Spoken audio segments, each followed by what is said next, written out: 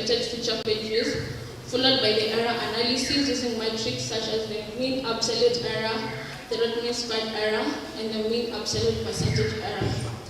So a key aspect of our work was the comparative analysis of two powerful models that we used. That was the SARIMA and the LSTM. As you see on the visual on the slides, the LSTM has larger fluctuations, which indicates a higher degree of volatility in its predictions, and conversely, the SARIMA residual permitting cluster indicating more consistent and accurate forecasting. Now, this comparative analysis guided us on our final model of selection. Our final model of selection was the hybrid model. Why did we choose the hybrid model? As shown in our results, we can see hybrid model has the lowest mean absolute error, mean absolute percentage error, and the mean squared error. Therefore, outperforming the standalone SARIMA and LSTM model. And the hybrid model typically performs better than either of the standalone model, especially for the complex web traffic data. Therefore, we head for our hybrid model. Now, let's talk about the time series plot of the data. We divided our data sets into three. We had the 80% for the training, 80% for the training indicated by the blue, 10% for the testing indicated by the green, and 10% for forecasting indicated by the red one. We trained our data and showed an upward linear trend, which showed an increase in the user's web. Then we used the training data to predict to evaluate the model for prediction. Our forecast data, which is shown in red, showed a similar upward trend. Therefore, the trend appears linear with seasonal fluctuation over red. To summarize it all,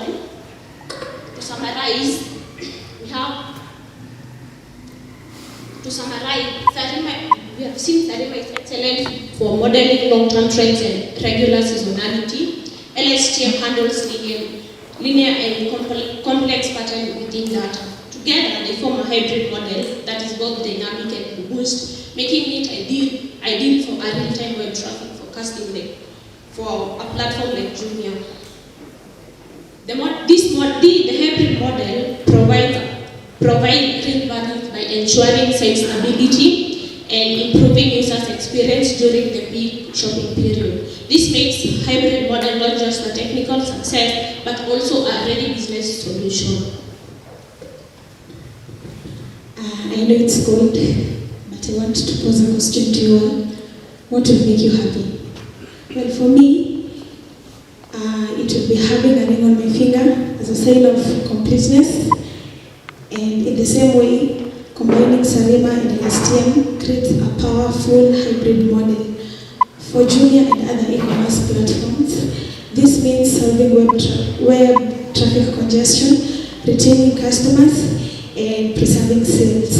Thank you. That was our presentation from Copula University on our research paper, Machine Learning to Web Traffic Congestion. Thank you. We welcome questions. Okay, questions from the students. They'll take two questions from the students and then the next judges. Anyone with a question?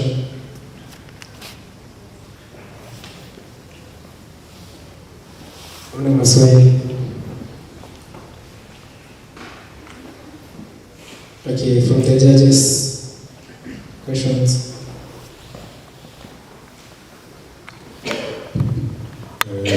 Morning. So the group, I think you've done a great job, and I'm very proud of you at this level. Okay? But just to make some of the comments, questions, ideally at this level, we're just trying to give you that, develop that area of how to do a research. Okay? So honestly, we cannot be tough on you this level. Okay? Always make sure, when you start from looked at the document, always make sure that an abstract is written in such a way that it summarizes the whole research that you've done, okay? So if I don't have time to read your own research, then when I look at the abstract, then it talks about the own research.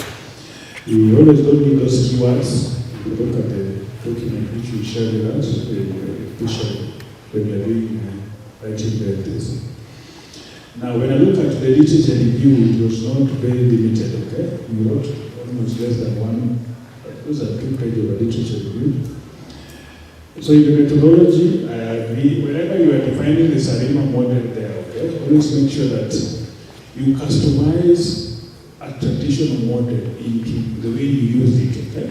So I don't expect you to still have it like, where this is, the S is still like monthly, weekly, all, okay? You need to, if you're talking about the traffic for weekly, then you need to be specific, okay? Yes, so you're doing that. Now, this is the most important comment that I have to make. I would see the kind of some information that you are presenting is not here, okay? Make sure that whenever you are presenting, the document that you presented here, that is an agreed version, okay, of what is here. So if I see some content which is there but it's not here, then I will not tend to believe, okay? There has to be category. Yes. And I think those are the only comments which I have. Thank you very much, and you've done a great job.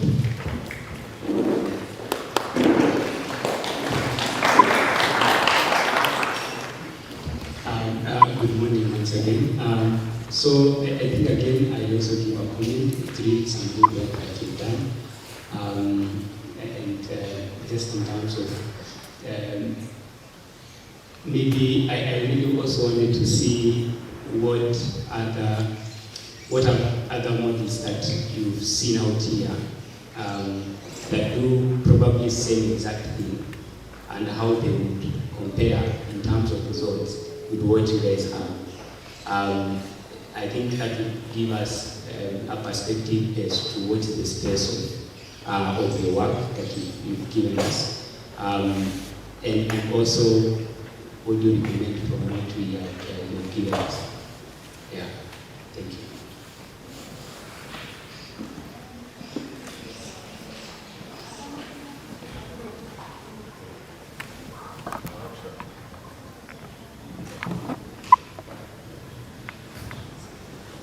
I'm not sure if the second one was a question.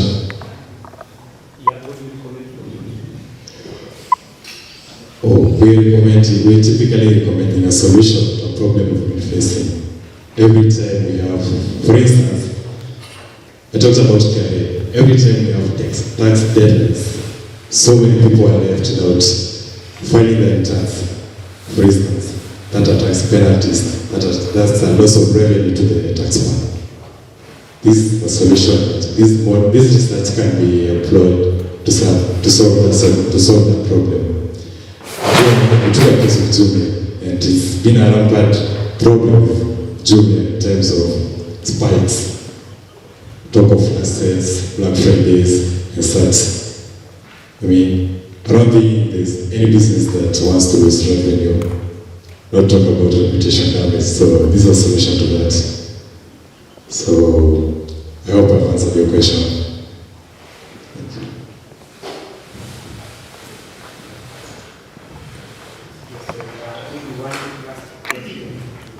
Maybe is this the standard template? You said something about giving them a standard template. I don't think we have it. Probably we clarify whether this one is the standard presentation. Okay, I think that's the only presentation we have for now. And we will bear with us on that. Yeah. Sorry?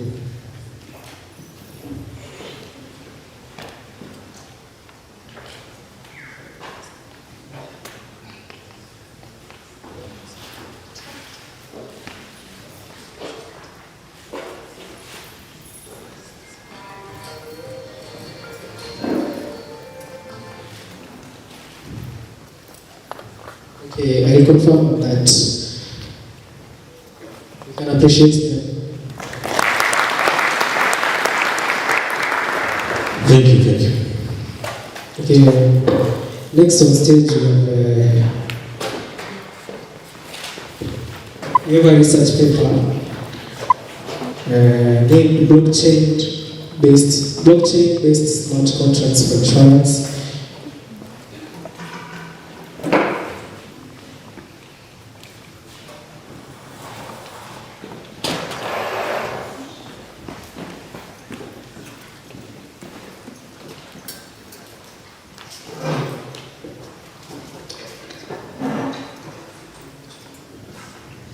Okay, good morning.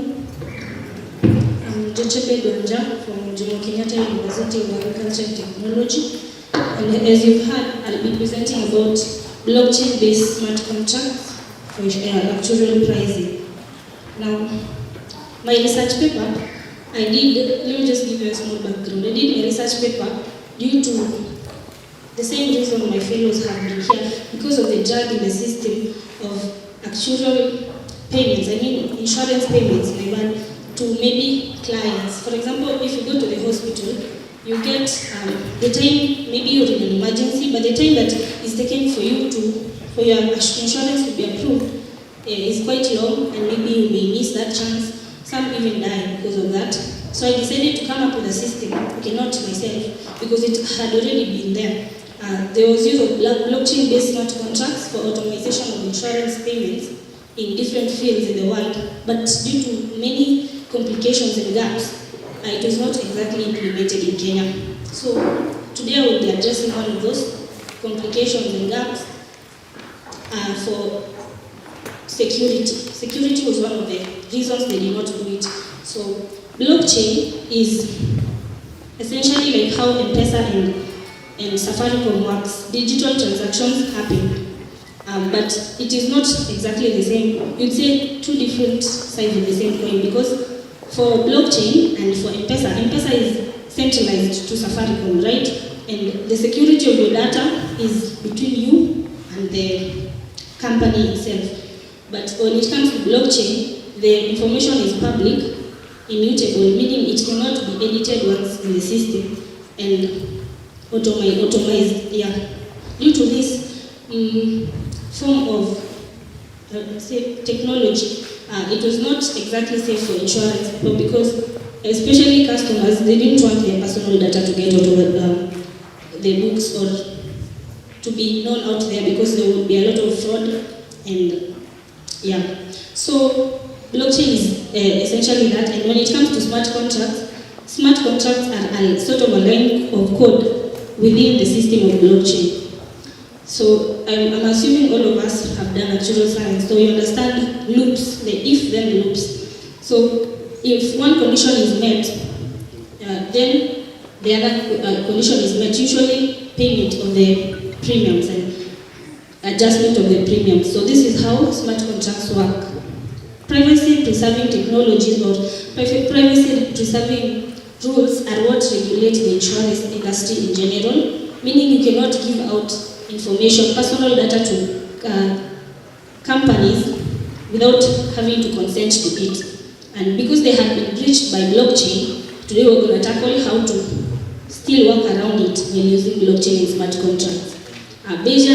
Today we'll be developing a Bayesian Markov model to help with that. And also we will be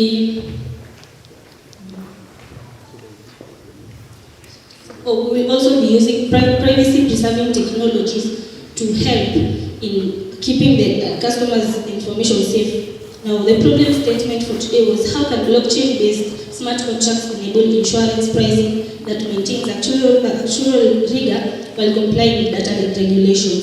As I've said, we'll be using a Bayesian Markov model. So let me just give you a background on Bayesian Markov model.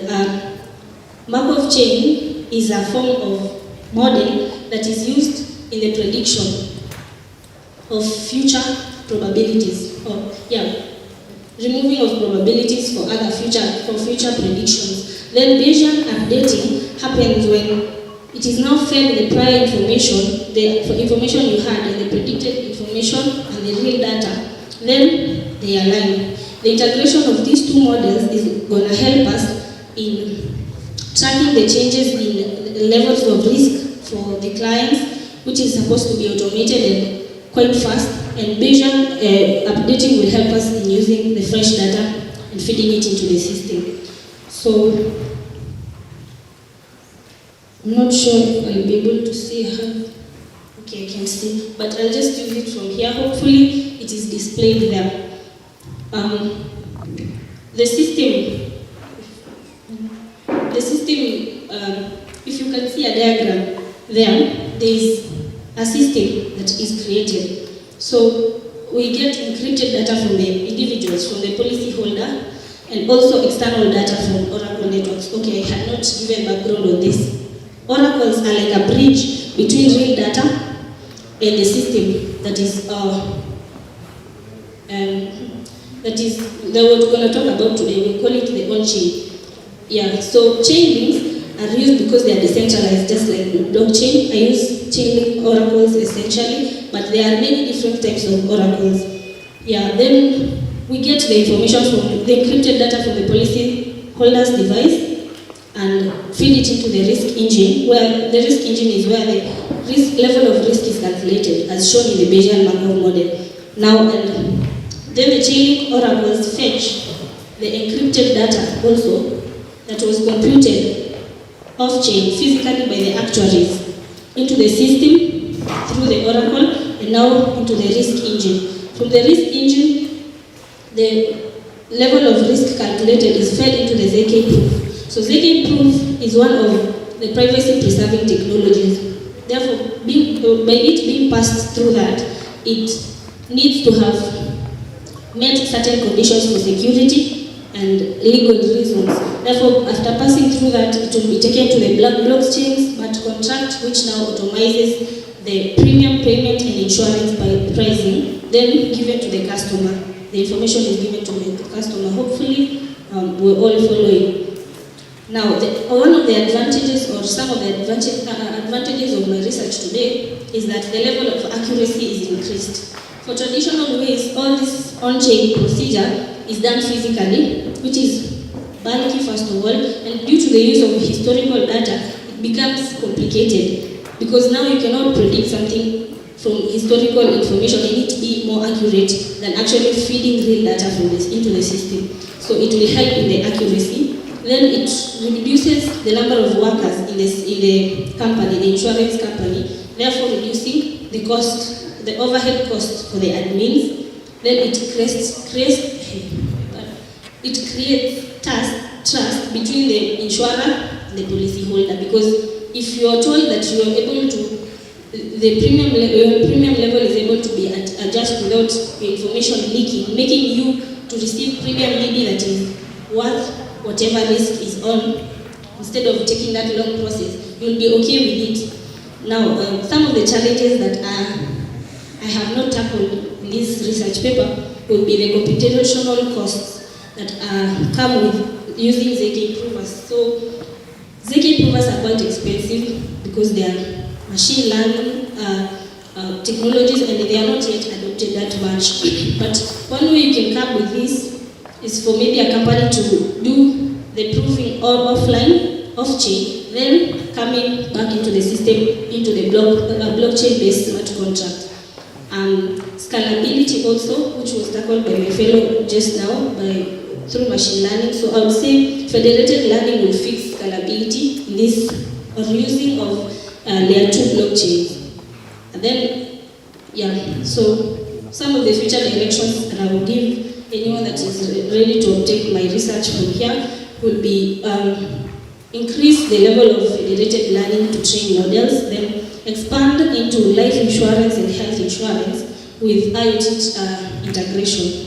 Then use layer 2 blockchains to curb scalability. I will use one scenario for where my research will be useful. There's a certain technology called a telematic. So a telematic is a wireless sensor that has a GPS, kind of like your phone, that can be tracked.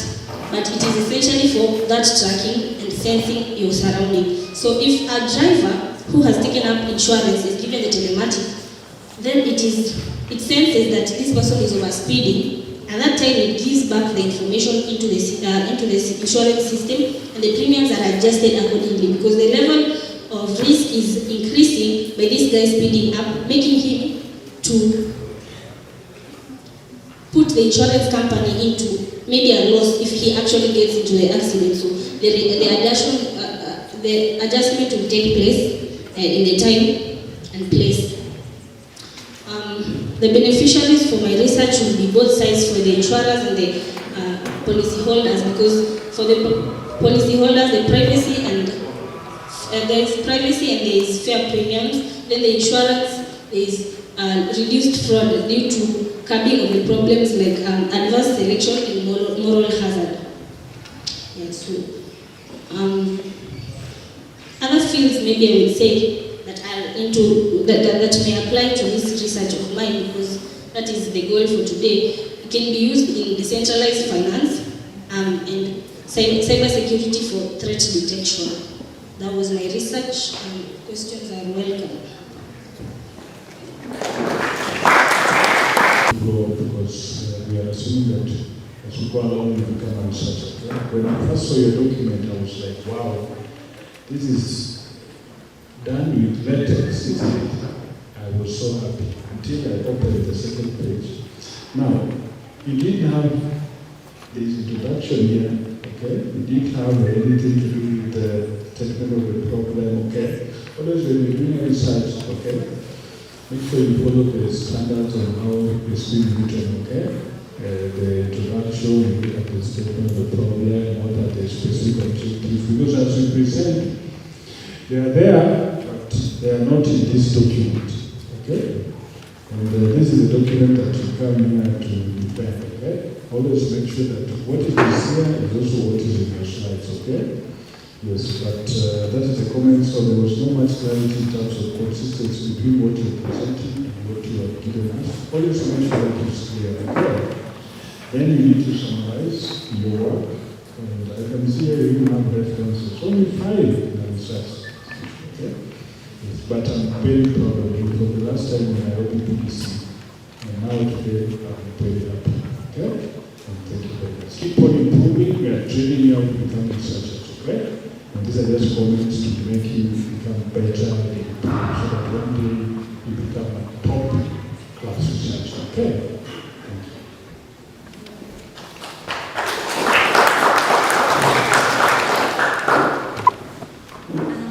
So I have a question. Maybe you can just clarify on the application.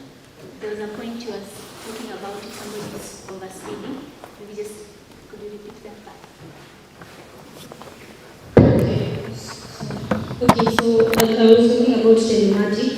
So a telematic is a sort of device that you are given as a policy holder by the insurance company, so that it helps. For example, for that will be car insurance, right? So it is given to the owner of the car to keep it in the car at all times.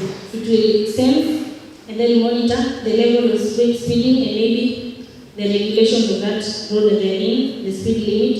And when that person crosses the limit or even slows down, if he crosses the limit, then the premium is adjusted through that on-chain travel I talked about.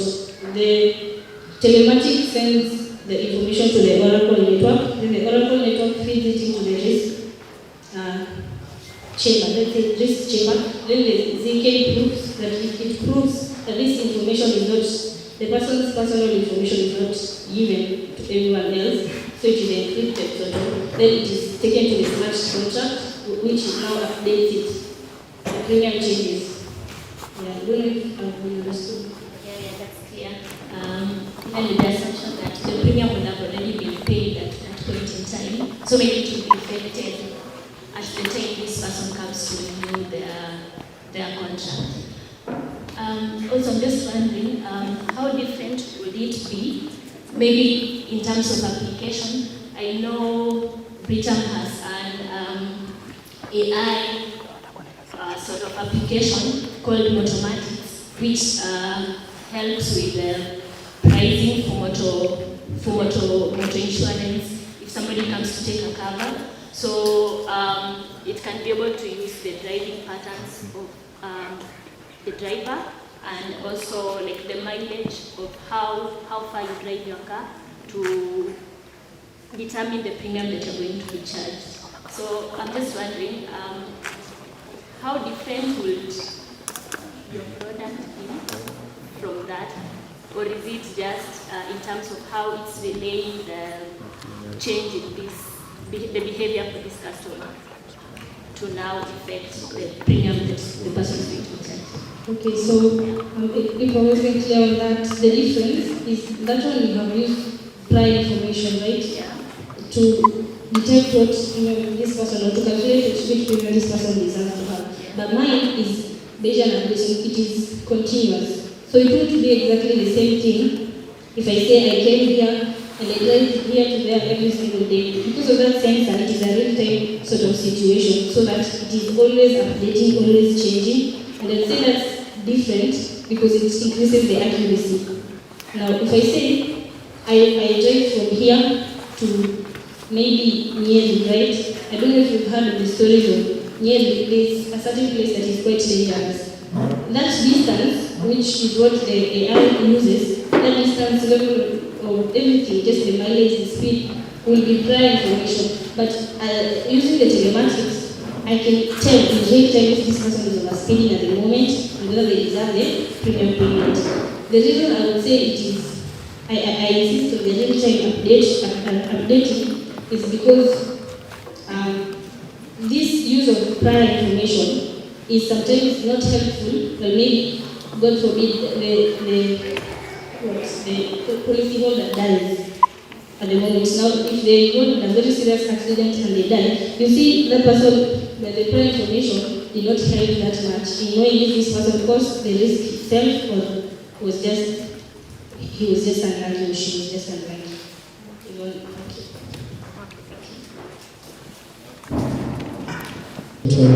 Assessment with comprehensive care solution. So, UN, the stage is yours.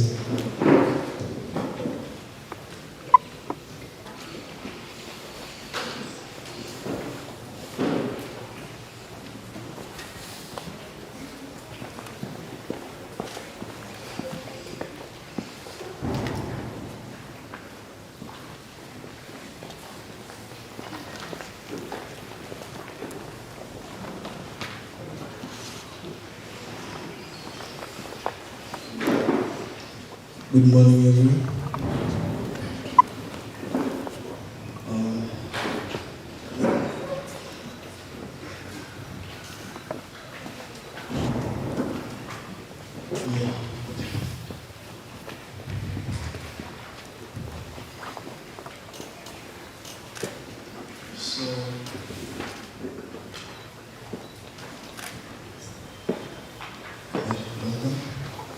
My name is Samuel, and this is Vivian, this is James. We are from the University of Nairobi and have a product integrating virtual mental health assessment with comprehensive care solutions. Hello everyone, I hope as per now you are doing well. So this is about AI integration. And what is the AI integration in mental health? So mental health doesn't mean that you're being weak, you're just human. So when we are integrating AI into mental health, integrating also insurance into this, we are looking to the well-being of individuals. So in the Kenya market, there has been the Kenya Mental Health Policy dating 2015 to 2030. The national government estimates that the burden of mental illness is around 25%. So, out of 4 people, 1 person is suffering in mental illness. So, Kenya has been ranked the 4th in Africa, having an estimated 1.9 million people suffering from depression. And the Kenya's mortality rate due to suicide ranked 29th worldwide. This is a concern. That's why we have brought up this product. Now, the problems we are trying to solve, number one, is the cost, since our mental health facilities have become very expensive and just for those that are able to manage it. Then we have the market gap and accessibility. We find that these services are found majorly in big towns and are not accessible in the remote areas. And it is curated into a personal setting which consumes water and which makes us now a lot of people will not be able to access the facility. Then we have the lack of ongoing support, whereby we have a lot of stigmatization in matters mental health. People are not able to speak out, and you see the lack of support gives us that niche that we are trying to complete. Then we have stigma, which is mental health is not accommodated by everyone, that it is elicits some form of judgment from some members of the community. So our objectives, number one, is to achieve affordability. Our product makes mental health facilities more affordable by use of technology such as AI.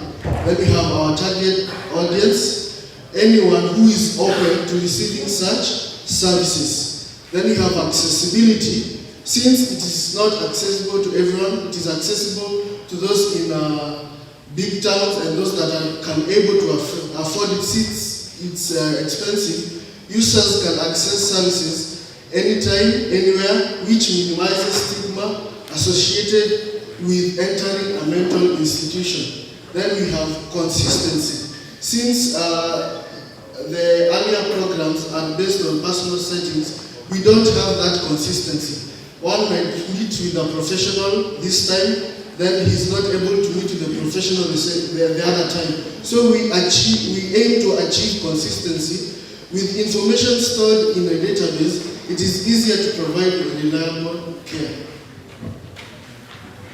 So I'm going to talk on how it works. So first we'll do a virtual assessment and the standard mental health survey and video monitoring. Sometimes this might be inconclusive, and that's where we bring in a mental health professional, and the person will have a webinar with a mental health professional. After that, personalized care solutions are provided, and we give recommendations on what mental health professionals they will seek. Then from there, we will offer insurance products and different tiers based on the particular needs presented. So when you go to key features and benefits, we are going to have gamified and virtual assessment. So we hope in the future that we will be able to turn this into like a game, where the game helps in assessing how someone responds to certain situations, and that's a form of an assessment. And then personal insights and gamified interventions, of which that the interventions are tailored to them, and games are part of the interventions. Then there is comprehensive care solutions, so that we are able to reach a wider range of people, and insurance and financial support, where we make it more affordable for the general public. So in our product, there are 3 tiers of coverage, which is the basic, where you will get the AI-powered mental health assistant, group and individual therapy options, and then games developed by experts to elevate symptoms and improve functionality. When you move to premium, you'll get everything in basic and prescribed medication, and pro will cover everything in premium and inpatient care services. So we came up with a pricing model in R, and these are some of the assumptions we made. We made the assumptions that we'll have counselors, psychologists, and psychiatrists. So counselors would receive, according to research we did on the Kenyan market, they receive a salary ranging from 40,000 to 60. Counselors receive a salary ranging from 90 to 120, and psychiatrists receive a salary ranging from 175,000 to 350. Then we went to medical costs for antidepressants and antipsychotics, of which in the Kenyan market range from 500 to 2,500. Then inpatient support costs, we checked both private and public facilities, and we saw that it can cost anywhere from 1,000 to 10,000 daily, of which we placed a cap of 5,000. Then development costs. It will cost approximately 2 to 3 million to do the development of the app and all that's needed in the technical side, and 75 to 130,000 in monthly maintenance. So based on our simulation, we saw that the burden of mental health is around 1.9 million. So we took half of that to be 1 million. And then we made assumptions when we saw that 25% of the expected burden is 25%. We grouped those into mild and moderate. And then the severe is 1%, as it has been shown in studies done by the Kenya Mental Health Task Force, that around 1% of Kenyans have had a psychosis episode. That's where the 1% come. Now, removing all that, we have come with 74% will be healthy. And then the uptake, this is based on basic uptake patterns. People tend to uptake what is cheaper. So the basic, we expected an uptake of 70%, the premium 0.2 and the pro 0.1, and a premium loading factor of 15% so that you can always make a profit. And then we also included standard deviations, which increase according to the tiers. So the higher tiers have larger standard deviations.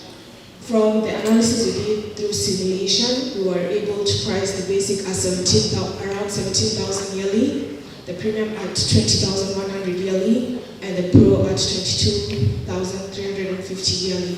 So that means that on the high end, a person will be paying less than 2,000 per month for mental health facilities. And here's the fun part. So, all what we are saying, we have developed. Okay? So, in a minute, we are going to show you how the app works. So, on the technology stack, the front end, we used what we call React TypeScript.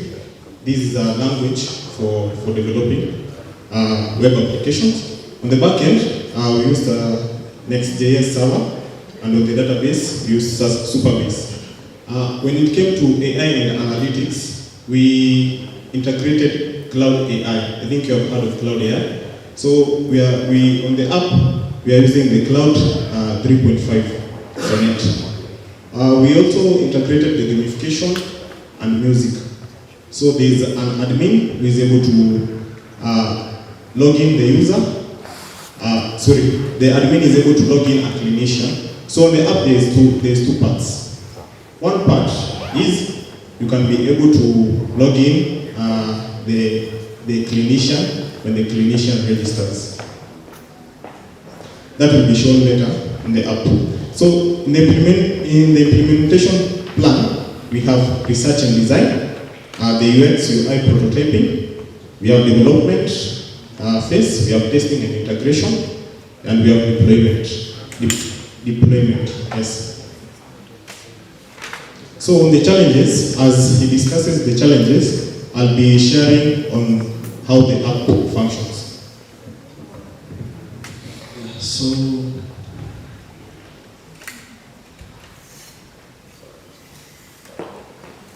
where do we set up? So the challenges we encountered is game effectiveness. They are not games developed for such purpose, and we have now to come up with games that are curated for mental health assessment. So we have to developing evidence-based interventions to ensure impact. Then we have the insurance complexity, since we have to integrate our product with other insurance providers, and we have different insurance companies that have different policies, different way of doing things. So we need to develop a mobile-friendly and multilingual support. Then we have data privacy, since there are a lot of issues with patents and everything. Then we need to come up with a secure database and encryption methods to avoid fraud. Then lastly, user engagement, which we need to settle by gamification and AI-driven interactions, which are more reliable than person-to-person basis. So,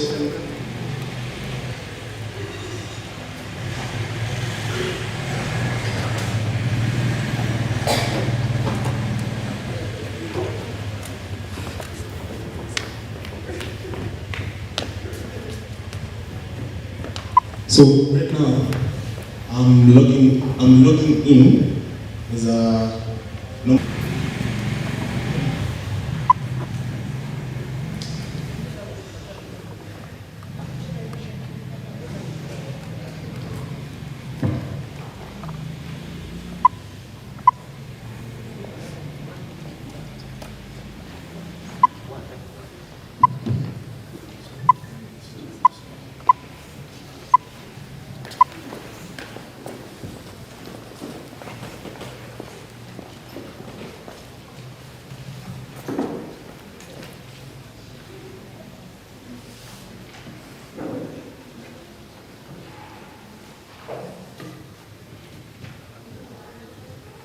As you can see, that is the dashboard page of the app.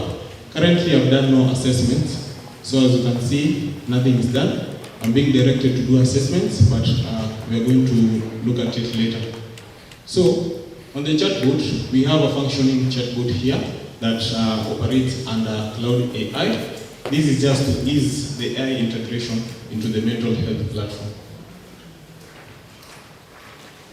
So as you can see, it is working. When it comes to the assessment, we have a series of questions. These are just prototypes. So when the user completes the assessment, he will be directed to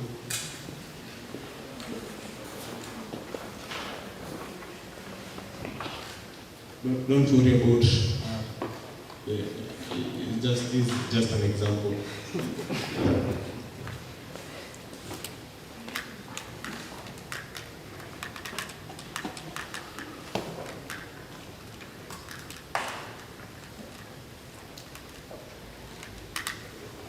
So as you can see, the assessment is complete. You can upload your medical history. The AI will do the analysis for you. You can also record, and it will do that. But for now, I'm not going to do that. We are going to just submit for the AI to analyze the assessment. So as the AI analyzes, we have a clinician page here where you can be able to book a session with a clinician. So the results are out. This on the dashboard. The results are out. We have been given the basic plan, whereby you can decide to pay via an insurance card, or you can decide to pay via an M-Pesa. So we have also been recommended a clinician, as you can see, where we can be able to book a consultation with a clinician. Yeah, this is just an example. We have integrated music there. So this is music, and to know if it really plays, I'm going to play. This is an admin test. Yeah, so the sound is not integrated yet here, but on the games, yeah, therapeutic games available. But because we can't be able to make our own games as per now, we'll be directed to an official platform where outside our platform. So for example, these are breathing in. So as you can see, it helps you to breathe in. This is just one of the games that we have integrated into the platform. Thank you. Okay, let's appreciate that. I have a question. I agree with work based on the mental illness. Something that is so critical. And you said you were talking when you're dealing with AI. How accurate are you sure about its answers?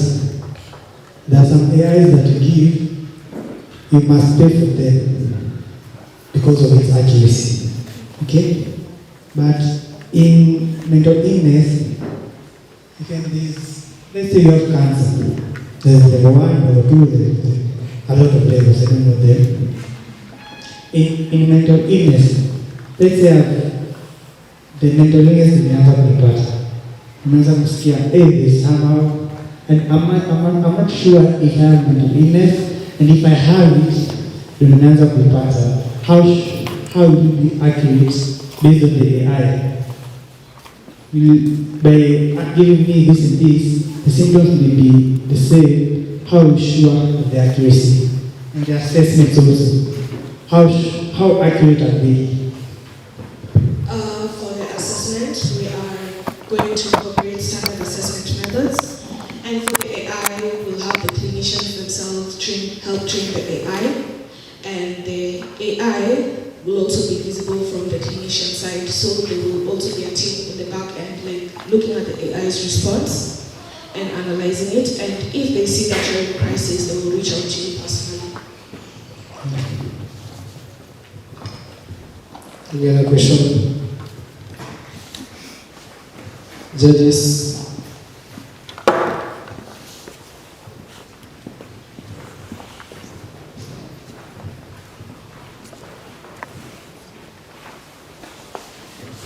Hi, so two questions from my side. One is, you've talked about how the customer will make an assessment.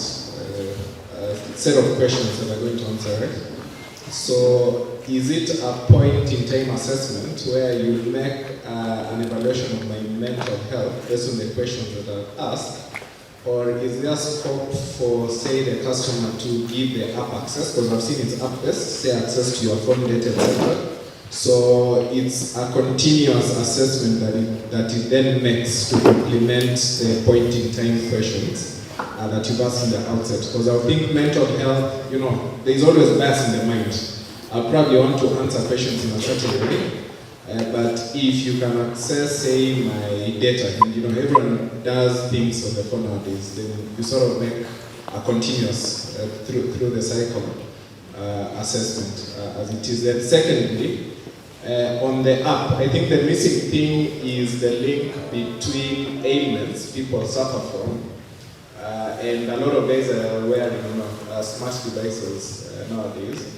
So is there a potential link between the metrics on your smart device and it translating to sort of an evaluation on mental health metrics? So disease patterns or what your smart app is telling you. Have you thought about those two? Yeah, we thought about that. But when it comes to implementing the design of the app, so that is further work. Okay? So as for now, we are giving a prototype on how we can be able to integrate AI into mental health and have insurance policies to cover that. So on the issues of having smart devices, this is one of them. So as we continue, we are going to link between having smart devices like a smartwatch that checks your health data to the app. Adding on to the previous question on the need, some people might feel to answer questions in a certain way. We intend to have a database of which it's more progressive. So like it monitors your responses over time and checks biases and eliminates them. Yes. Also, maybe to add, you've seen the assessment is quite basic. So we also plan to involve professionals, like to make now assessments which are more curated towards a certain disorder, and to have many of them since they are more knowledgeable on this matter. And in terms of integrating with smart devices, actually we have planned to do so, but now we have to deal with things like domain hosting, and also, so apparently we couldn't, it needs a larger scale, it needs some finances, which it is very possible, but we were also planning to integrate it with Google accounts such that when you register, you get confirmation, then you have to accept it to access and everything that, maybe to Samsung accounts, so which we are planning to do in the future. Thank you. Judges.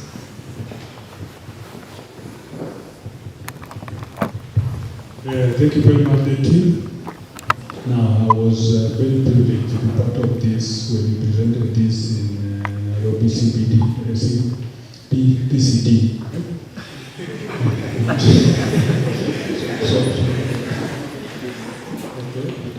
PDC, sorry. Now, the team you needed to bring out, this is an app which is more, if I ask anybody today, people will bring that clear. If you ask me to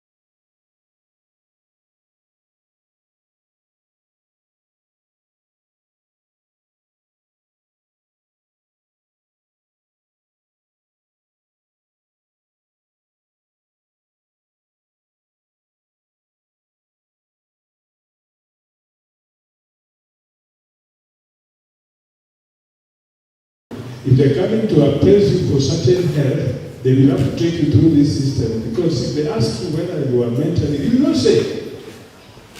Mtu ambaye amekorokiwa hizi sema sio. So that should come out very clearly as you go forward and pitch it. That is just a tool that we use it to assess the mental health, which now can be used for other things. And it should be more fun, because they give you more accurate data when people need as a fun. Okay? Yes, but so far so good. You've done a fantastic job, and I'm very happy. Thank you.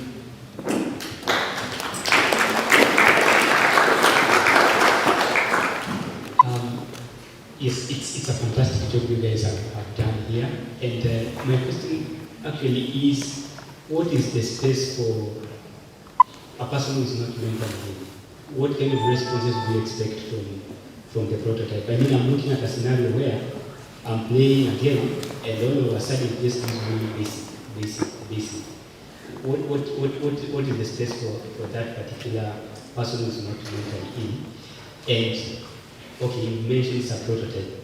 I was ready to play a game and know whether you went crazy or something. But yeah, you can answer that. Thank you. So for people, basically everyone goes through something that they need someone to talk to, and sometimes they don't want to talk to people who are close to them. So this offers an opportunity, because therapy sessions are expensive. You see therapists charging anywhere between 3,000 to 7,000 for one session. So with this, you have the advantage of every time that you feel kidogo, I'm not doing so well, you can apply for a group session, you can apply for a singular session. Maybe you want to be around people who are going through the same. That's the advantage it offers for people who are, although they're healthy, they still have a chance to talk to someone who is a professional and tell them that they're not going through that alone. Also, to add on that, and I don't know why I forgot to show that. Under the clinician tab, there is where there is different session groups or mental health groups to help one maybe the challenges they are going through. So they are for now they are not clickable, but they are cards that are there. And on the other question of if the app is accessible. The app is open to everyone. I sent a link. So the games that you're talking about play, you can be able to take them via the app, but now the disadvantage is, as per now, it will direct you outside to the specific game application. But the AI chatbot is working. You can be able to do some things there. And I remember the time that you talked of we integrate M-Pesa or maybe payment method to add on the chat. So what we have done for now is, instead of integrating that, because you need to, there are further things that you need to do. maybe you have to pay for a till number, and you have to request Safaricom to give you API keys for that specific till, so that you can be able to prompt one with an M-Pesa, put your PIN. Okay? So as for now, what you have done is you have limited access to anyone who have not registered or created an account. But in future, we'll also limit access such that it will not be just free, there will also be that part of it. And we have a database that is collecting data. Okay? But as for now, because of privacy issues, you can be able to retake assessment as much as you want. We haven't fully put the database to take into account your user data. Okay? So don't be afraid of using the link. So we are not going to collect your data, it's just your registration. And because your registration is not via Google, you can just put any email there and any password. And as much as you remember, you can just log in. Yeah. Thank you. And maybe to add, actually for the games, the reason is we have not made but the games are there. Making our own games and it's a whole process. So we resorted now to directing people to play those games as we acquire data. But currently we are looking into how we can either develop a game or work with those companies that do the game assessments so that we can cooperate and have a partnership. Yeah, thank you. I have not a question exactly, maybe a comment. First of all, it's a very good idea, good product that you have. Just wondering, so currently with life insurance companies, or maybe in the past, we've had, it's a common practice for claims that result from maybe suicide not being payable. So if somebody commits suicide, you can't claim for it. But I think there is a new regulation that has come in that allows or bars insurance companies from excluding suicide claims. So I'm just wondering if you would consider applying this app or product to help life insurance companies when it comes to underwriting. Because I know now that suicide is no longer being excluded, underwriters would want to assess the mental health of an individual before they take the cover, so that a person who is at a higher risk of maybe committing suicide will have to pay a higher premium. So maybe that's something you can consider. Yeah, but it's a good product. Yeah, thank you for that. So mine is also just a comment, and that is a fantastic presentation we've had there. And the product is very attractive, especially to insurance companies.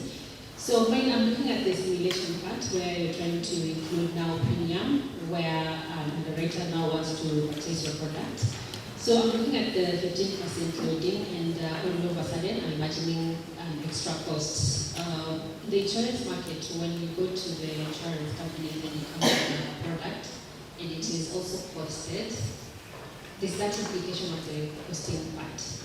Most products are headed towards affordability and trying as much as possible to avoid like an extra cost of the product. So maybe what you can do, you can try and put a lot of emphasis on the value that this particular product is going to bring. For example, if you have good mental health for your customers, you'll be able to capture any element or able to manage any cost that is going to arise maybe in the future. So you can try and implement or include something like that to just emphasize and be more on the value part, so that as much as you're bringing in the product, you're integrating it into the normal insurance product and not adding another cost to the existing product. Otherwise, that is a fantastic product. Yeah, I would be training for an insurance company looking to advance, the health of my patient and customers. Good job. Thank you. One last person. Yes, thank you very much. My name is James Ononge. I want to tell you that we have a promising product, and I believe that the people who are not actually, experts or don't know so much about what you are saying there, they would be interested to see what you're actually doing, what you're showcasing, basically what you are demonstrating, right? So what I would advise is that the next time you're pitching this idea to somebody, because you don't know who is in the audience, by the way, sometimes you may be having somebody who is very much interested. They've heard about it, but they want to see it. So maybe the next time you're doing this, try as much as possible to have a pre-recorded, demonstration of what you want to show us. Because you might go there, like that gentleman said, you might go there and forget to say something that might have been, a catch, or what you might say, the best part about, that demonstration. For example, you talk about clinicians. You would want to see what it really means to say that clinicians are there and they are going to maybe help or train the AI or something close to that. But the moment you have a pre-recorded item, you would of course, when you do it at before you do the presentation, you will be able to know that this is the best part about this app. This is the when to raise questions. Maybe you avoid that one, but you will be able. In a nutshell, I'm saying that you will be able to talk more or to demonstrate more about that presentation when it is pre-recorded. But otherwise, I think you have a very good product, and it's very promising. And also, maybe I would advise you to, spend time first of all to see what games. For example, I saw you mention about Unity developers. Unity comes up with so many games, variety, and like millions of games, I would say, because there are so many apps in the store. So maybe just try to find those apps so that the next time maybe you're presenting, show us an app that actually helps you or even trains that AI so that you can gather that information that you're looking for. But otherwise, congratulations. Let's appreciate them. Thank you, and good luck on your interviews. Okay, so next we have tea break. I'm informed that the tea is ready. So judges will, the guests, all of them, will follow shell meat, and they will use that door. And the students will use that door at the back. Okay? So right now is 11:30. We should be back by 11:50. So 20 minutes, you have 20 minutes. So just be quick, okay? So tunaweza simama tumechana. Simama.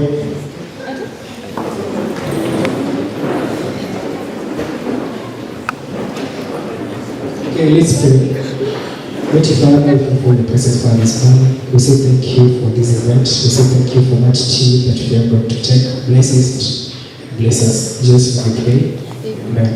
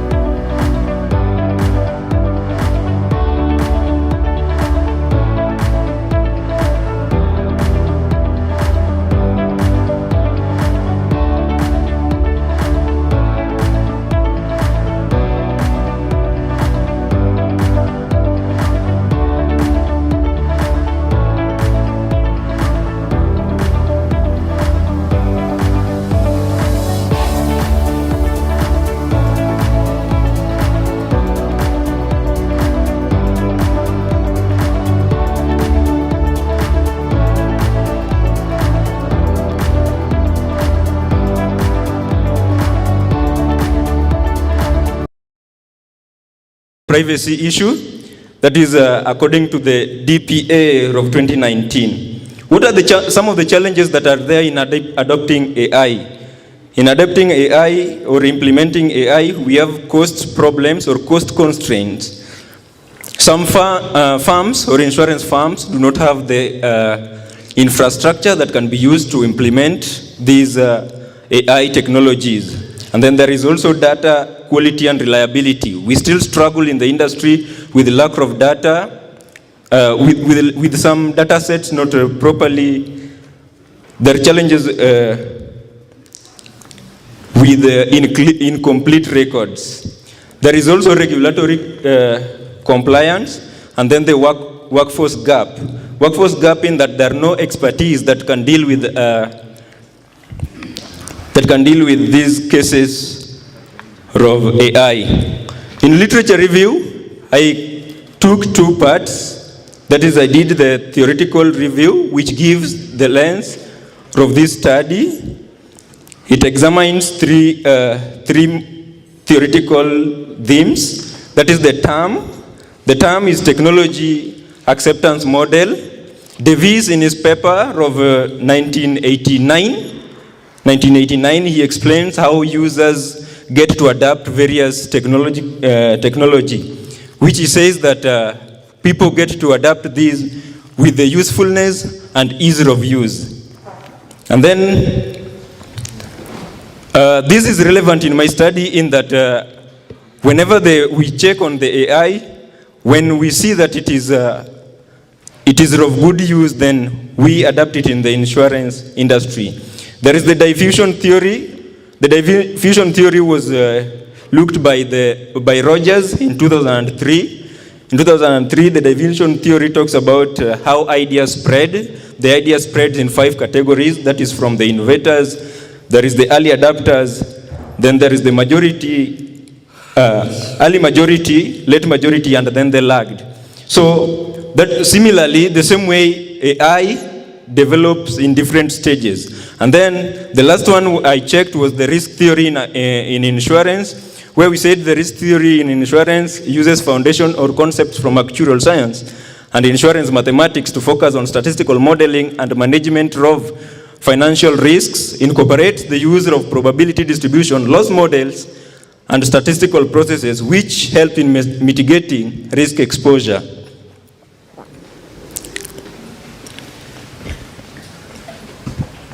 What are the relevance of this theory? Risk theory justifies the scientific validity of integrating AI in risk prediction mechanism, aligning with actuarial principles used in insurance. There is the empirical review, where in the technology perspective, AI applications such as the learning algorithms, predictive analytics, have demonstrated significant potentials in enhancing underwriting boost models. There are some boost models or models that are used, such as XGBoots. There is the neural network, decision trees, and then there is the random forest models. In my case, I used random forest model in doing the analysis. There is the conceptual framework. In the conceptual framework, AI specifically is mediated with 3 factors, that is data quality, availability, and then regulatory support.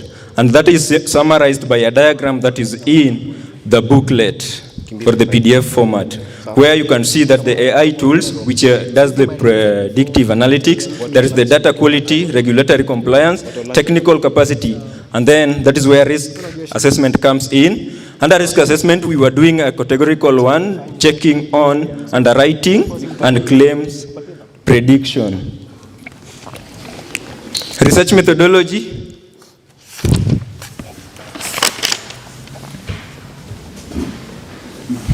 I used a case study design to explore the integration of AI in underwriting. The study adopted a mixed methods approach, where we had qualitative and qualitative techniques used in underwriting. And then I've said I used a random forest model in claim prediction. So the design took two parts, that is in underwriting and then in the claim section. So in underwriting, I used qualitative model and then quantitative models. But in the claim prediction, I used random forest. Time is up. Time is up. Okay, we'll have questions only from judges, no questions from students because of time.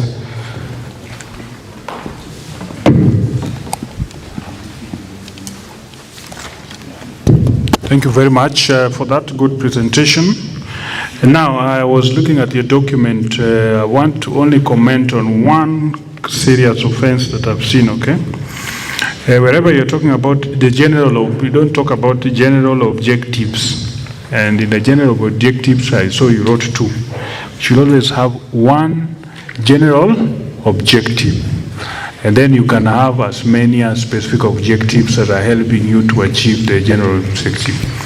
Otherwise, I think the document was well written in terms of the structure of the basic research, which I'm very happy that if you can do such a thing at this level, I think that is a good progress in terms of you becoming a good researcher. You need to work on the time, maybe because probably you are not seeing how much time. You need to have your personal watch, okay?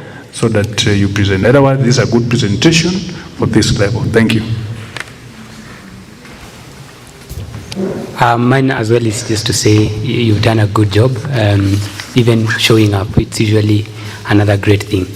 So maybe in terms of the presentation, it would have also been good if we saw the results. You showed us what kind of data that you have there, the analysis, because again, you see, you've given us actually one document. You can imagine us going through the document in 15 minutes and also trying to listen to you. Would have gotten it from the presentation itself.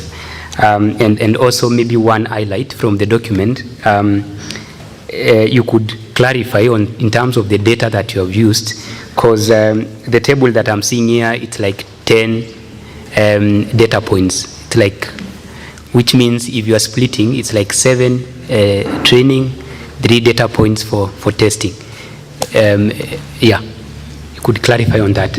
Okay, in the data that I've used, because of the time that was there, was limited. Apart from that, there is also what we call data privacy from the insurance industries that cannot allow you to access the valid data from every insurance industry.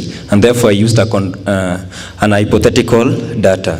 The hypothetical data I used was for 10 individuals. And that's why I used that for my analysis, where I did 0.7 training and then 0.3 testing, and then from there I also used a Python code that is also stated in the model to simulate everything that I did and to get the results. Okay, to get the random forest algorithm. Yes. That is the random forest algorithm, yeah?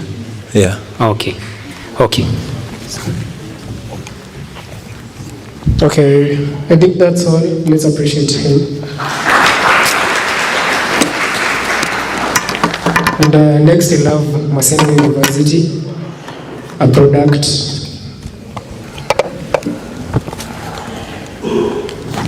Okay, Maseno University, if you're ready, come forward. Product by the name Nexas.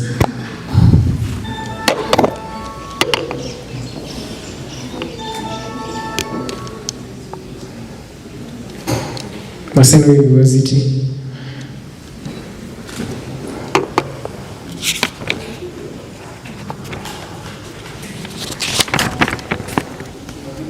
Then after Maseno, Desta will follow. So prepare.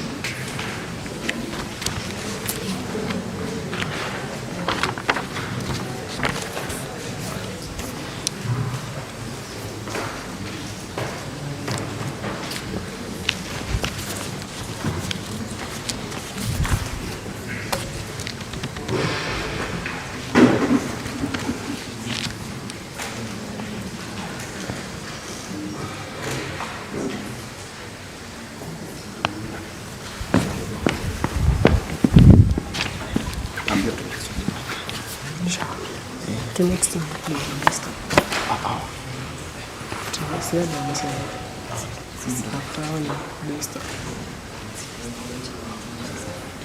Pia wako na prototype.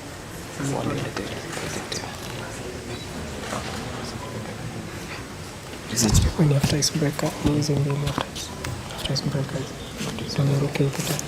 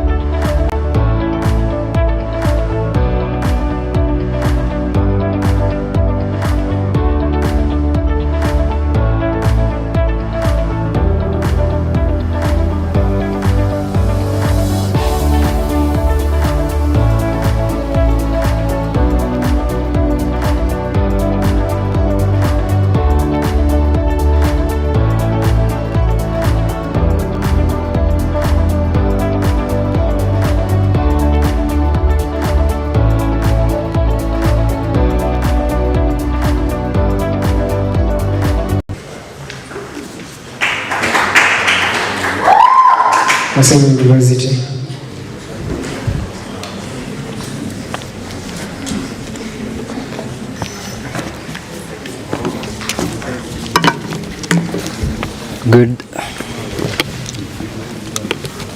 Good afternoon.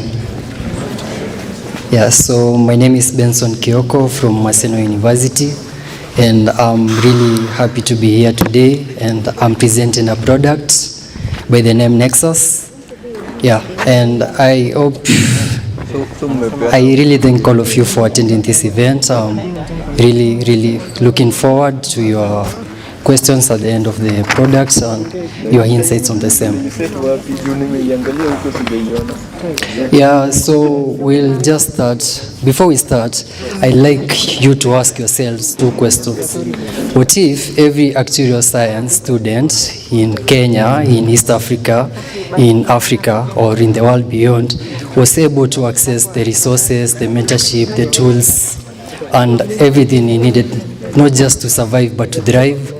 And what if the next generation of thinkers, the next generation of innovators were not limited by geography, inequality, the outdated learning models, but empowered by the collaboration, purpose, and technology? So today I'd like to discuss 8 things, one of which being the introduction, the basic introduction of Nexas, the other thing being the market analysis of Nexas, the business model of Nexas, the design process, then the features and functionality of Nexas, then we move to the testing and feedback, then we finish with the future developments of Nexas, and then we conclude. So I'd like to go straight to the introduction. Yeah, so Nexas is a virtual platform that seamlessly integrates mentorship, integrates job opportunities, simulations, integrates chat and group features, and many other things, including an AI called Nexi AI. So I'll explain that later in the features and functionalities, so we can move to the market analysis. So we can move to the market analysis. Yeah, so the market analysis for Nexas, we've done our research, and we are planning to start with actuarial science students from around 30,000 students in Kenya, actuarial in the finance, statistics, and the mathematical and STEM courses. And then after a few years, we'll also expand in East Africa with actuarial science students, the STEM students, and in the near future, we'll also expand to the Africa and other continents, basically helping students access the basic needs that they need, not just to survive but to thrive. So yeah, right now we are planning to launch our MVP model for the actuarial science students, which will have several features, which I'll discuss in the next slide. So you can move to the business model. So the business model for Nexas is not that quite complicated. We have a freemium feature which the users will be able to access the core features at Nexas. We have a premium feature that will be accessed by students, including advanced simulations and other features at Nexas. And we also are planning we have a learning hub that people can study beginner courses for free and advanced courses at a friendly rate. We also have a market and resource marketplace where people and mentors can sell their products and have a market. We are also planning to we have integrated an industry project session where students can actually engage in a project through Nexas, which can be sponsored by industries or challenge-based projects and everything. And we also have the ads, we also have the marketplace ads, which will be there, but we'll try as much as possible so that it cannot interfere with the interactions of the user. So we can move to the next template.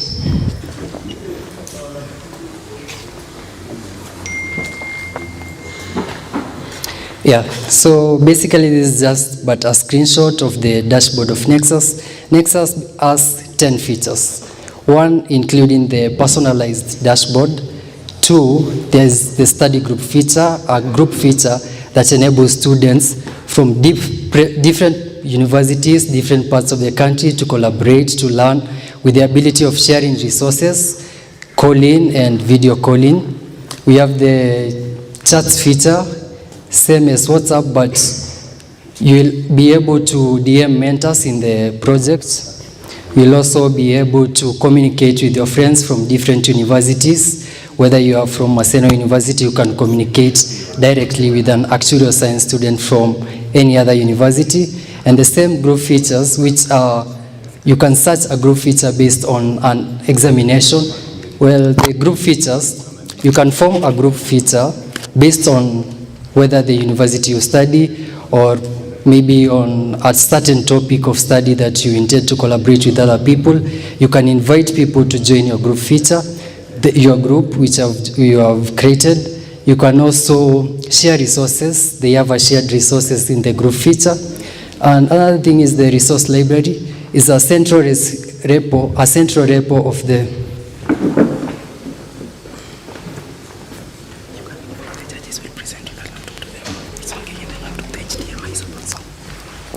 So we have the resource library is a central repository of resources from past examination papers to books to every other article. You can find it in the resource library. We have the Learning Hub.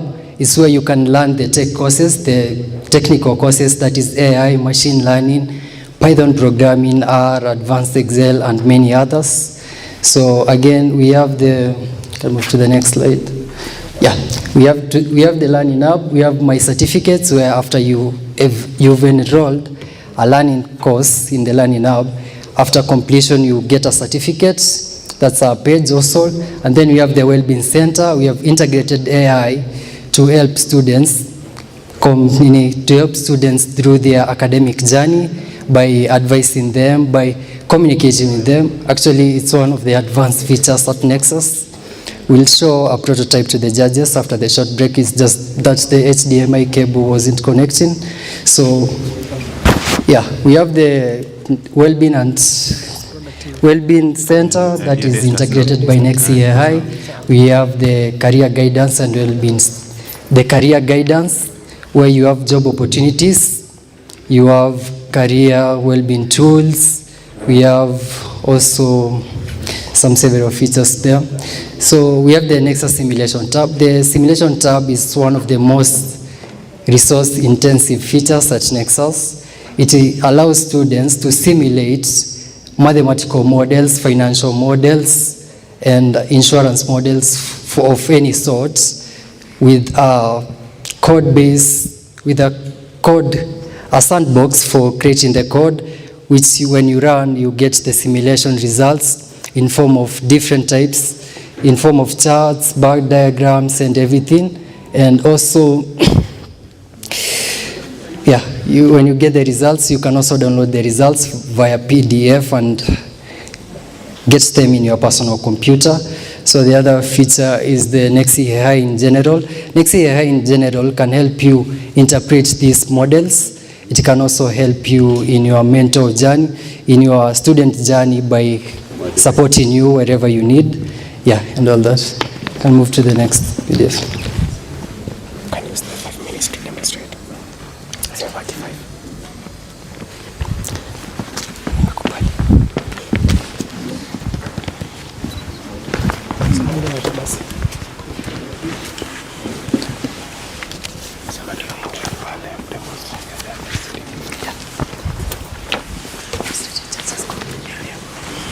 So because of the time and the HDMI cable is not reflecting light here, I'd like to demonstrate the app to the judges. And then we'll talk about the other things in a few minutes. Next, so on a vista, then after vista, you need School of Materials. Then after price breakers, exhausted, but some of the features like the simulation tab is very resource intensive. And we have had some problems hosting it. Okay. It's running on a commercial for now. So, for example, here, you get this is the dashboard. Due to the issue of time, we have put it into courses, but you get the course cards here of all available courses. If you proceed, you can learn about everything that you need to know about this course. There is this where you can create study groups and chats. This is the listed version, not that I see yet. So you can create a group, and then after you create a group, you can invite members, and everything is in the presentations there. Then there is the charts.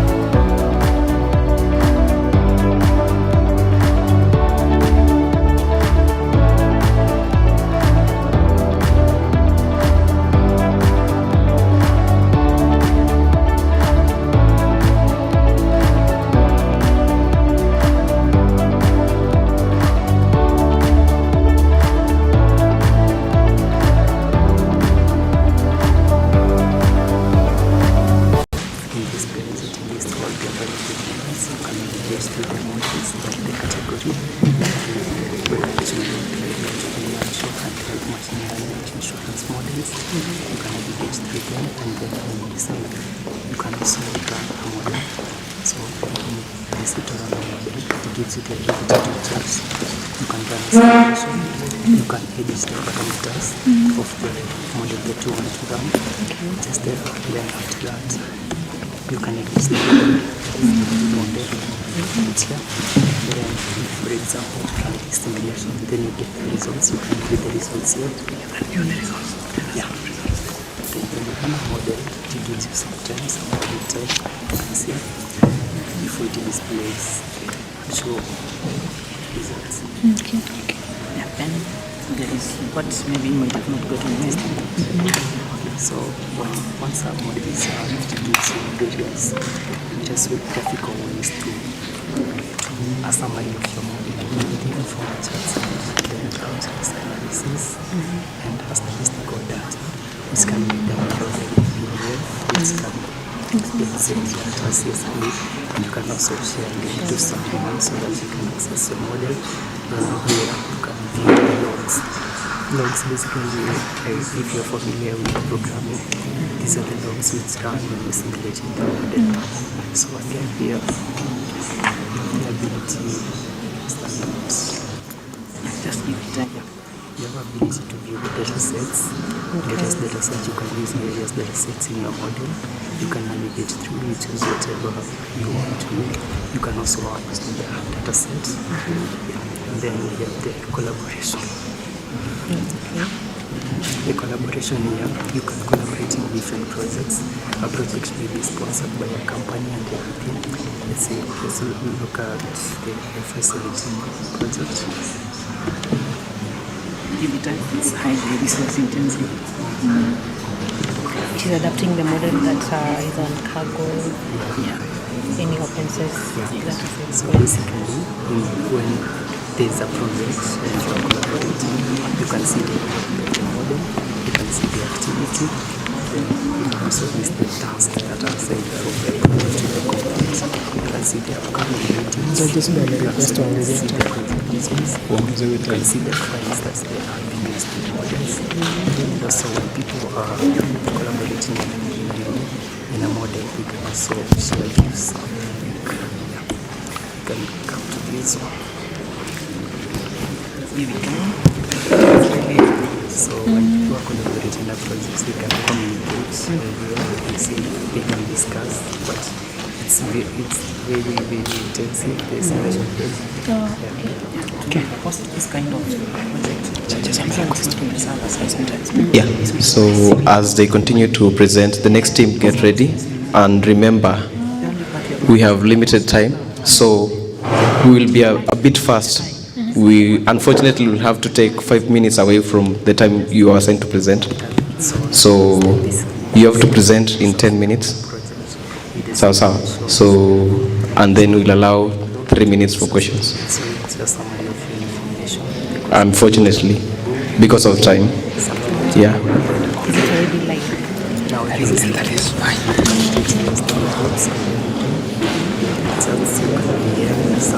Okay, the team from Maseno, I think that time is enough. Okay, you will present for 15 minutes, but just be fast, or else we will have to switch off your microphones. Remember, 15 minutes. Sawa. Watu wamelia. The next 3 teams, get ready. We need your presentations and we need you guys seated here at the front. The next 3 teams. If you know you're presenting, tafadhali, 15 minutes. Sawa? Sure. Okay. I'm very sorry for the inconvenience. It's just because the HDMI cable wasn't reflecting right there. But we'll be in the end of this week or 2 weeks, we'll be launching our MVP product.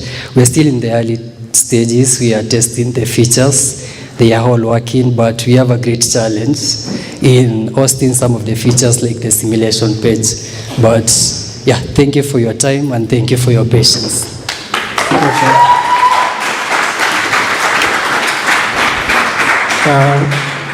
Next we have Daystar University.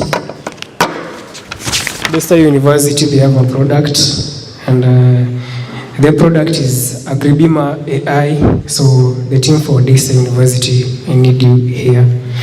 Then afterwards, we'll have remarks from the Dean of School of Mathematics and Physical Sciences here in JKUAT, Professor Waititu. So, Daystar University, kindly hurry up.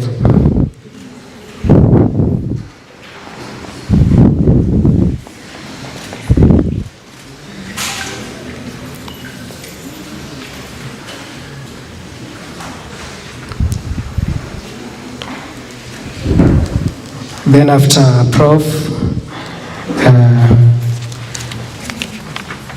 the following teams should be ready after Prof. Egerton University, Kisii University, and Murang'a University.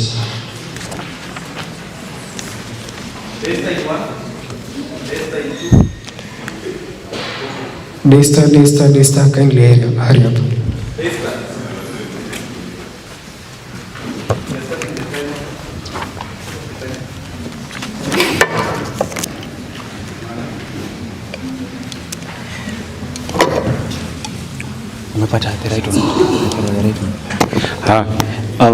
My name is Keith Kiptui, and I'm a student at Daystar. I'm Davis Ngetich, also a student at Daystar, and also I have Deborah Bosibori, our legal lead in absentia. She's our legal. I'm from Baringo, and my grandmother had these 3 dairy livestock that it was a source of livelihood. And I remember one Sunday we woke up and all of them were dead. So, and it was a source of income. The produce she got was what she went and sold in the market, and basically bought the amount of money she got. She bought some. She actually took some expenses for us. So, how many farmers are there like my grandmother in Kenya and even in Africa? How many people actually depend on livestock like her? That's why we have Agri-Bima AI. Our aim and actually our vision is to provide AI-powered, smart livestock insurance. How are we going to do that? First of all, these smallholder farmers are in Africa only composed of 33 million in Africa. Coming down to Kenya, where it was our test study, there are over 1.8 million smallholder farmers. These smallholder farmers contribute to 80% of the dairy sector. And the large scale actually contribute to only 20%.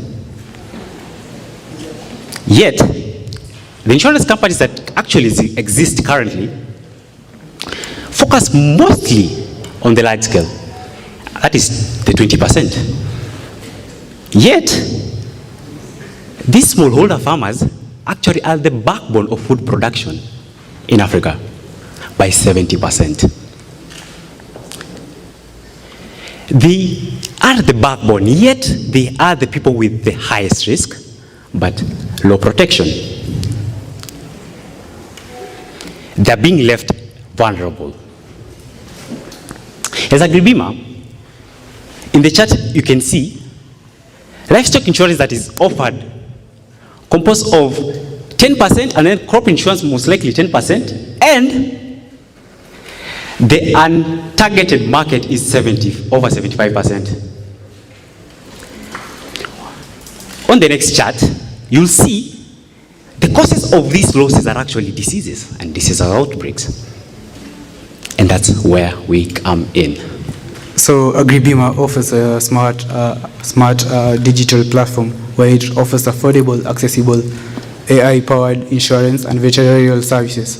So this platform stabilizes and improves the farmer's income and also reduce disease-driven losses. Apart from that, it also offers the farmer with milk production analytics and breeding. At large, it brings and fosters inclusive economic growth. As earlier mentioned, these farmers are the backbone of Africa. These farmers provide rural employment, offers nutrition, and prevent hunger and poverty, which is one of the SDG goals. So through Agri-Bima, we are stabilizing the farmers' income.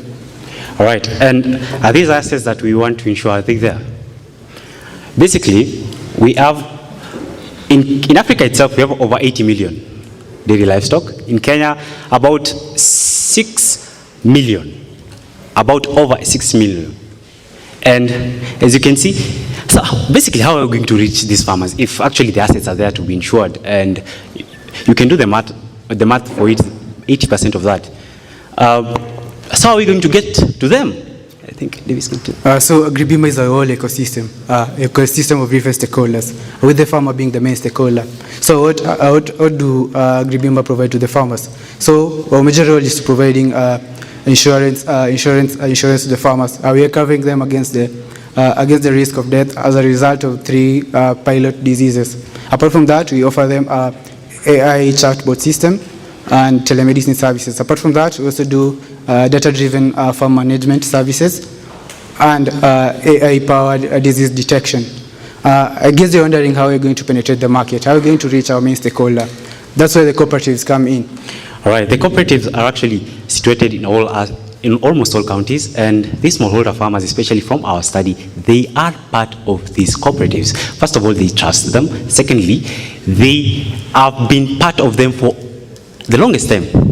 Hence, by actually partnering with them and actually offering it to them via the cooperatives, it's a way, it's going to make it easier for us to reach them in large numbers. So another key stakeholder is the veterinary services. So the veterinaries, through the veterinaries, we're able to provide telemedicine services to the farmer. Just like Uber operates, the farmer will be able to be located to the most nearest available veterinary doctor in his locality. So through that, we can give the farmer can get emergency calls and also can get consultative through video conferencing. Apart from that, the veterinary services or the veterinary doctors will be very crucial in the claim process. So we have a cross-platform, and through that we do step-by-step procedure on registration. So at first we do the customer registration, where back please. Back. So we do the customer registration. First of all, in customer registration, we collect the farmer's biodata. That is the KYC, the facial biometrics, the ID, and other important details. Apart from that, the second step, we collect, we do the cattle profiling and the farm details. We collect parameters like age, the number of livestock that the farmer has, the type of grazing that the farmer has, among other factors. I guess you're wondering why you're using these parameters. All right. These are used in our pricing model. We aim to use, and actually we're using GLMs under the risk-based factor to calculate an aspect of the risk score, and that's how we calculate our premiums. Basically, from what we have done so far, we have the premiums rating from 3,000 to 6,000 there, are about there. That is per annum. Hence breaking it down to monthly and also to more quantifiable aspects to the farmer. The final and the most crucial step is the individual animal registration. So hereby we're collecting the cross image view of the animal, and another key part on the animal that we're focusing on is the muzzle. I guess you're wondering why we're choosing the muzzle as our key part of the animal. All right, the muzzle is a unique identifier. How is it? You, as a human, you have your own, like your fingerprint is your unique identifier. You can see that aspect there. The cattle itself has some patterns that actually it's proven and actually active, that it acts as a unique identifier above any other methods that you can use to identify it. This aspect enables us to make this concept online. So apart from the muzzle being a unique identifier, in the previous chart, you're able to notice that one of the greatest losses the farmers face, apart from death of the livestock, is theft. Using the muzzle fingerprinting, we're also able to combat cattle rustling and theft. So apart from that, as you can see, we're using these three major diseases as our pilot study. We are broadening our scope. To more other diseases that affect livestock. As you can see, most of these diseases are very visual. So we have trained through computer vision. We've trained our models to detect these diseases in production. Test and feedback. All right. From tests and feedback, we're able to actually locate some farmers. And as Agri-Bima, we believe that we cannot just build a solution in our rooms or in wherever we are building it at and then just take it to the farmer. We believe in building with them. And that is an example of Farmer James Kioko. And from the feedbacks that he gave us, that's where actually Davis is going to show you now what we have in regards to the full site and actually what we offer. So we have a cross-platform. You can access our on the web-based platform. You can access us at agribima.dav.co.ke. So this is our homepage. It basically describes what we offer, and the user-based role system. So each and every stakeholder has a different platform he or she can access. So after doing the registration, the farmer will be able to access this dashboard. So this is the dashboard overview. It has the basic data. It has a brief summary of what the farmer has, some quick actions and alerts. Alerts, for example, the alerts on disease risk and production drop, weather alert. So for example, a potential FMD risk detected in a neighboring farm. So the farmer will be able to isolate his or her cattle from interacting with the neighbor's cattle. On the next step, we have the disease detection part, where the farmer will be able to upload and he'll be able to identify the diseases. And you also have a section for the recent scan. Also, we have the livestock insurance part. Those are our plans. And on the claim process, we have a step-by-step process. So we have the animal info, biometric scan, documentation, then the vet review. So we already have the animal information. So we do the muzzle pattern scan to uniquely identify the animal. Then we do the cross-sectional body scans. The farmer is supposed to scan and upload those images. So on the next step, there's the documentation where the farmer is supposed to upload a 2-minute video of the animal and also a photo evidence. Once uploaded and scanned, there's a section for the veterinary remarks. Don't worry, because the process the scanning takes a while. I had already pre-filled most of the things. So after the veterinary remarks, the farmer will be able to choose which payment method that you choose. We're providing bank transfer or via M-Pesa. So to our next platform is the production analytics, where the farmer will be able to the production analytics. So the farmer will be able to track his monthly production, the performance summary. For example, cow C103, that is Bella, was the best performing cattle in that month. So those are the analytics. Apart from that, that's the telemedicine support. So the farmer can get an emergency call.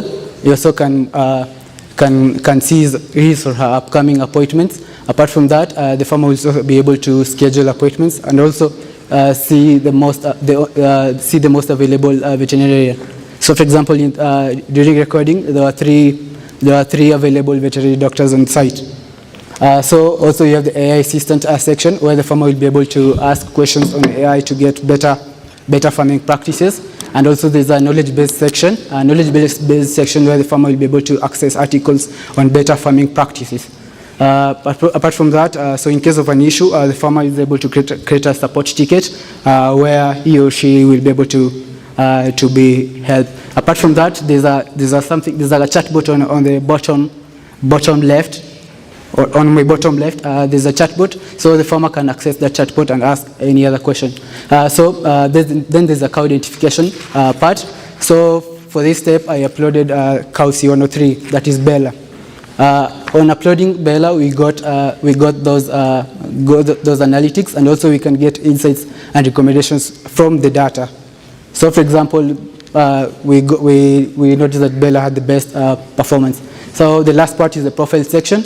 So we get the basic overview of the farm details, livestock performance, and the security. And the security, we've implemented two-factor and other security measures that will ensure data privacy and protection. Another thing that we discovered when we were talking to the farmers, most of the farmers had visual impairment issues. So we created an accessibility feature section. Where we incorporated features like talkback, voice recognition, voice navigation. Apart from that, we have the option to increase the font size. And apart from that, we notice that some farmers prefer Swahili to English. So we are almost done with the auto translation, and also auto translation. And as we scale up, we want to introduce French and Arabic to French and Arabic speaking nations. Okay. So this is our value proposition.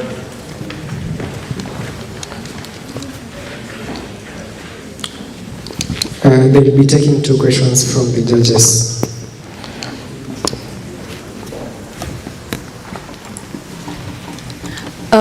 Thank you so much for that presentation. It was a good one, and it's a great product that you have.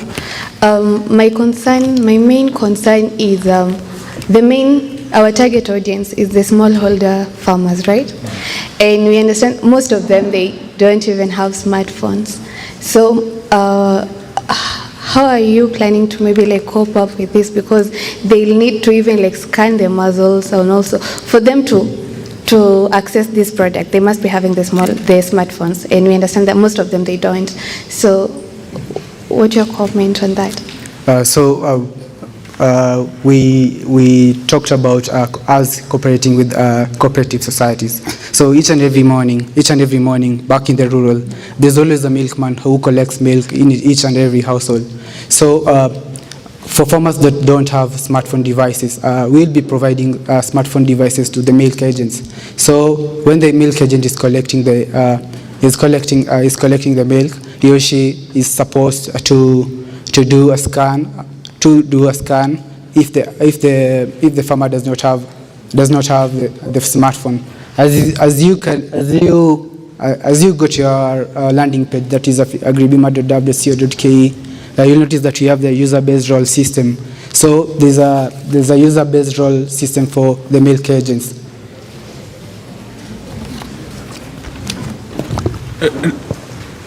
Thank you very much. I think that was a very good question, from her.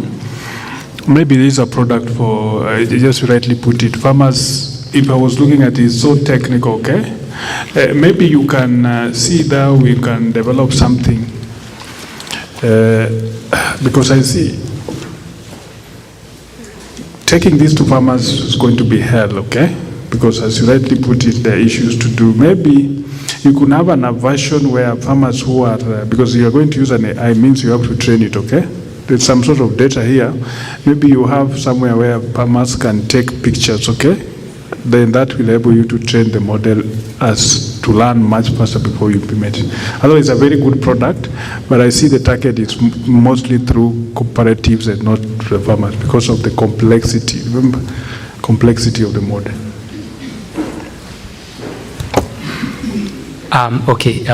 Thank you as well. It's a good proposal, for the market.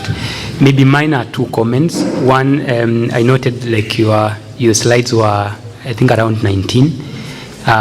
It's good to just understand as well the standard for presentations for this particular, because you're in a competition anyway, and they are part of it. So do not ignore some of those basic things. The other thing, of course, it's about the veterinaries. Probably you could, you said it's like you have a problem and then it tells you the next veterinary office it's in this location. You can get access to that. I think you could see it from an angle where you're actually onboarding these particular guys who are already licensed, and then they can be able to move from wherever they are to that particular location.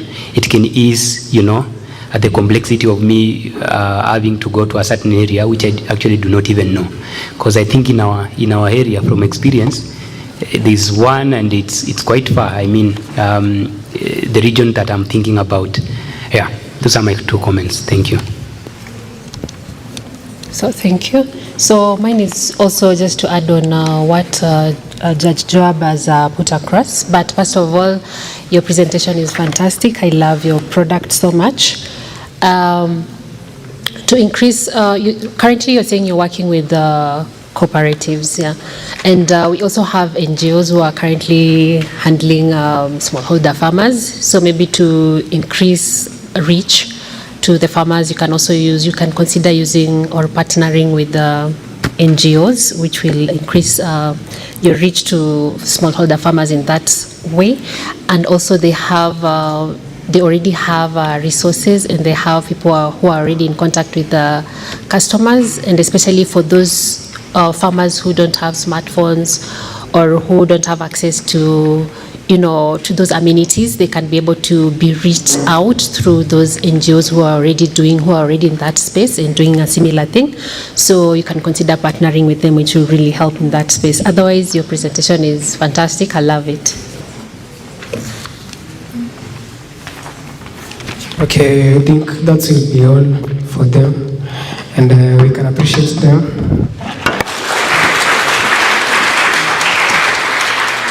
Okay, so next we have remarks from Dean of School of Maths and Physical Sciences, Dr. Professor Waititu. So we can appreciate him as he comes.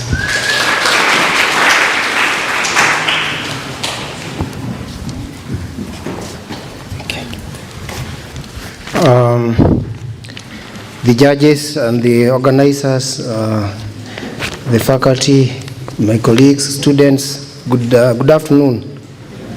Good afternoon again. Yes, I hope you are okay at JKUAT. We are very glad that you came to JKUAT for this activity.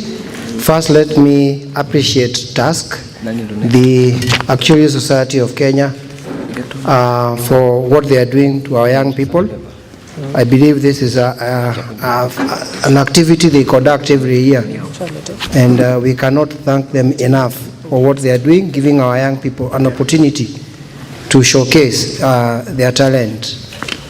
I would also want to thank the various sponsors. I can see they are displayed here for agreeing to work with us. I think at the university level, our interest is to bring the industry on board. And when we see all these insurance companies willing to work with us, we are very delighted. And thank you very much for the effort. I would also want to thank the judges for what they are doing. It's an opportunity to gauge the best. And I know we cannot thank you enough for what you are doing. Thank you very much for giving back to the society.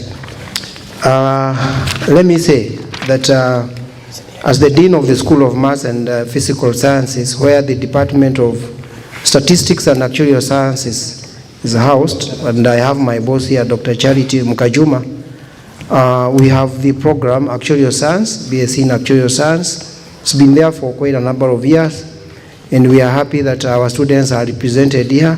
I hope, Chair, we have our students competing and also students from other universities. At this level, it doesn't matter which university you are coming from, you are all our students, and therefore we are very happy.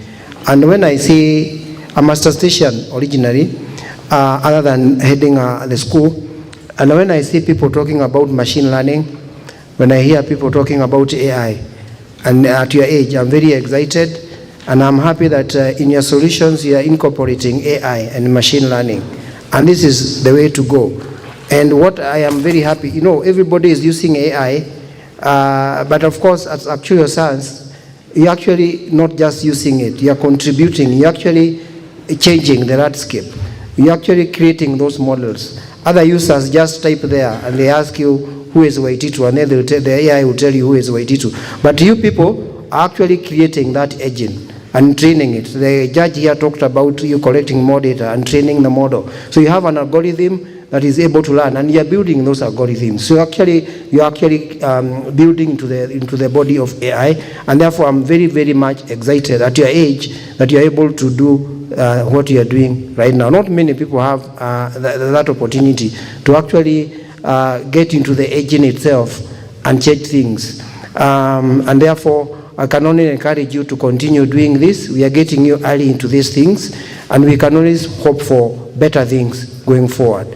And as a university, all the public universities and private universities, we are doing the much we can to bring the sponsors on board so that they can add value to what you're doing. And I can tell you, you have a very good chance. Some of us, when we went to school, when probably some of you are not born, when we came to the university, some of you are not born as students, we didn't have an opportunity to showcase our talent, and it was more of theoretical. It was more of theoretical. ODE, we didn't. I think we programmed using Fortran. I don't know. Some of you don't even know about Fortran. For databases, we used DBase 1, 2, 3, 4, and it ended there. But for you people, you have now the sponsors coming in here and seeing what you are doing. The industry is coming and seeing what you are doing. And some of you also have even opportunity to get a job from all these opportunities. So we are very lucky because the industry is now coming to us, and they are able also to inform us on where we need to adjust on our curriculum. So I can also take this opportunity to thank the industry that is ready to come and work with us. So as students, I really want to wish you all the best, the competitors. There will be a final winner probably, but you are all winners. The fact that you've come here, the fact that you've actually come from Maseno, you've come from Desta, Strathmore, all the way to come and compete. There are many others who could not even have the courage to come and study here and showcase and say anything. So you're already a winner. And even if you don't win it today, I'm telling you that solution you viewers, it's the fact that you not win does not mean that it's not a good one. You still have time to go and polish your idea and continue working hard. Learn from the ones who are presenting here. Tomorrow there will be another competition. Go there and do the best. So I'm sure you're going to learn a lot.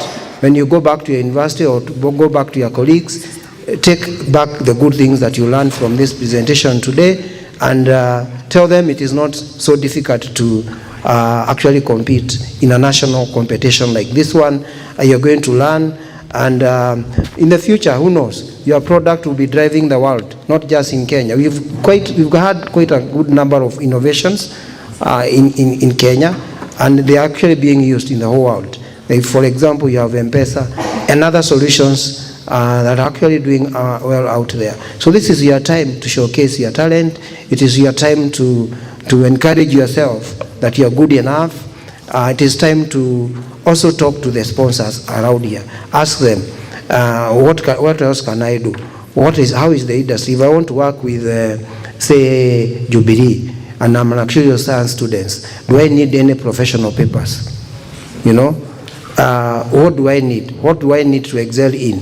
And when you get that message, go back to your colleagues out there and tell them that the industry and your course is actually very, very relevant. So you're actually at the right time, because in the country right now, and even in the world, tech in finance, the fintech is actually driving the world. I remember those old days, would go to a physical bank and do a transaction, isn't it? Some time back, even like 10 years ago, we didn't even have banks in Juja. So we would go to Thika or Ruiru to do a transaction. Nowadays, you do your transactions under your blankets at a very small cost, isn't it? Yeah, you can withdraw money, you can even borrow from your phone. And that is a solution. Someone came with that Fulisa thing, M-Pesa thing, or whatever solution that's out there. These things are developed by people like you. So we are there as the older people. We are there to support. We are not there to compete with you. We have nothing to compete with you. So we are there to support you. So if you think you have a very good idea, go to your seniors, maybe your dean, your chairman, your lecturers, and work with them. And then they will connect you with the industry. But also, and we are there, we are not going to steal your ideas. Some students also have fears that once they come and share their ideas, then they think that you'll go and steal them. I'll give you a small, I know I have just 2 more minutes. I have 2 scenarios. A student, we had held a hackathon competition, it's like 5 years ago, and a student had a very good idea. Then she came to me and she brought all these papers. Because before I talk to you on anything, you have to sign all this. And then I'm like, I'm the chairman, she can't trust me. Yeah, but anyway, we sorted out. Then another one, in a competition like this one, you have Jubilee and you have NCBA and all that. Then the winner, in an hackathon we had about 2 years ago. Then Microsoft was one of the sponsors. Now the winner, one of the agreements we had with Microsoft was that the winner would be mentored by Microsoft. So now I took these winners to Microsoft. Then the first day they had a meeting. The second day they called me. They said, the students now, they told me, Prof, we want to see you. So they came to my office. Again, trust issues. Oh, we can't trust Microsoft. Oh, we have to do this. But anyway, there's a protocol of sharing your ideas with the world there. Of course, you need to have the rights. You need to make sure you protect the rights to your product because it is yours. And nobody is out there to steal your ideas. But also, if you feel you are not safe, first have the rights. Make sure that you have the IP rights to your product before you share it out there. If you want to sell it, then you agree with them on the modalities. Otherwise, we wish you all the best, and the best students win. And if you lose, it is not that your solution is bad, it is only that you are being given more time to go and fine-tune your solution. Thank you very much for listening to me.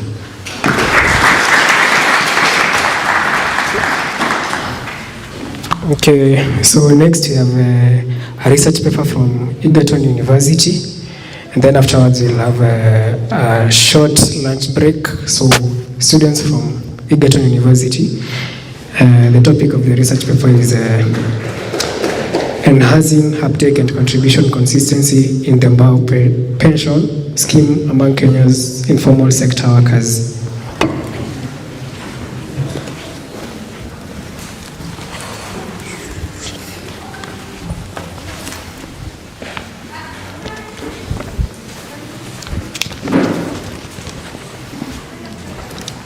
Hi everyone, I'm Ruth Hika, and with me I have my data companions Joy Karumba and Wycliffe Mambo. We are from Egerton University and we are going to present a research paper on the topic enhancing uptake and contribution consistency in the Mbao pension scheme among Kenyans informal sector workers. So informal sector refers to economic activities that are not governed or controlled by the government, so they lack written agreements, contracts, which may contribute or which may lead to unstable working conditions and unpredictable income.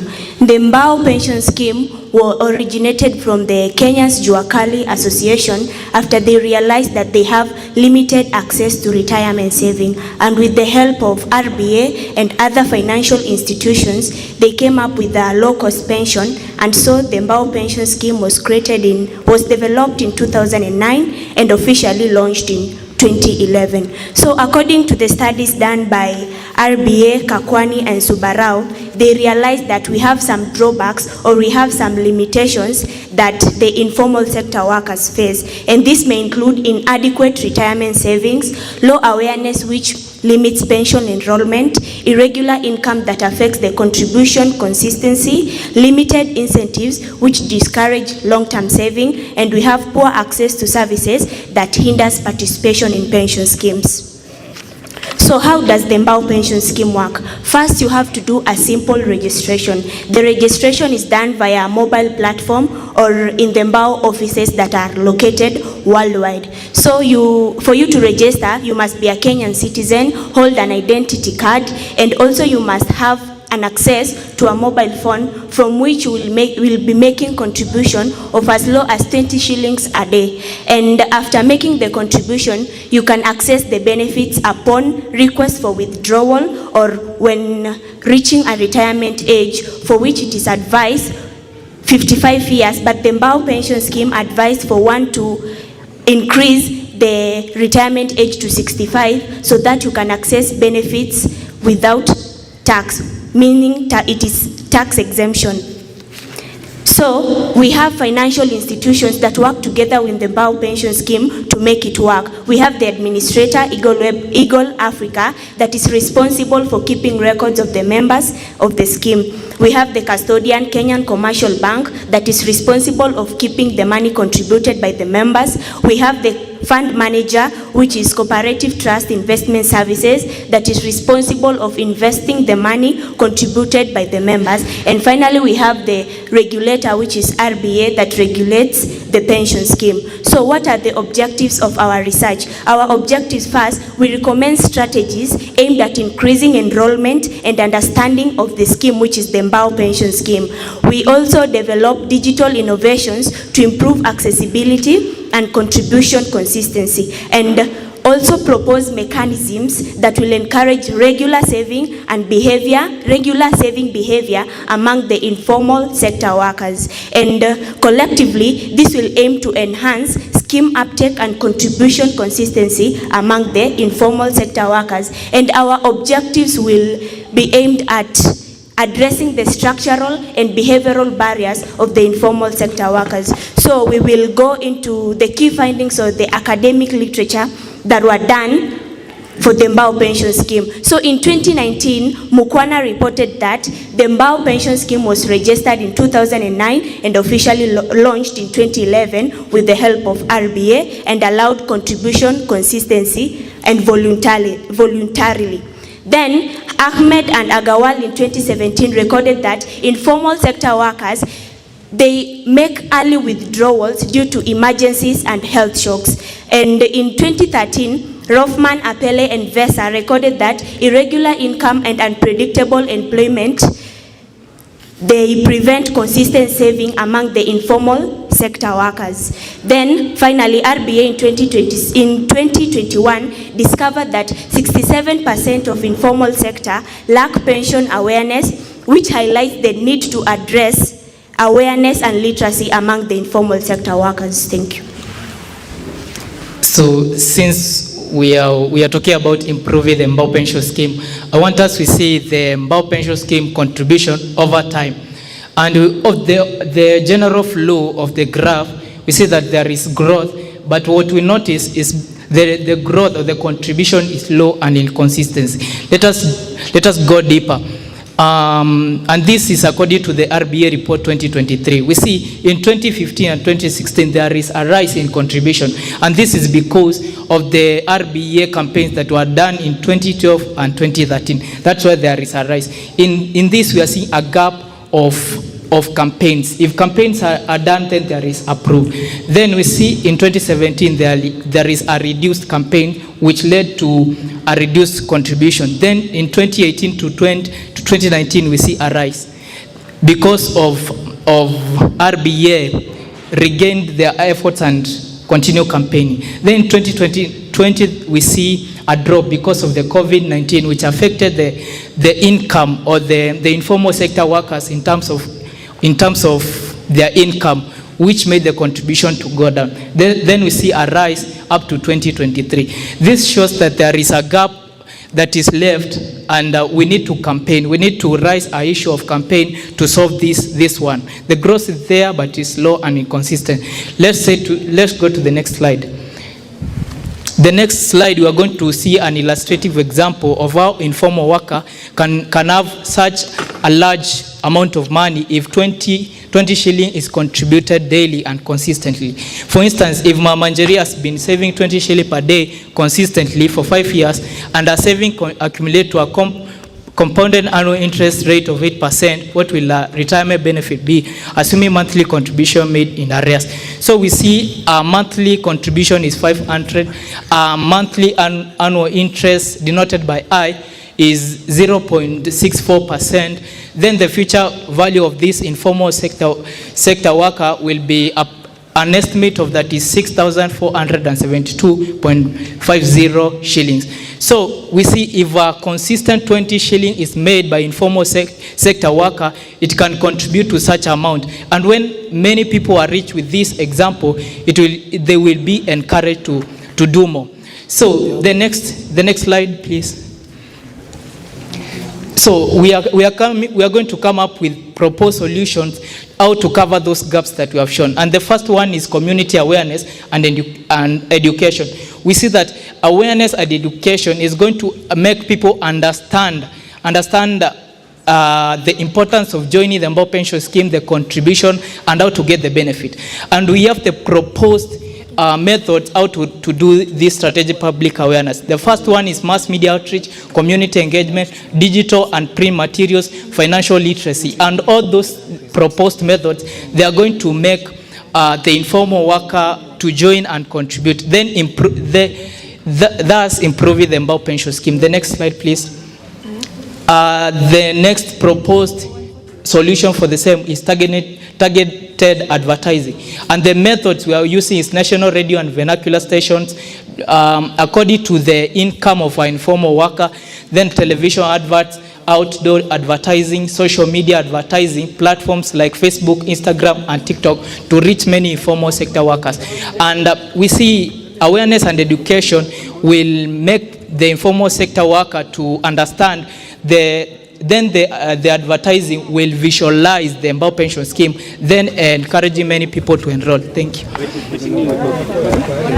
Moving forward to the second proposed solution, which will focus on our second objective, which was to develop digital innovations to improve accessibility and contribution consistency.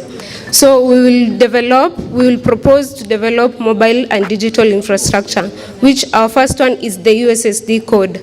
A dedicated tentative USSD code such as *824# will be accessible to users who have basic features phones, which focus mostly on the informal sector, who have basic feature phones, and those who can't access internet. This code will allow users to register an account, make contribution, check pension balances, request benefits, and even seek help via SMS. Also, the second proposed digital infrastructure is the Mbo Plus app. The app simplifies pension access and engagement through contribution section, where users could make contributions, the statement section to check retirement projections and download contribution statements. There will also be an education hub section, which we have seen that there is a gap in the education sector, where we will reach more users or more members of the informal sector to educate them or make them aware about their saving habits or set retirement goals, or why it is important to start saving right now. Also, the app offers multi-factor authentication security, which secures the members' transactions and personal information.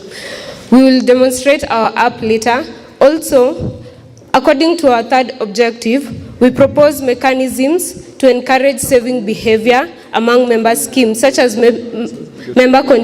matching contributions, where we propose the government to match a proportion of members saving. For instance, in the Mamanjeri, Illustration, for every 20 shilling that Mama Njeri saves, we will propose the government to match at 10 shillings to top the contribution to 30 shillings, which will result to more attractive benefit, which approximate to around 54,700, which is more, or it's a better retirement than the 36,000 as opposed to the normal contribution.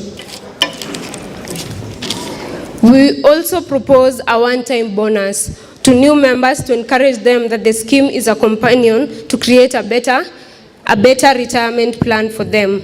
Moreover, we propose a bundle insurance to offer health, accident, and funeral coverage to consistent contributors, which we've seen in our literature review that health shocks and emergencies are one of the hindrances of consistent saving. So, providing that will help them to focus on their saving and at the same time be able to meet their daily emergencies or health issues. We'll propose a higher annual interest rate to encourage members, those who consistently save. We propose that they be given a higher annual interest rate of accumulation of their contribution, hence encouraging them to continuously contribute or have that consistent behavior of saving. Lastly, we propose the government to consider a future policy proposal of tax subsidies on contribution, hence encouraging them that more of their contribution will focus on their benefit. In conclusion, the proposed strategy focuses on the informal sector circumstances and constraints where the digital and mobile infrastructure encourages pension access, education corrects misinformation, advertising builds trust, while incentives deepens engagement of the informal sector. Hence, the proposed strategies are aimed at making retirement simple, saving simple, rewarding, and relevant for informal sector workers. Our recommendation is to develop the digital and mobile infrastructure proposed, initiate awareness and education campaigns, implore the government to offer support to the members, hence making retirement benefit attractive to the Kenyan informal sector. The following are some of the references that we used in our research, and that's the end of our presentation. Okay. So as we were trying to just propose solutions, we tried to create a demonstration of how the app could look or how we will propose for it to just generally look. It has like 4 segments. The contribution section where the member or the user could access or make contribution through. It has the statement section where it shows where you could get retirement statement, contribution statements or retirement projections. It also has the education hub where most of the informal sectors do not know about the retirement plans available to them. So we will make them understand what are the retirement plans, why is it important to start saving right now, and why, and what are the benefits that are there in the Mbao pension scheme. And there is also the personal information on the profile where it will show how you could join, how you will add maybe beneficiaries in case of anything, or even get messages or notifications or reminders to help you consistently save. That's the end of our presentation. Thank you. Okay. So they will take questions from the judges.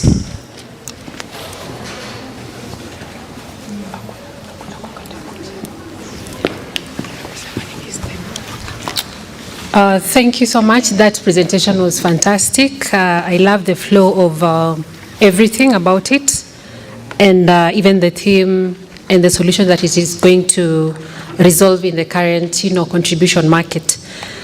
Just a comment or a point of concern. I've seen there's contribution, there's the statement, there's also the education hub and their beneficiaries. I'm interested to know how these people who are contributing, because remember, like previously, with the Mbao pension plan, you would like choose to withdraw your savings at any point in time. So I would want to see that. Will you like integrate a place where once a member has been contributing for some time, they can choose to withdraw, and how do you navigate that?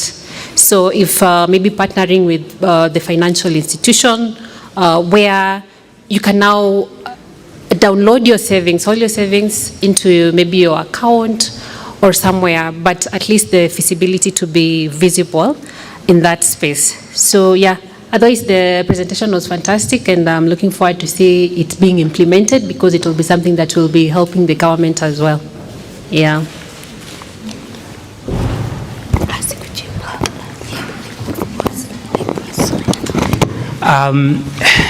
Yes, it's a good presentation. Although initially this looks more of a product than a research. I don't know whether you noted that, because if you look at a research, for example, on the methodology, of course you are trying to analyze different scenarios to come up with a certain conclusion or recommendation, but yours is actually just a solution that you are tracking down.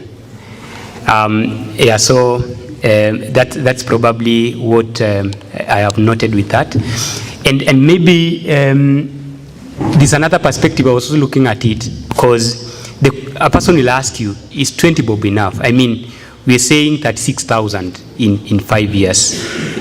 Probably if you double that in 10 years, 72, 20 years, 144 Gs. Is that enough? I feel like the best point to start from would be, how much do I need, an ordinary person, how much do they need at the point of retirement? And then just looking at the various features, then I think you'll be doing some research in that.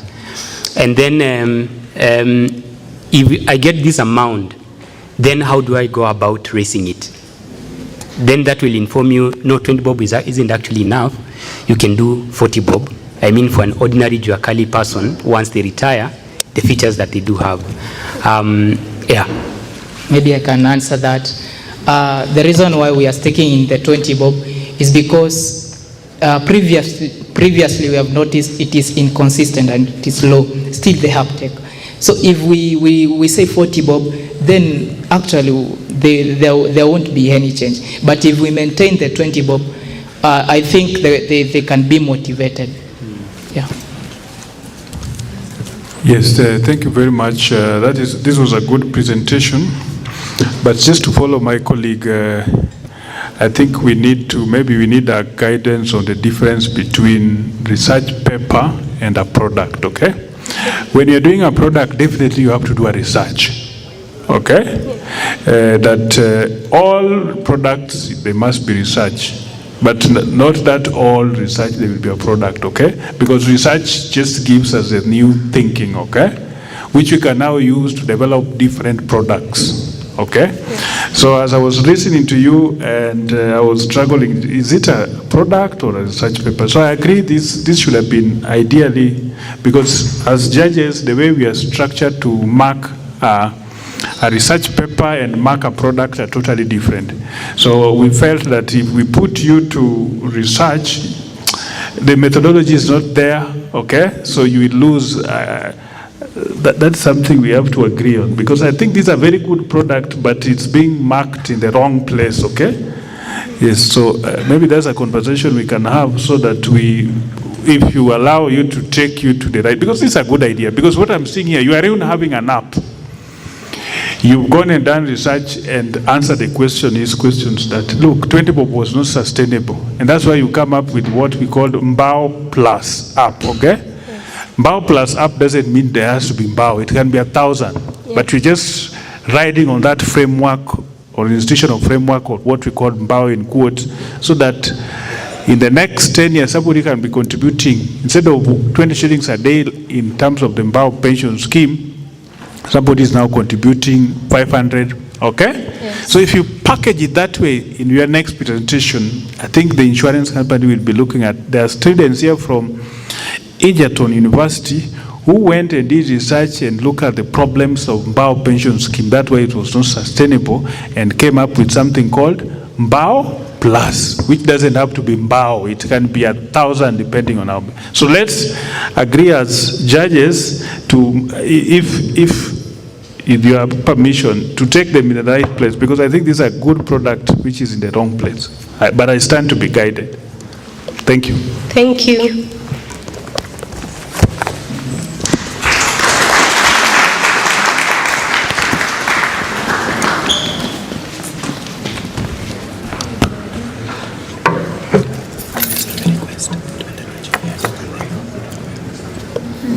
Okay, thank you, Egerton University. So now I'm informed that lunch is ready, so we'll leave first for lunch. Then afterwards, we'll have KC University, Murang'a University. Make sure you are ready as you go for lunch. So students, that door, guests, we use this door, okay?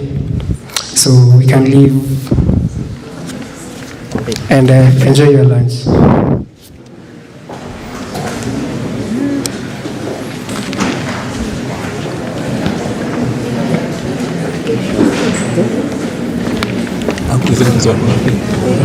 Presenters wenye wametoka.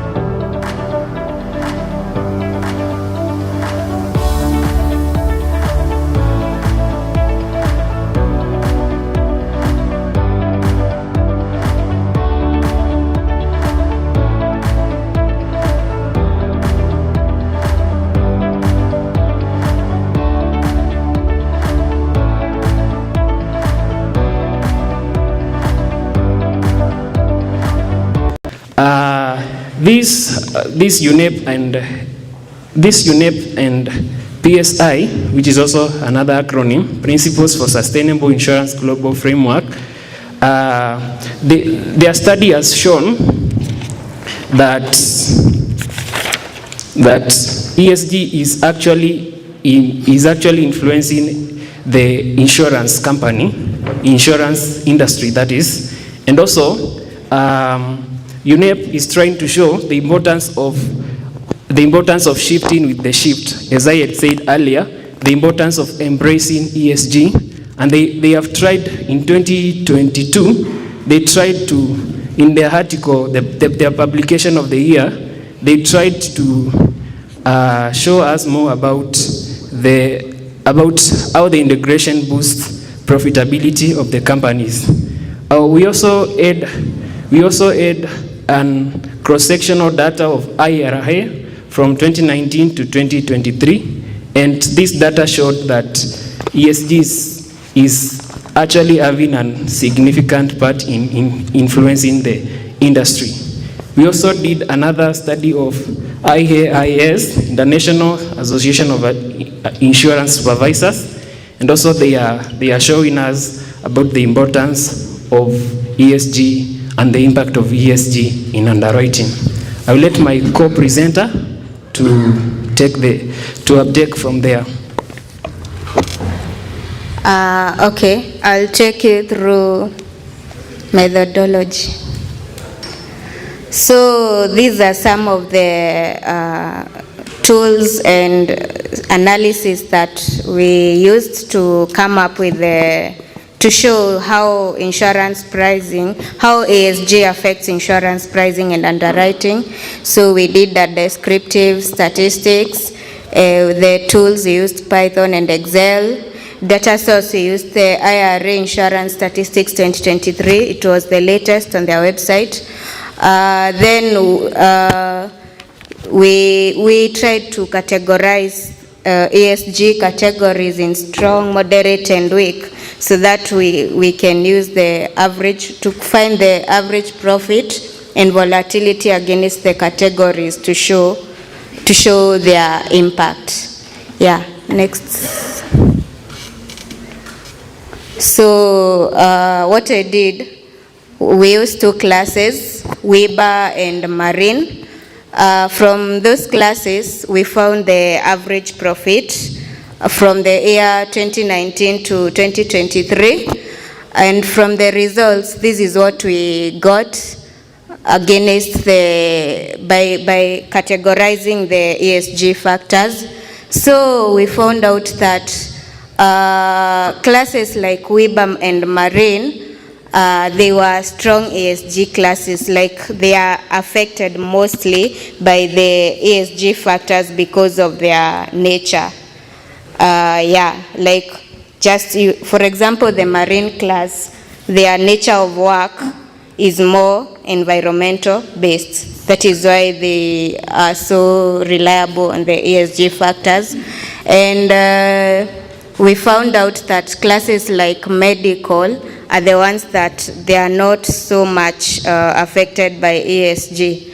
So, and from the results, after we did the descriptive analysis, we found out that ESG aligned classes, they do have a higher profit. If you check the strong classes, they are on the higher side of the graph. These are average profit in Kenya shillings, and the weak classes are on the lower side of the graph, so that means they have less profits.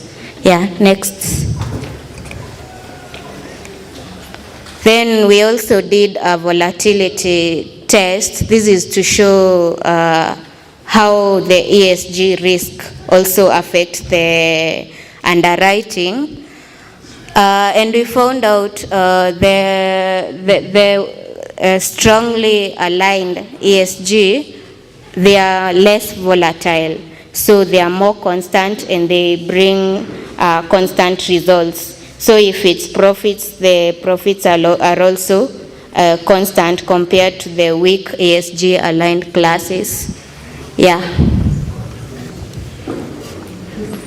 So from those two analyses, that is how we concluded that the ESG aligned classes they outperformed others in terms of profitability. And so if we can integrate ESG in pricing models, then maybe we can also increase profitability and maybe reduce ESG risks. Part of our recommendation, we are recommending that the Kenyan insurance should integrate ESG on pricing models. As you have heard, that the classes that show strong ESG rating, they have high profitability and then they have low volatility. That means if it is implemented in the insurance sector of Kenya, the insurance sector will have high profits, and then the profits will be less volatile. Then number two, we are recommending Kenyan insurers to begin formal ESG tracking. Yeah, ESG tracking, because it has been loosely been integrated in the years ago, and yet it is something that is coming up with high speed. Also, IFRS, which is also rising in the finance sector, has also recommended about putting ESG on the forefront. So, my part in short, as I conclude, the companies that have ensured that they have implemented ESG, they show better profits and they show low volatility. That means that it's like you are insuring an insurance company. With that, we would love to, if the audience have some questions, we may take the questions. Presentation by the group. Now, as you're aware that ESG is a big thing, okay? And I hope through the ESG, I hope whichever papers are going to and products that are going to win here, they should be presented during Mombasa Task. Is that okay? Yes. Because I think this is a matter, I was privileged to be part of an ESG task force, okay? Where we look at, and I'm very sure if, for example, Elias meets such kind of a product, I think he would be so much interested because he's our ESG chair. So having said that, but of course, I can see your idea, but you did follow the structure on how to write, because this is a research paper, isn't it? Yeah. So this one is not very well done. Of course, the results are okay, but probably if it, going forward, you need to align on how to write a good structured research paper, okay? So as to, when somebody is looking at it, is convinced in what you do. But otherwise, it's a very good idea. You propose the algorithms and how we can able to implement it. Thank you, and I wish you all the best. Thank you. Again, another good presentation here. Thank you for putting that together. I have a concern though. I was just looking at the classes that you proposed. That is marine class and WIBA, work injury benefits, right? So, did you do any analysis, or you just thought, well, these classes are actually ESG compliant? And the reason I ask that is because you've put, for example, motor as part of non-ESG, and you're claiming that they are loss-making because they are because they do not support the ESG framework in the operation. But I tend to think, though, when it comes to ESG, there's also another way, another lens you should also look at it. For example, there was a presentation here about, helping, making drivers more alive when they are driving, so they are careful. And I think in so doing, you could, arguably, it's a social element. You're promoting safety on the roads. And so it would be for me more about how the product is actually being packaged and how the premiums, or rather whatever amount of money that's been generated from that, is actually contributing to the ESG ESG bit. If you are using policies to encourage electric vehicles, for example, you're reducing emissions, and if you're reducing premiums for that, you're actually promoting that particular aspect of it. And maybe as you address that, what is the place of the other drivers of profitability in any given portfolio? Motor, it would be arguably that fraud is a big factor. I would have expected maybe you to mention anything about it. You could address those two. Okay, let me address the one why we put WIBA and Marine as the I scores in ESG. We visited few scholarly aspects whereby they have tried to do ESG scoring, and then from their scoring, using now the data from IRA, we were able to see WIBA and Marine could fit in the classes with low risk, and that they have implemented ESG in their working. Likewise, through those scholarly sites whereby they have ESG scoring, we were able to see that motor and maybe medicine, they have high risk in ESG. That's why we have put them in the classes which have low ESG scores. Yeah, it was just from those sites, and then we also did an analysis so that they may find themselves, they may be put there. Yeah, the other issue about fraud, that's actually a matter in governance, because ESG is all around. In governance, there is that aspect of fraud, and that's why motor qualifies to be a high risk in ESG, because the governance, if you look at the way fraud claims come up in motor, the fraud claims are so much in motor and medicine as compared to WIBA, marine, fire, and the other classes of insurance. Yeah, that's my response. Maybe to clarify on that, we initially included those other classes, but after doing our analysis, we found out that WIBA and Marine tended to stand out and had contrasts. They were more contrast compared to the others. That is why we decided to go with the two classes, but we can include that in our future research. Yeah.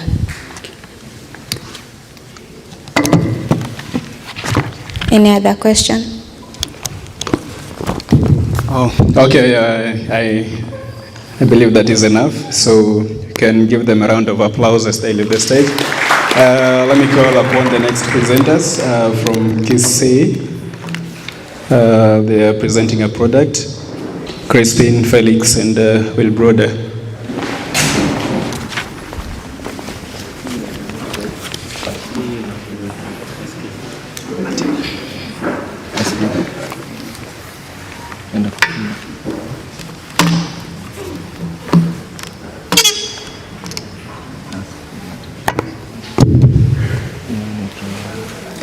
Hello everyone.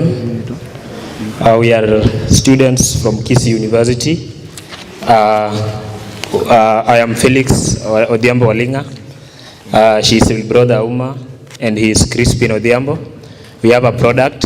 The product is modeling, pricing, and profit testing of chronic disease insurance policy using prostate cancer data in Kenya. And my colleague will take over from there. Good afternoon, everyone. My name is Crispin Asio, obviously presenting with my brilliant teammates over here. Journey that started off as a fourth year research paper project back in 2024 is now coming to pass. We are here to introduce to you a product that we believe is not just going to solve a financial gap in the market, but also redefine what it really means to be an actuary in Kenya today. Let me start off with one number. 51%. 51% is the actual percentage of adults living with at least one chronic condition in Kenya today. Now, you'd realize that most of these, yes, they have chronic condition, but most of them, they are either uninsured or pay out of pocket. Now you see, chronic illnesses like prostate cancer to diabetes to hypertension to heart conditions, they're not just medical conditions. I'd humor you and tell you it's a financial burden in the current society we live in. You see, the current health insurance options, including NHIF, SHA, either provide kept or short-lived coverage for such products.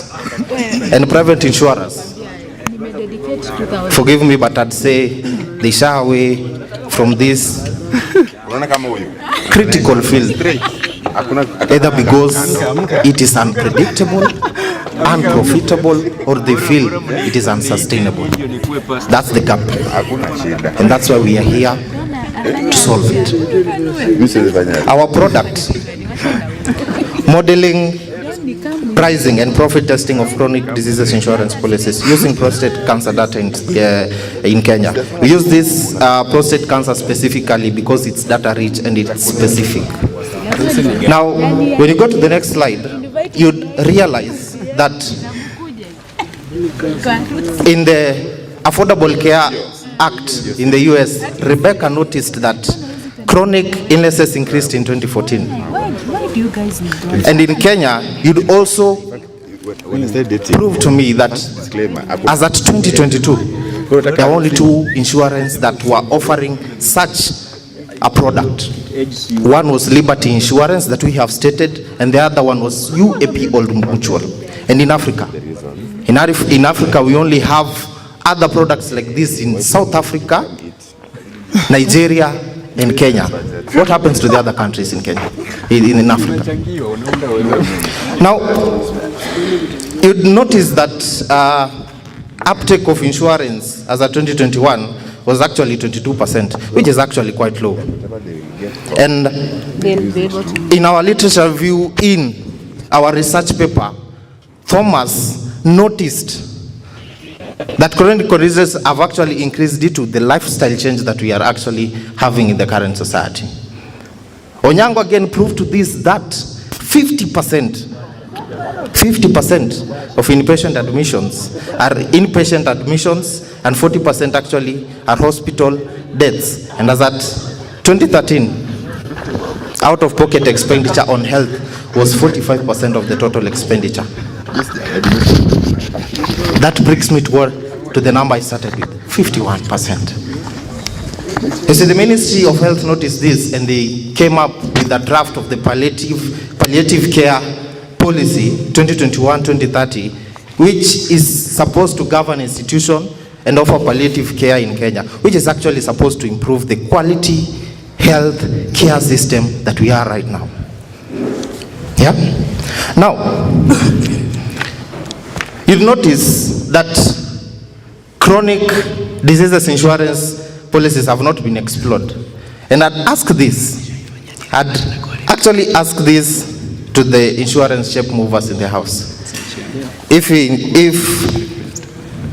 this is a widespread impact that hasn't been explored yet, why are the insurance, the NHIF, the World Health Organization too scared to explore this field? Now, in our study, we're going to show you how we are going to price, test the profitability of chronic disease insurance policy in Kenya by projecting the premiums investment rates, expense rates to be considered, and reserves to be retained. And to the insurance shape mover, I believe they understand what actually a reserve means to an insurance company. It is the core part of the company. Now, theories are boring. let me take you to our personal favorite. You see, in our next slide, in our research methodology of this product, we needed to calculate the actual premiums that we need to be inputted, to be induced into such an insurance product. And you'd realize that in the calculation of the premiums, we included one, the initial premium, two, the renewal premium. This third part is the reserve. But what does it contain? One is the treatment cost, and secondly is the palliative care cost, which is mostly overlooked in most of chronic condition insurance policies. And you'll notice that most of the insurance, when they offer such a product, they only cover the medical, or even when you're talking about the NHIF, they only cover 30%, of which in this 30% runs up to 403,200. Is this enough? Now, in my next slide, you'd notice that we are trying to figure out three things. We are trying to figure out one, the profit vector, two, the profit signature, and three, most importantly, the profit margin. What does this mean to a company? The profit margin actually states the profit the company is going to get out of such a product. Now, my colleagues here will continue and tell you more about this, where in the data analysis part and also the results interpretation. Thank you. Okay, I'll take you through the data collection and analysis method. The data we used was the prostate cancer data, which we collected from one of the oncology centers in Kenya, which was recorded from the year 2015 to 2019. And as it has been stated before, we used the initial expenses and renewal expenses. The initial expenses, we gave it a high percentage, that is 75% of the premium. Since this is a new policy, we are trying to come up with. And the renewal expenses, we use 75% of the premiums, which is the highly used percentage by most of the insurance companies. Next. So the data we collected was of around 986 patients, and the method of treatment we chose were 5. Among the 5, radiotherapy had the highest number of patients, so we preferred it over others. Next. While doing the data analysis, we tried to break down the number of patients into age group for easier understanding. So the highest patients lied between the age group of 61 to 70, and you see, as we continue growing, the more you grow, the higher the chances of getting that cancer increases. So you realize that many patients at the early ages, they are not affected that much. As they reach at the age of 61 to 70, many of them are affected, and many of them can't go beyond that. That's why you see from the age of 71 to 80, it's decreasing gradually. So we plotted it graphically to show how this affects the premiums, the vector, and the profit signature. My colleague can illustrate more. Thank you. You can go to the next slide, please. These graphs are trying to elaborate, like you can go back kindly. Can go back. Like for the premiums, you can see that as the ages, as we have increase in age, premiums increase as a person ages.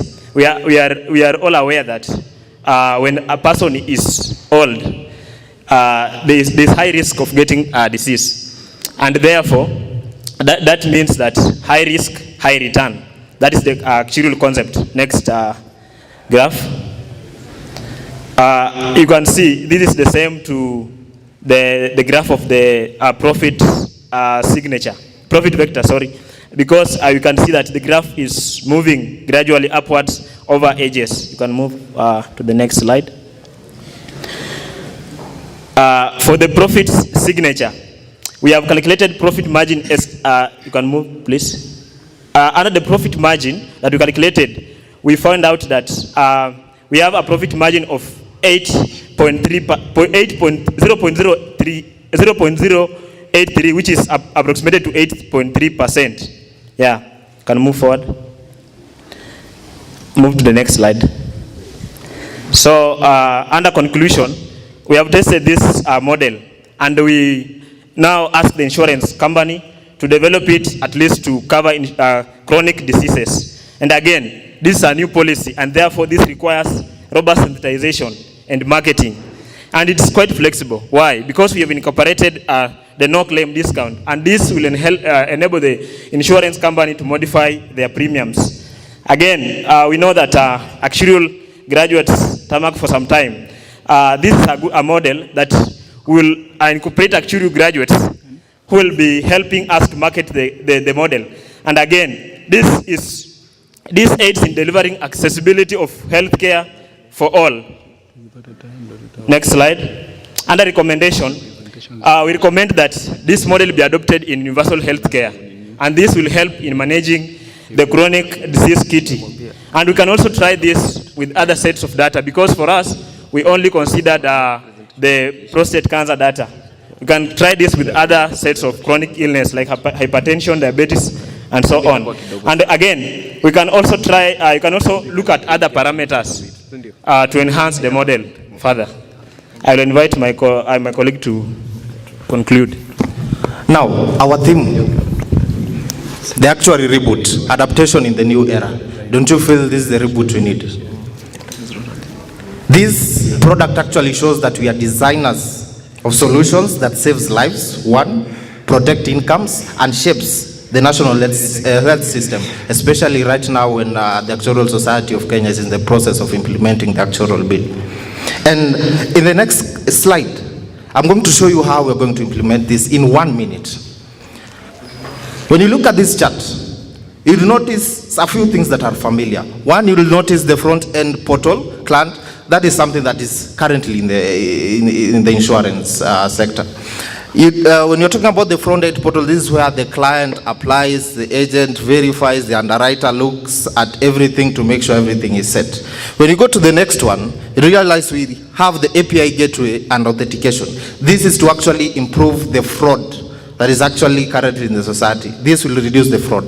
But now, where do we come in?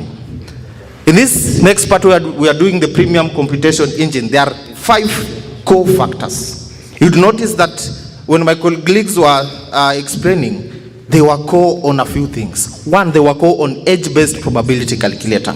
We were calculating the probability due to age, not just the cancer incidence.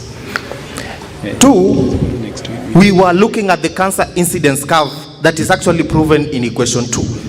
Maybe the judges can take a look at equation 2. This actually proves that we are actually into making sure that the cancer incidence is adhered to. 3, the actuarial premium formula, which I started with. That was in equation 1. This actually shows that we are also inputting the actuarial premium formula to make sure that as we are coming with premiums for such policies, it is up to par with the actuarial field.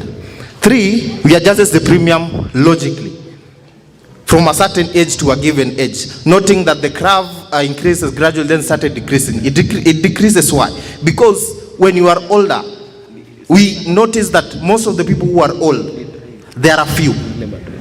Yes, they could get the cancer, the prostate cancer and everything, but at that given point, it is something that is out of due. So the only point that will only come in is for the palliative care. And lastly, we calculate the profit factor and the signature engine. Our core target was 10%, but we achieved an 8.31%. Don't you feel this is the actual reboot that we need? Thank you, ladies and gentlemen.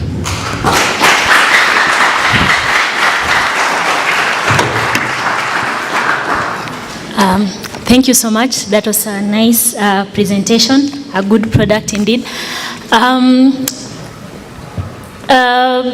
If I look in the current market, I think we already have critical illness covers, or maybe chronic diseases, just by another name, critical illness covers, which would incorporate cancer or any critical diseases. How would you say your product is different from that? Because I know it's not just Liberty. I know Britam has one, even Jubilee, like most companies will have that critical illness cover. Now, when you're talking about that, remember I said it is not something that is not in the market. It is in the market. Okay. But it works on either kept or it has short-lived coverage. When we are talking about Britam, personally I'm an agent of Britam. I work at Britam. I'm a KC student, but I still work as an agent. And again, when you look at all the chronic illness policies, they are kept up to a certain given limit, and they normally don't include the palliative care. Remember, the core importance of the palliative care is to be with the patient up to a point that he or she feels he or she has achieved what was actually needed. That is the core importance of having a palliative care. Okay, so some sort of a long-term care product. Yes. Okay, that's nice. Which is actually sustainable, let's say. Yeah, yes it is. Maybe something else, just a question. Who will be our target customers? Just trying to think of people who cannot afford insurance. Now, this is now where we come in with partnerships. Okay. Last week, we were having a more of like an NCD conference back in KC University, where we were talking about most of the non-communicable diseases. And when I was pitching my idea, this is something that is actually needed in the healthcare system. The only problem is the bigger gap that we are having between the actuarial field and the healthcare system. We normally use it basically when we actually want to go and get a client from there. But we don't actually go and give them a product that we actually link them between us and them. Now, for us to achieve this now will come as to partner with company NGOs like Doctors Without Borders, World Health Organization, the NHIF. This is going to solve most of the SHA court orders that SHA is having currently, don't you think? Okay. So my take, I believe this is going to revolutionize the current insurance sector. Thank you. Okay, thank you. So, first of all, that is an amazing product you're having there. Mine is just a concern on especially data collection. When we are talking about chronic ailments and how to manage them from the point of underwriting and uptake, all the way up to a claim. You have mentioned that most insurance companies normally cap the chronic diseases. For example, if you have a chronic benefit of, say, 1 million, you will only cover cancer for up to maybe like 500,000. So when you're trying to price the product and also consider the claims history, and now getting that particular data to train your model, were you considering both the claims inclusively of this particular segment that the customer had to pay in cash for top-up, or you are just considering this amount that the insurance companies pay? No, not really. You see, we were looking at actually 4 core aspects. One, the mandatory screening. The mandatory screening actually helps to ensure that when the insurance company is getting into a policy, it is something that is not at risk for the company. 2, the waiting periods. The waiting periods are usually very important. The Shebumbos can attest to this. 3, the banded premiums. Remember, when we're talking about the banded premiums, it is age specific. And we're talking about age specific. You realize that there is a certain age that actually doesn't have a high number of probability of getting cancer. And that's where the reserves come in. The reserves will help in actually managing the number of individuals who are older but have such chronic conditions and they want such an insurance policy. Again, group sales channels. You do notice that most of the insurance go for group sales channels to companies, corporates, in order to also have a good coverage of the risk, have a bigger pool to manage the risk. So that is what we are actually trying to do. Okay, that's perfect. So it means that in as much as we will be having this product in place, we will still have customers who will be falling out of insurance. Like, for example, yes, they have an insurance cover, but they are not able to be paid fully for the cover. We will still have those measures in place. Yes. Actually, the main core of an insurance is to protect the insured. And how do you protect the insured? Is to ensure that however much they are coming to get the policy, all the other factors kept constant. We are trying to make sure that we reduce the fraud of people coming to claim policies that actually was at risk before. Because when you look at our last slide, our second last slide, when we are having how we are going to have the back-end automation of the premium calculation, when we were doing the calculation of the premium computation engine, there were 5 core factors that I explained. 1 was the age-based probability, 2 was the cancer incidence curve. When talking about the cancer incidence curve, this is when we mean that when someone is at the age of 20, this person is at a low risk of getting cancer itself. But when this person is at an age of 61, you'd notice that the probability of this person getting cancer is actually high. But the people who are actually, let's say 71, 80, yes, they are at a bigger probability of getting cancer, yes. But the number of people who are older, currently, according to statistics, they are very few. So that is what we are actually trying to do. Okay, fantastic. Thank you. Yes. Sorry, I have two questions. Again, thanks for the presentation.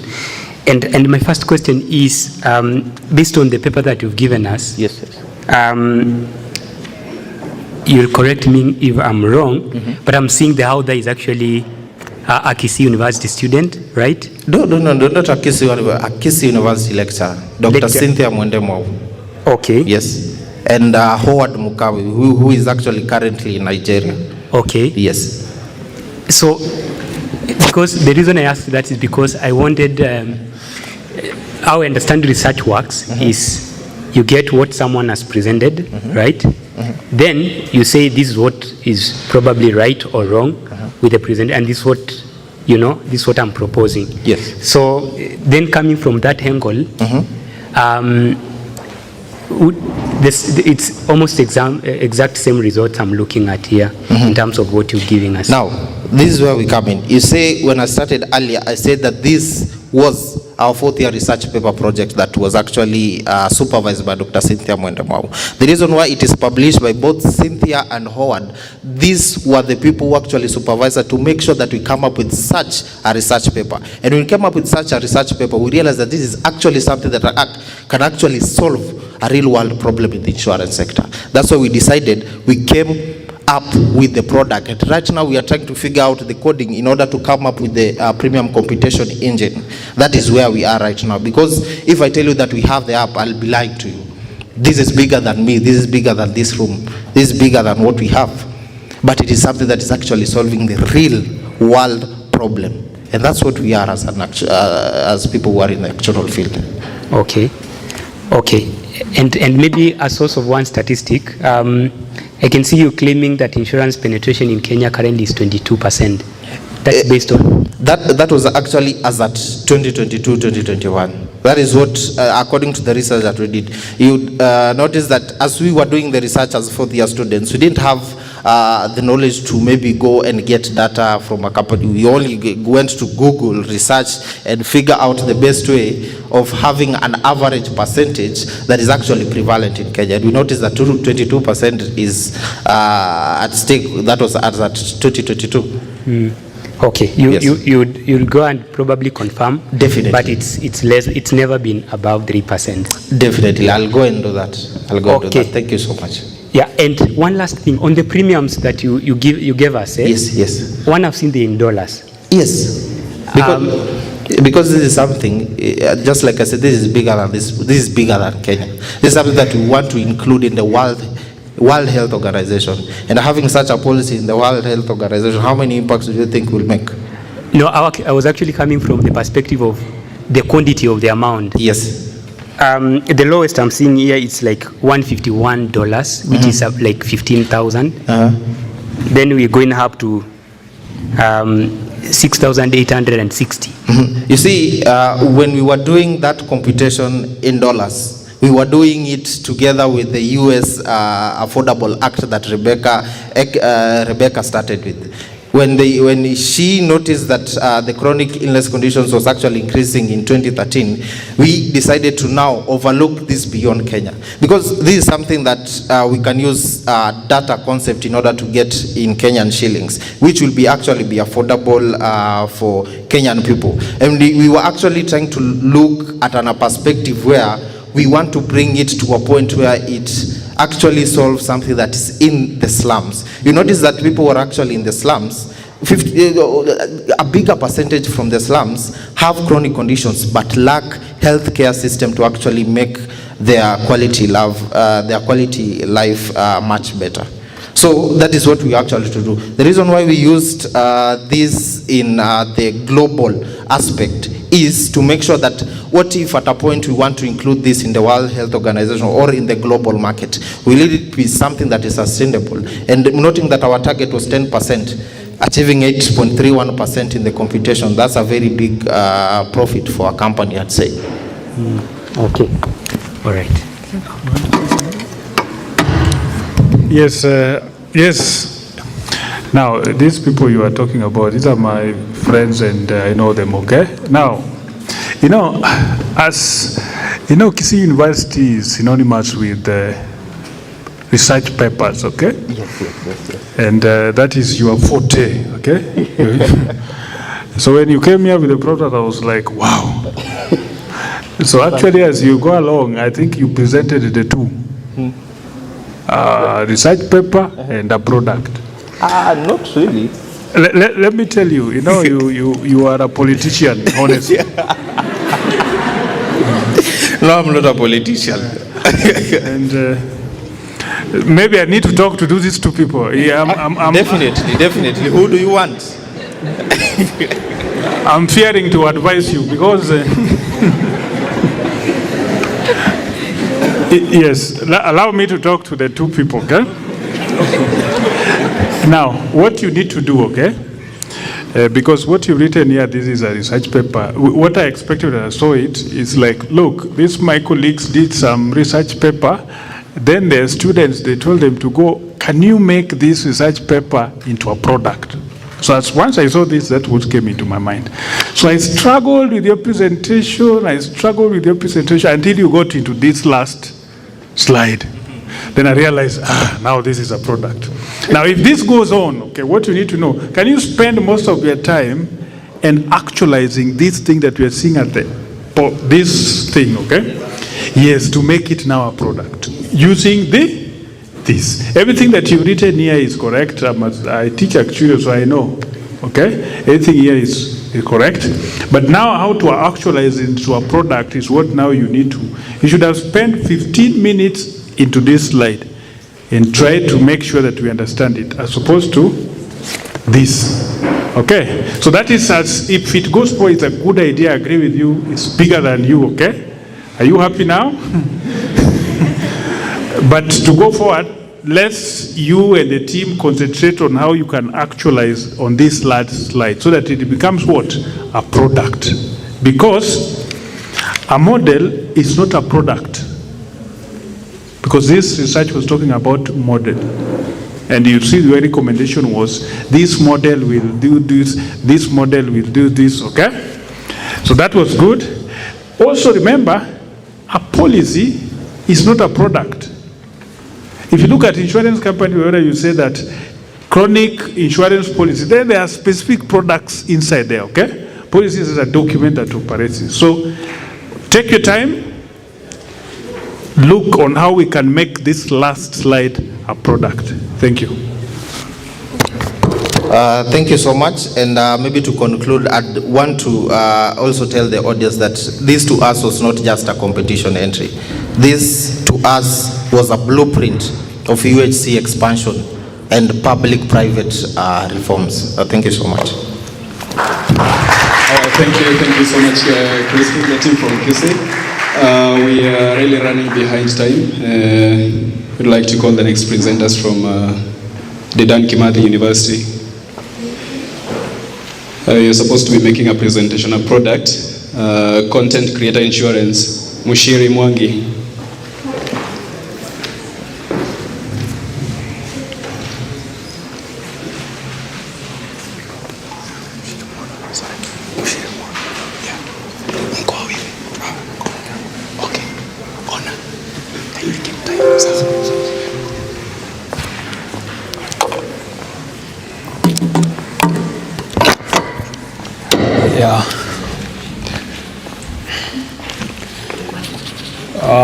Good morning. Good afternoon. Sorry for that. My name is Mushiri Mwangi, and I'm from Dedan Kimathi University of Technology. I'm a third year. And today I want to introduce to you a product that will revolutionize the content digital economy, which is the content creator insurance. So I want you to imagine this. I want you to imagine you are a content creator based in Nairobi, whatever country you are in, yeah? And you've been building your audience, your platform on YouTube. You've been earning over 50,000 per month. And then one day or one morning you wake up to find that your account has been banned. How would you feel? Now, your income will vanish overnight because your account has been banned.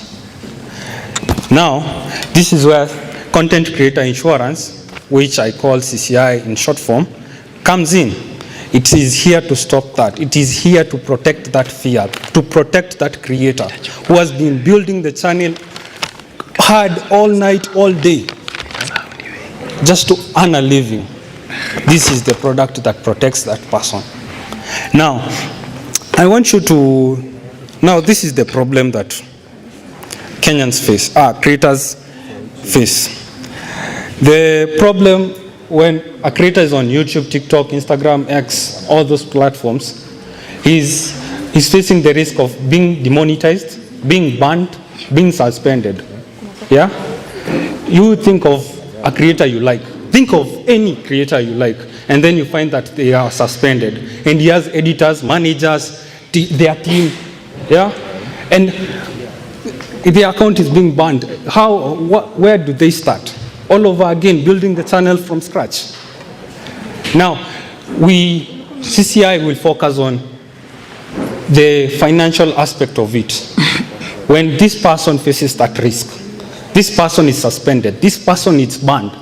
Now, that is where CCI comes in, content creator insurance. Now, I want to give scenarios, 2-3 scenarios, our statistics. Now in 2022, YouTube terminated 11.4 million channels. In TikTok 2024, the 3 months in 2024, it removed 147 million videos on their platform. There is a survey that was going on in 2024 that said that 3% of creators are facing demonetization just in a 3-month span. How would you protect these people? Yeah? We offer them an insurance against their platform. Now, I will give 2 markets, the Kenyan market and the global market, and you will see for there. So let's go to the Kenyan market. In the Kenyan creator economy is taking off. In 2022, it was estimated that there is 10.4 million social media users. Yeah, and it was projected to be 15.5 million social media users by 2025. Right now, currently. And suppose you get 500 creators, TikTok creators, or TikTok creators and 10,000 TikTokers.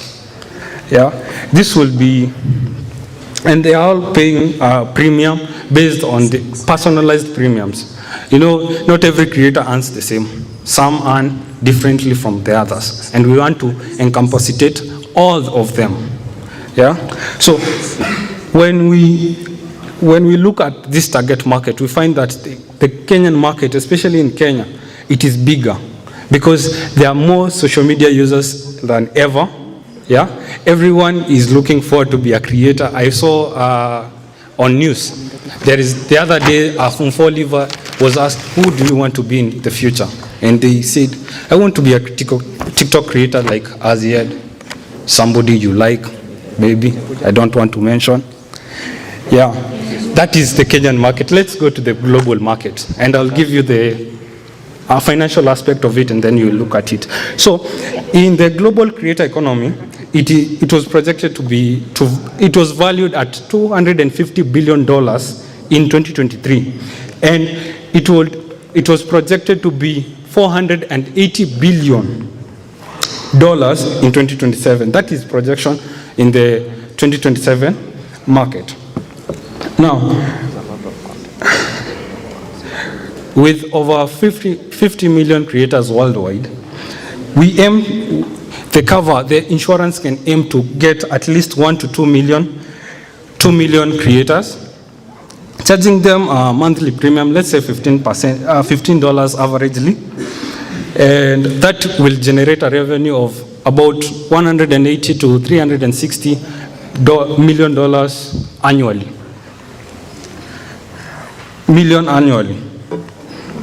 And that is just the statistics of the global market.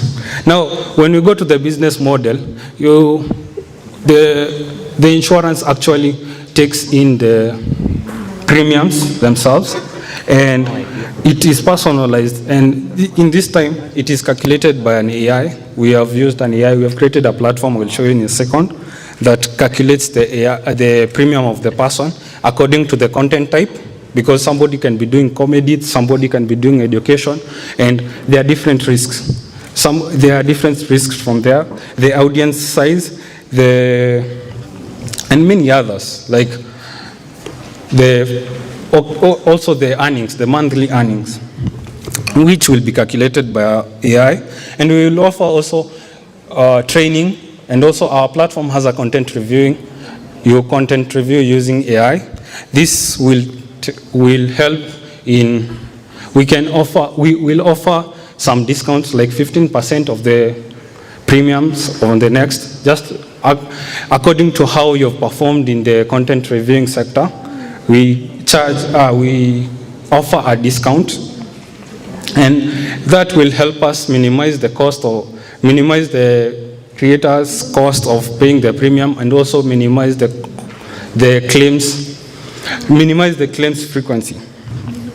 Now, in our platform, in the creators platform, we have a simple web app, which simply the creator signs in, creates an account, and then applies for insurance, and then he waits approval. And this is where he will pay the premium, he or she will pay the premium, content review, and also apply for a claim. And all those sorts.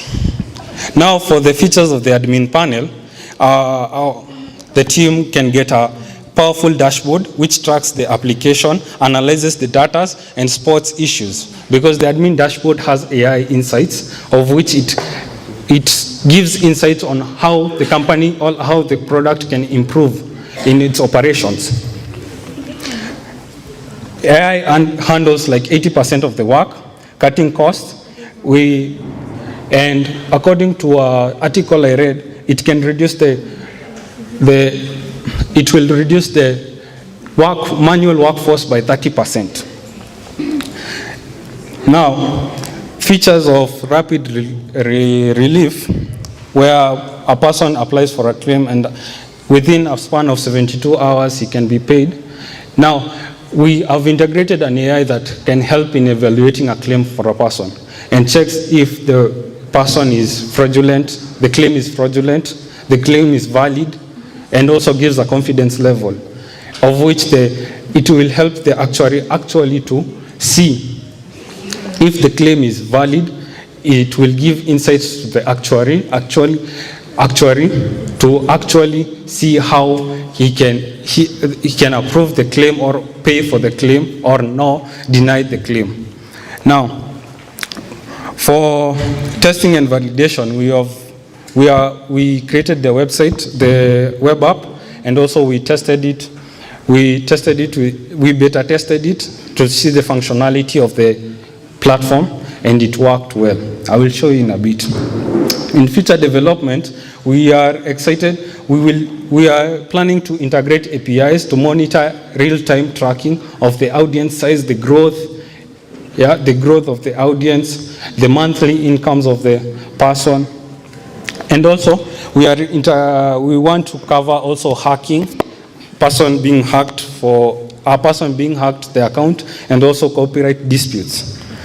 We want to include them. Now, in this CCI, in the CCI vision is to protect our creators. They generate billions to put a smile on millions of people.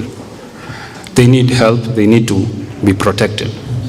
This is a cry from the creators. Now, if I may, let me describe how the platform actually works, starting with the admin panel, because the time is only 4 minutes. So,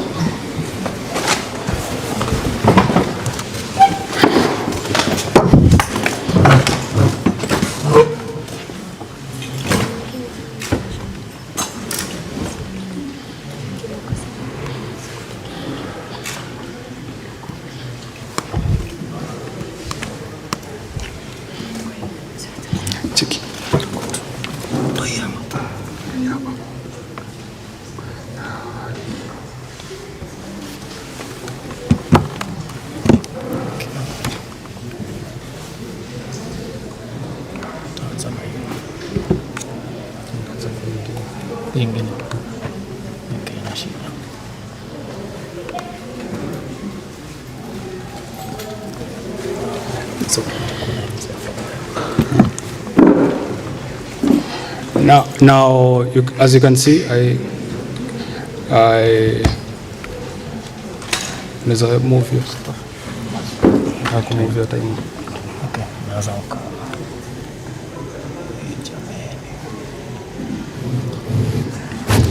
As you can see, I have less time. So, this is the dashboard. Let me show you the dashboard of the content creator. Now, this is my account. Welcome the student. There is the total earnings. It's supposed to show the total audience, the active claims, the insurance status, and also earnings over time, audience growth, and then the platform that they have been insured or they are under insurance. And then in this section,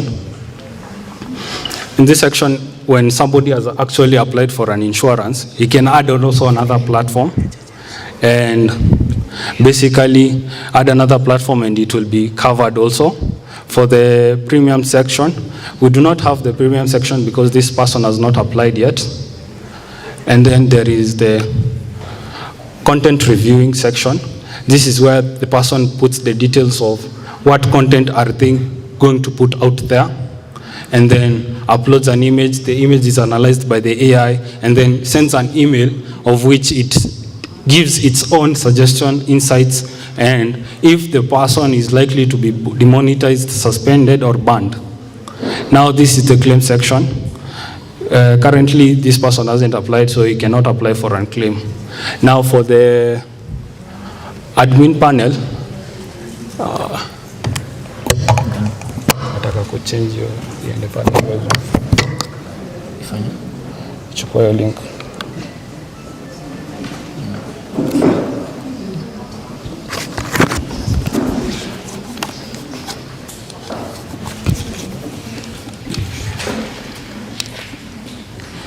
Now for the admin panel, he has a dashboard. And this dashboard basically has analytics, all the analytics that they are possible. It shows, now this is the admin dashboard, whereby he sees the users, the claims, the total claims, the processing time, the resolution rate of the claims. He sees the performance, how many users are there, have applied, not applied, basically pending, the platform breakdown, the interactions, and basically the database where users have already applied, or they have not applied, or they are pending. And then there is also AI insights. You can see that AI recommends some things, the problem that it sees, and then it recommends also the action to be taken. And this is for all sections. The contracts section, section, the premium section, and the claims section. And let me move just to the claims.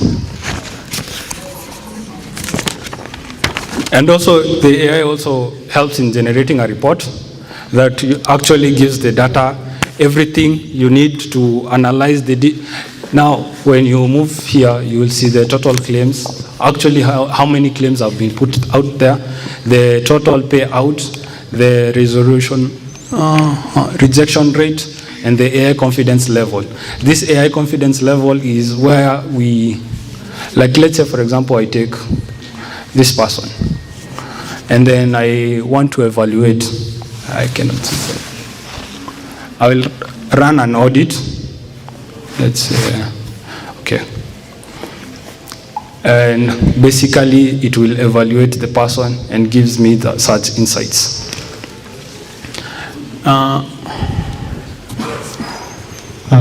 Yeah, I think your time is fairly spent. And as the next team from Multimedia University is preparing, let us have some few questions from the judges. Okay, thank you so much, Moshiri, for that presentation. I would say it's very creative, and it's something that the emerging market, we are tapping into the untapped market. Yes. So well done.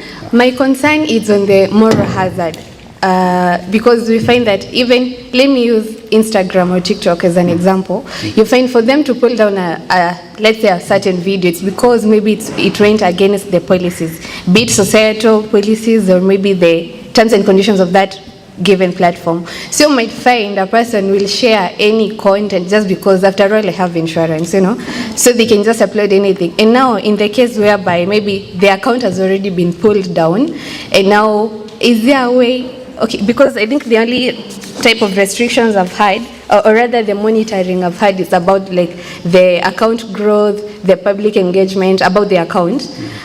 So my concern is, are there any restrictions, or rather, how are we going to monitor the content that the person is going to share? Basically, when somebody is applying for the claim, he must share the evidences, the email notification they got from, let's say for example, YouTube. YouTube usually sends an email before, when a person is banned, it sends an email, of which I was to show you. There is a screenshot of that email. It is analyzed by the AI. The AI gives the confidence level, and also the actuary actually sees the screenshot itself, and also analyze based on that screenshot, based on other factors like the link. Like let's say for example, you have put a video on YouTube and it has made you to be banned. Yeah, you can share the link. The link of that, also the details, what happened. The claim process is like three steps, whereby he puts all the evidence, all the nini, and then the AI evaluates the person and also the actuary. You see, and then for the part of what we do not cover is basically something like violence. You shared violence, nudity, all those things. We cannot cover them, you see. But somebody, let's say somebody was banned from copyright issues. See, something that they did not know, that we cover. Okay, just to follow-up question. Now, you know, people are a bit peculiar. And what if, you know, when somebody your account is blocked, okay? They always give people appeal, okay? You can appeal, and they come to you, look, my account has been blocked. You pay them, then they appeal, they open account. How will you track? Because now this one is now going to be like a cat and mouse game, okay? Somebody opens account, register, okay? Then he goes, the account are blocked. There's still an appeal system, and you put there even me, I would go for this, but you will not survive for long in this thing, because 72-hour payout, ushamsort, jamaa kaishia. Basically, when you submit an appeal, there is a duration of which when you can submit an appeal, and also there is a duration. The reason why I picked the 72 hours because it's a 3-day. It's because of that duration where you can submit an appeal. If we pay it at 72 hours, then you submit an appeal, you see there is a convergence. And also we have the account link. We can check if the person was banned, and also after, we can check also the person who has been banned. And the 72 hours, because the 72 hours also was, the claim was being, they actually is helped by the AI, which makes the processing more fast, more efficiently, because the AI actually helps the person. You see, when you are given, like let's say for example, you're given an incident and you don't see from another perspective. The AI helps you to see it from another perspective. See, and then from there is better efficient operation for paying out that claim. Just a question, who will be your target clients? Is it, there are people who've grown a following. I've gotten to like 1 million followers. I'm not yet verified yet, but my account is banned. So is it, must I be verified? Like who is the exact target client? I think for you to get verified, there is a lot of tech processing, and there is people who are actually earning even before they are verified. Yeah. We are targeting those people because they need protection. So, and then also this comes in where we personalize their premiums. You see, somebody can be earning 10,000 from YouTube, another can be earning 50,000 from YouTube. You see, they're not in the same category. Yeah. Also, we cannot say that because you're not verified, we cannot protect you from this. You just go, you do whatever you want. No, we are aiming to protect. You see. Okay, that's okay. Then, in terms of the claims, so we are paying out a lump sum within 72 hours. What's the... There was an error there. It was supposed to be banned. When you banned, you are paid a lump sum. When you're banned? Yes. If you're suspended, let's say, for example, you're suspended for 3 days, we cannot pay you the monthly earnings. We just divide your earnings according to those 3 days, and then we pay you that. Also, the payout is the monthly payout for whichever period? Yes. For whichever period you've been banned? Or? Come again. Say I have like 1 million followers, I got banned today. Then within 72 hours, what am I expecting to get if I've been earning 400,000 per month? And that 400,000 per month. So I'll get 400,000 or 1.2 million? No, for that month. Oh, okay. For that okay. month. Okay, thanks. Okay, so thank you for the presentation. I must agree that the presentation was fantastic and very evolutionary, given that we are advancing on to the next stage and inclusivity in place, to accommodate all. Thank you very much. So mine is an interest. I'm interested in knowing how you came up with the premium charged. Seeing you had mentioned on an average of $10 monthly. So I'm interested in knowing which methodology was used over there in coming up with those rates. Well, okay. Basically, I rough estimated when I saw somebody like Aziad and Mr. Bilimbili in their interview. They said that they earn over 200, 300,000. See, and there was somebody who was earning like, let's say, for example, 50,000, 10,000. See, and the reason why I picked the $10 is because the $10 is the affordable price for the lowest person who's earning that income. So I just took the minimum, that the affordable one, and then based my calculation on that affordable one. But basically, it is supposed to be personalized. It's supposed to be calculated using the monthly income of that person. When you will, I wish I showed you the data.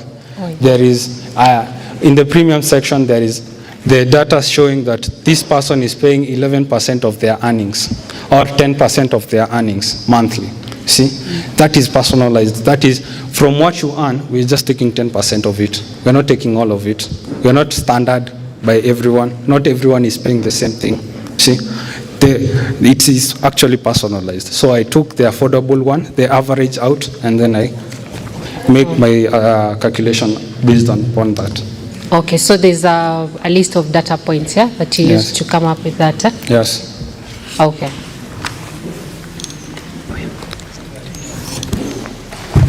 Okay, round of applause as he leaves the stage. And I'd like to advise the next presenters that use the least amount of time possible that you can. I know that the project that you have, it is something that you're familiar with. It is something that you can present in 5 minutes, so that you have maybe around 5 minutes or 10 minutes answering questions from the judges. Because I'm realizing that presentation is taking more than 30 minutes, which is quite out of time. So please, let us check on that. We are having the next presentation from Multimedia University, a product, Health Track Insurance.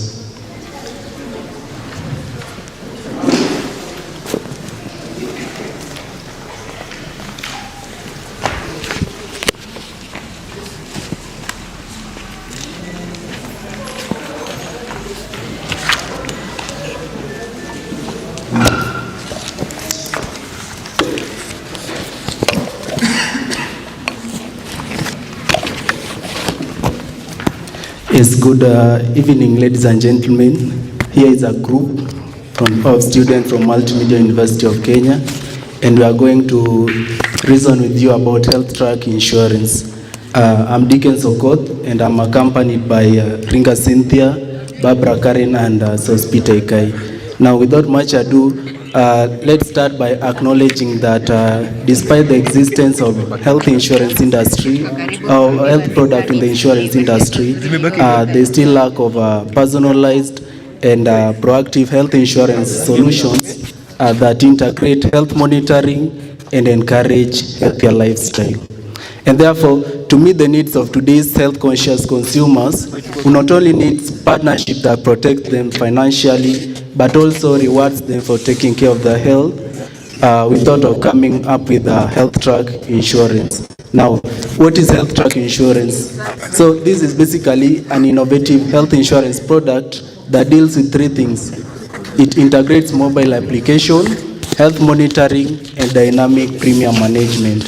In other words, this is a product that will monitor the health performance of an individual, adjust premiums based on the data obtained, and predict future health condition of an individual using smart technology.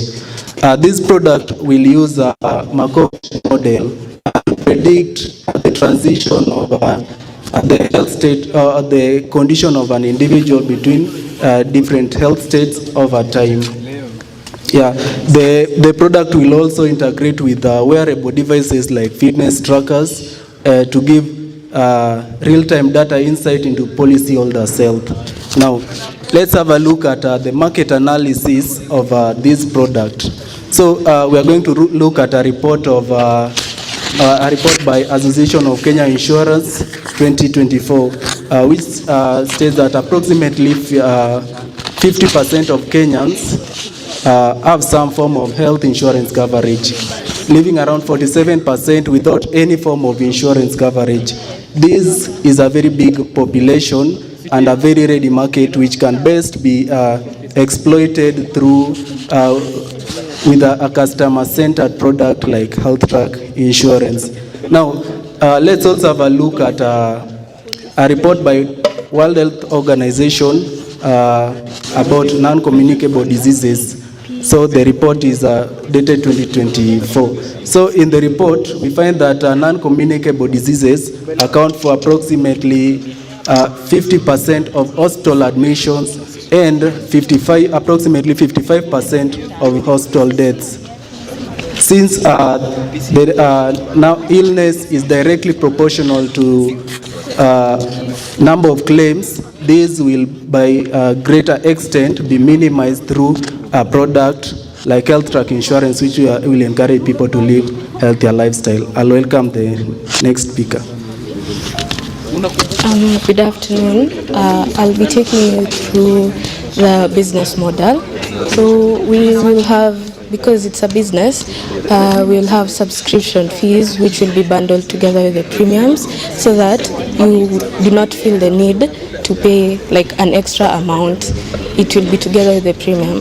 Then we have dynamic premium adjustments where basically the healthier you are, the less you pay technically.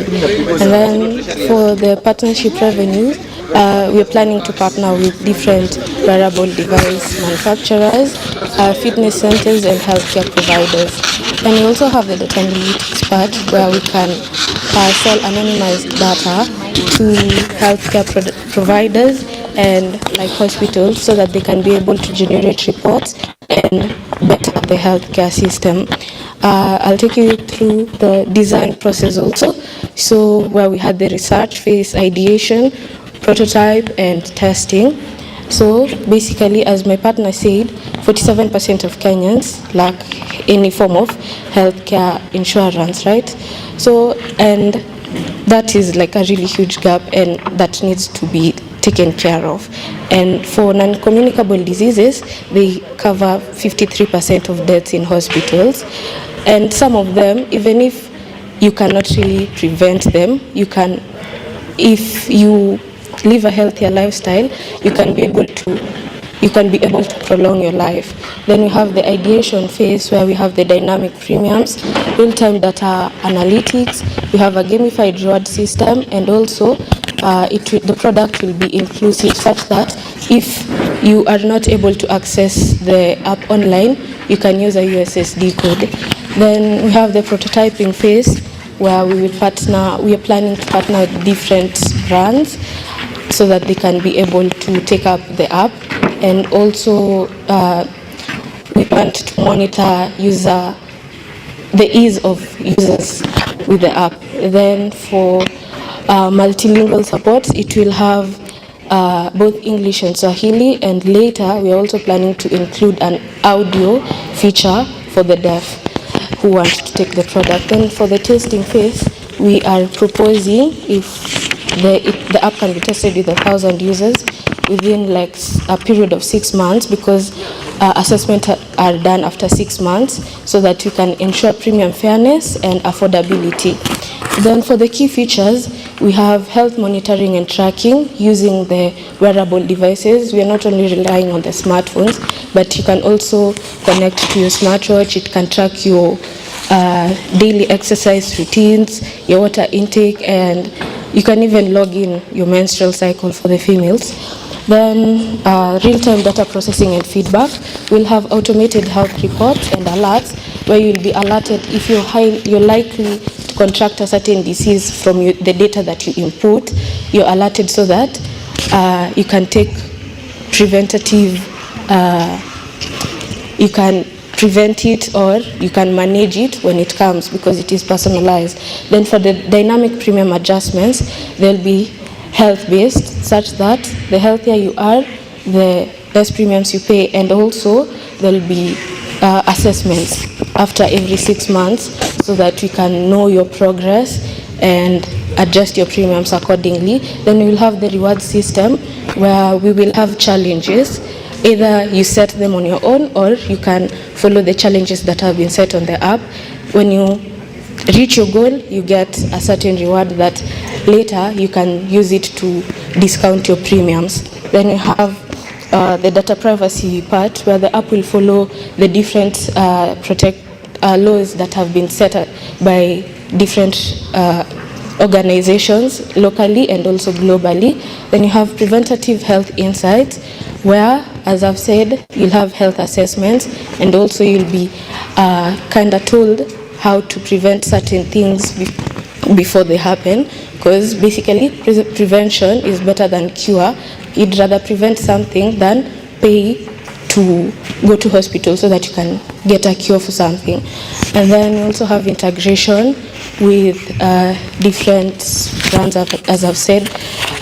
We'll have telemedicine and also in-person appointments. The telemedicine will be able to book your consultations online, or you can go in person so that you can get checked and get your feedback. Thank you. The functionality part, The system will integrate with wearable devices like Oraimo to track your sleep, exercise, in terms of your steps and your heart rate. You can also manually key in your water intake and your menstrual cycle. The system is supposed to remove the false reading and send the data to the cloud to detect the patterns and make future predictions. In cases of non-controllable conditions, your condition should be confirmed by the doctor so that you can access the discount reward system. And in case of data gaps, you get a notification on your phone, as in an SMS or an email, to continue wearing your device so that you can access the discounts. And then the system has an AI health assistant which checks your symptoms and warns you early enough of any upcoming health problems. You have the power as the user, you have the power to download your data, and you have the power to choose what to share and what not to share. The system will have a reward-based program in that there is gym discounts, there is telehealth consultations, and there is a 5% discount on the premiums. And in the technical Slack, the front end will use Flutter and React to make the front end, and the back end would use Node.js for the back end. The database would use Snowflake and the MongoDB. The DevOps will use Deca. Then there's some benefits to the insurance company and the benefits to the policyholder.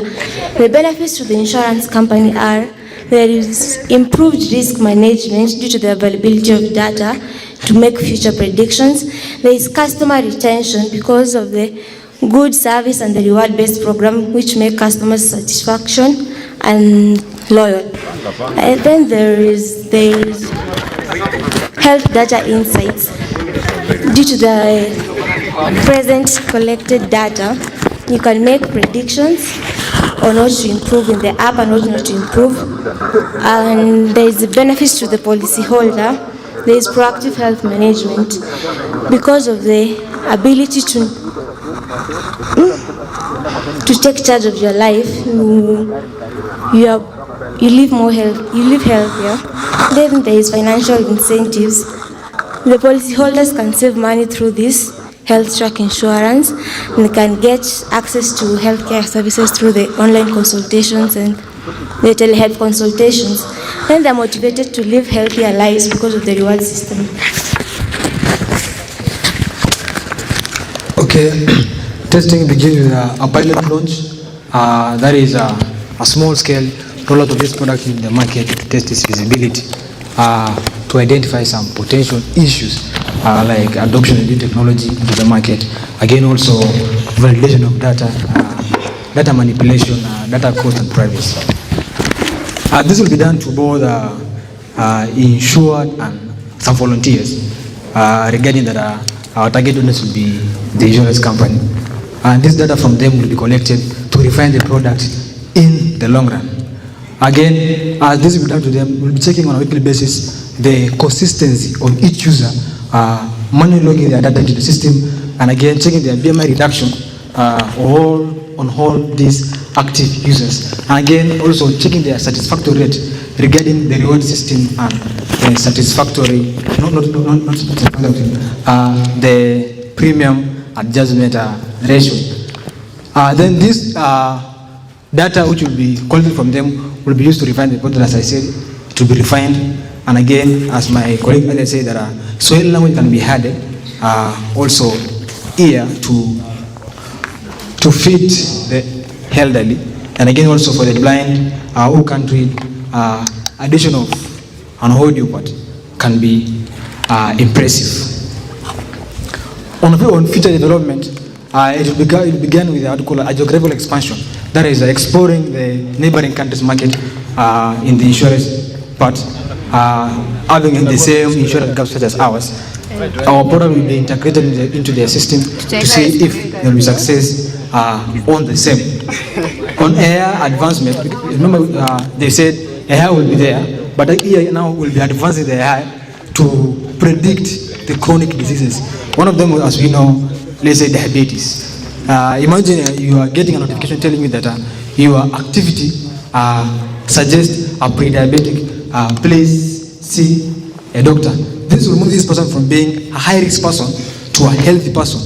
And also, doing this will save a lot of millions for the insurance company through the avoided claims. Partnering with the Kenyan government to subsidize for the low-income earners, as well as this will increase the capacity of those having insurance covers. We've seen the challenges, as I said earlier, the violation of data. Next slide, please. Adoption of this technology, we've seen it on how to capture data abuse and privacy, use of encryption, such as state art encryption, data manipulation, use of digital contracts, and validation of data on the inputted data in the system. Validation actually, when one has inputted the data, they will validate it for clarity. And again, you can't re-input the same data into the system. Thank you.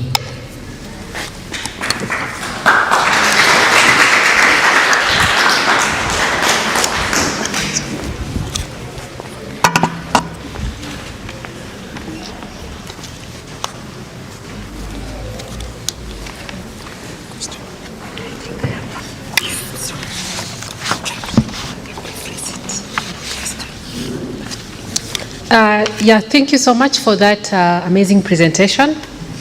I was trying to think how I'm going to rephrase my question. So I'm trying to look at your product, and you have mentioned that the client or the target market is the insurance company. I'm also trying to view it from a patient's perspective. For example, I don't want to go through the insurance company, but I still want to utilize this product. Yeah, so to expand your reach, are you going to also consider those people who are not coming in with the insurance company? Is it going to be like for everyone who would want to utilize such a product? Is it on? And maybe as you look into answering that, I also wanted to know, like, have you reviewed the market to see whether there are other similar products? Like, for example, with the Jubilee, they have the Maisha Fiti app. I would want to know whether you have considered that and looked at it and seen and reviewed whether you're adding benefits or values, or what is the value proposition for this particular kind of product that is different from what is being currently offered in the market, like for example with Jubilee Insurance. Can you repeat the first question? Can you repeat the first question? Okay. For the first question, let me just repeat it. I was looking at what you have currently presented, and I wanted to know whether your product will be able to reach those people who do not want to go through insurance or who are not currently enrolled on any insurance plan, whether it will be accessible for any other normal mwananchi. Yeah?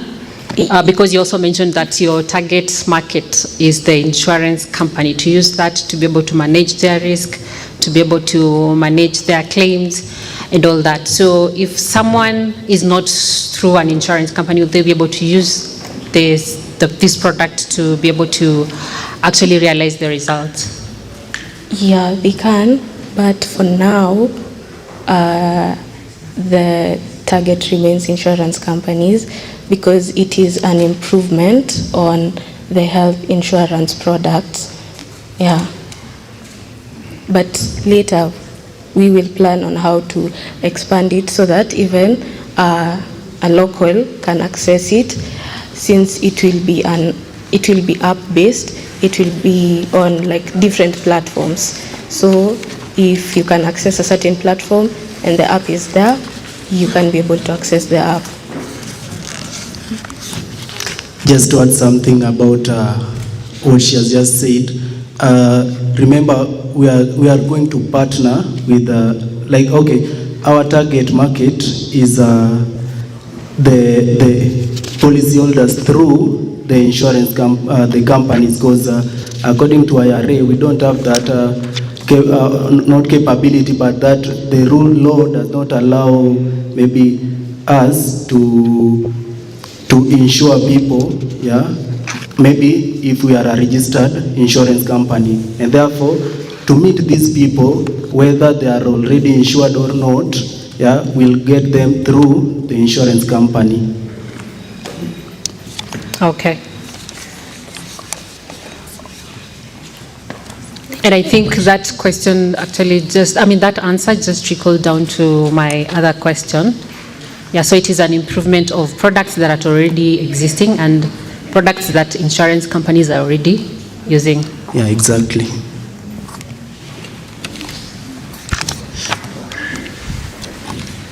Thank you very much. Now, I think you guys, what you're trying to do here, you are borrowing a concept which has been used in motor. You know the NCD system into health. And remember, the NCD system is to enable drivers to be careful, because if you don't, if you cause an accident, you pay more, okay?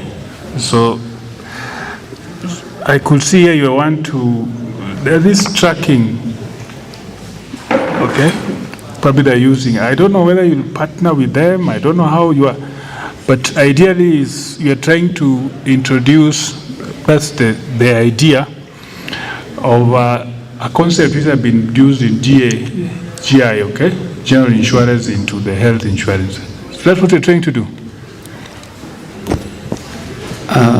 Not really the exact thing, but a similar to that. We are trying to monitor the health progress of individual. We want to remove this notion that insurance is only for profit making, all for just coverage. Yeah, we want it to be a partnership. Yeah, between the policyholders. Yes, I agree. If I read your conclusion here, which is the bind, this thing is a solution to addressing the rising healthcare costs and insurance accessibility challenges by integrating health tracking, dynamic premiums, incentive treatment, engagement. Okay? All those, if I'm a guy who lives a better life, I should be able to pay less compared to a guy who deals, isn't it? Yeah. So go and, for your information, just go and study on how an NCD system works in the general insurance sector. Then you think through this again, okay, on how it can be able to do. All right? Yeah. Okay. Thank you so much. A round of applause to them as they leave the stage. The next presenters from Kisii University, presenting a research paper estimating the maximum likelihood parameters of generalized Pareto distribution with insurance application. Yes.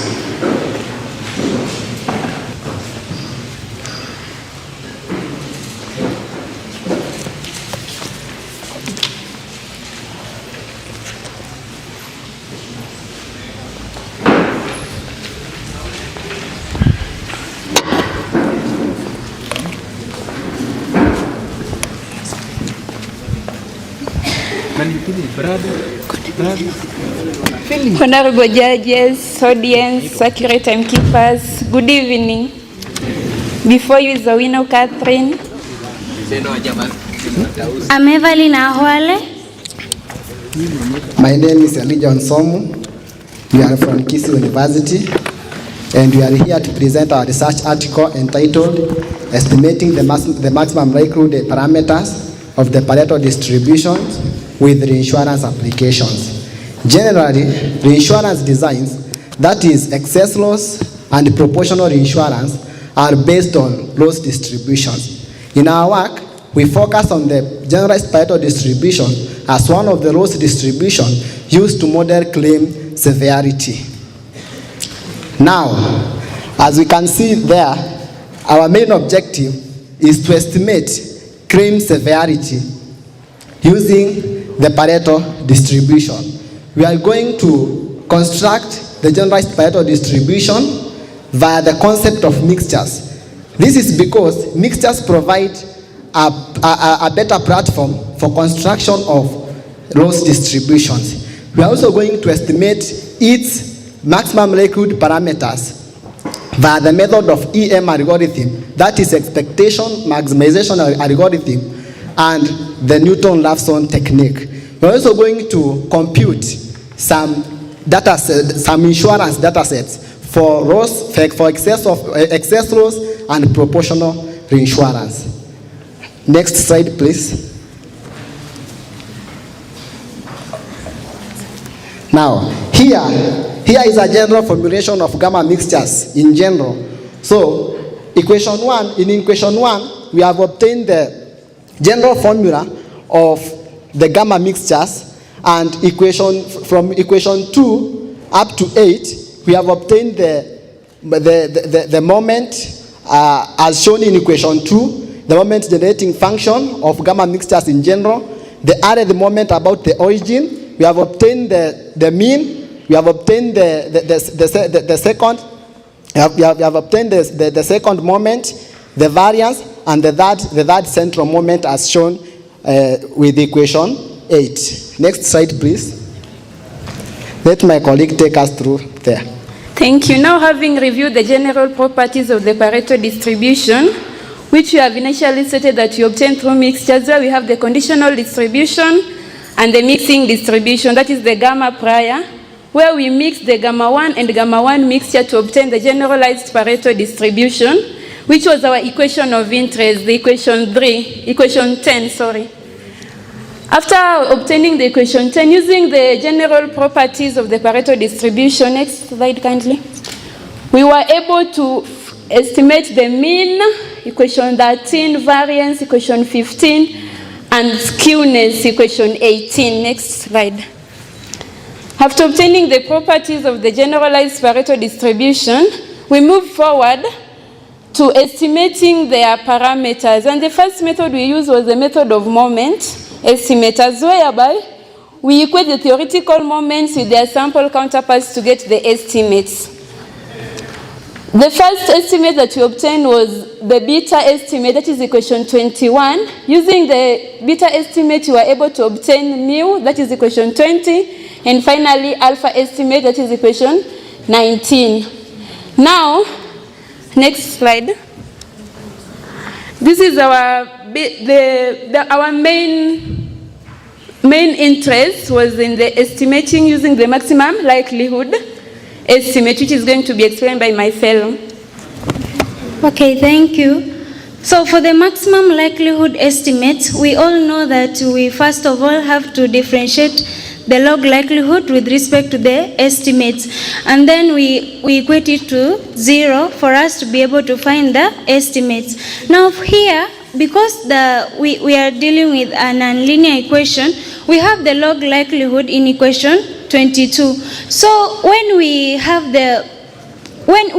according to this maximum likelihood, when after differentiating, we are supposed to equate to 0, and then we have to make the alpha hat the subject of the formula. Now instead of equating to 0, we are going to equate to the function of lambda hat, whereby this is now we are now introducing the Newton-Raphson technique, whereby this equation, wherever there is the alpha hat, we are going to replace it with the function of the lambda hat, so that this equation number 24 will come about to the equation number 26. Now you see that this equation number 27 can be seen to be solved using the Newton-Raphson technique. So we are going to use the initial values from the moment estimates. Now from there, you also need to, we have shared the iterating scheme.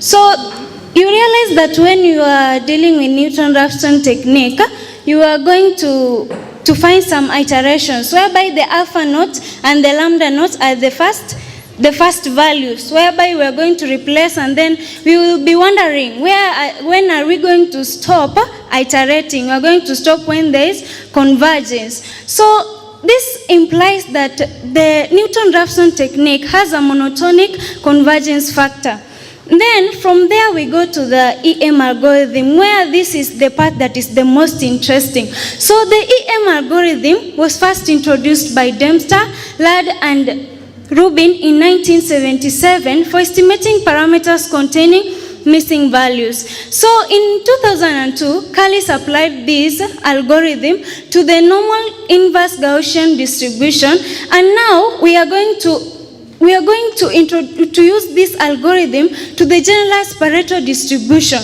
whereby we are going to see that the EM algorithm has the two steps, the E step and then the M step. We understand that the M step is the maximization step. Under this maximization step, we have a scheme where it is based on the bivariate distribution. It has the conditional and the mixing distribution. The conditional distribution has the observed values, while the mixing distribution has unobserved values. And then this enables us to see that it is going to factorize into two equations. We are going to have the first log likelihood and then the second one. And then we have the E step. For the E step, we are going to estimate go to the next slide please. For the E step, we are going to estimate the unobserved values via the posterior expectations, whereby we are going to have those equations 33, 34, and the 35 as our iterative scheme. The initial values are also from moment estimators. Now that we have the parameters, we can be able to fit them into the three data sets, as you can see it in our manuscript. So we have the three data sets from the automobile, the Danish, and then the auto claims. And then according to our tables, it has fitted in a very good way, whereby we have the alpha hat, the beta, and then the mu. We have those values, and it has fitted in the data in a very good manner. Thank you. Okay, now having fitted the data, just a point of correction in table, kindly the other slide. Okay, in table 4, we had the method of moment estimate. Then in table 5, we had the EM parameter estimate, where we just realized that we submitted same values for the method of moment and the EM parameter. But in our manuscript and the slides that we have printed, we have the actual estimates for the EM parameter estimates. Next slide. After fitting the data, now as we mentioned when we started, that reinsurance design is based on loss distributions, we were able to apply this in reinsurance, where we applied it on proportional reinsurance arrangements with force of, say, 80% for our case, whereby with 80% with 40% arrangement in force as a retention proportion, with a mean of 1,853 and a variance of 2,646.91 squared, as in question 36 and 37, we were able to calculate that the insurer will compensate 80% of the mean with the variance of 0.8 squared of the variance of the claim, and the reinsurer will compensate 20%, which was left from the 80% that the insurer compensated. Next slide. Now applying this to excess of loss reinsurance with a retention value of say 3,000, which is M. We represented it with M. We realize that the reinsurer is going to compensate 2,651, that is equation 40, with a variance of 2,784.87 squared, that is equation 41. Another interesting part that we come to realize with the beauty of generalized Pareto, which actually we have not indicated in our slide, because this is something that we come up with after submitting our slides, because we are not sure whether to include it or not, and we were not yet decided. So we also applied the concept in the ultimate reun theory, ultimate probability of reun, where the model, if you can check our manuscript, section 7, we have indicated the model for the ultimate reun theory. using our estimate, we were able to model the ultimate probability of ruin theory. This is a concept that we realized with the future improvement, or with, let's say, future research, we can convert it into a product to improve on the reserves, on what reserve the insurance is going to keep for future using the ruin property. Thank you, Catherine, for that good presentation. As we conclude, there is something that I had to mention earlier, that the generalized pareto distribution was first discovered by Dubé in 1970. But now, the application was not done, and also estimation of the parameters was not done. And that is what we have done here using the EM algorithm and the Newton-Raphson technique. Now, as I come to an end, we have now addressed that case of Dubé of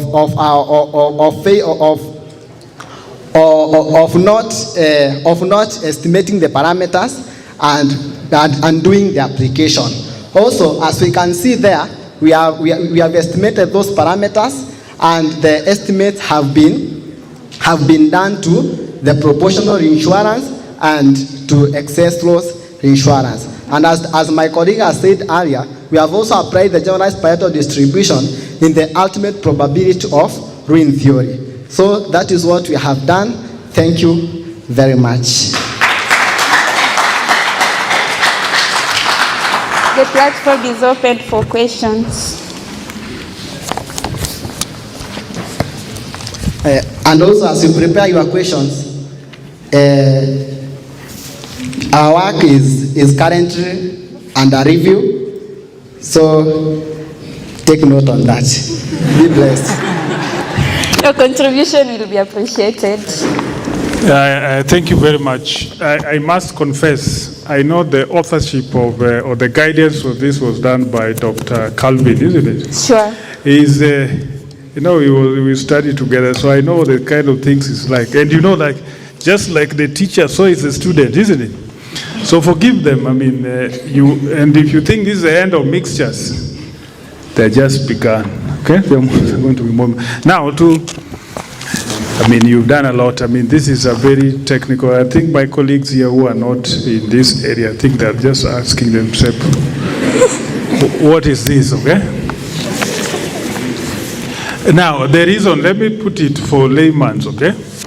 Now, there's some distributions that we use in modeling, and one of them they use there is what we call the general Pareto, because of its long tail. Means you can able to, it's not normal, okay?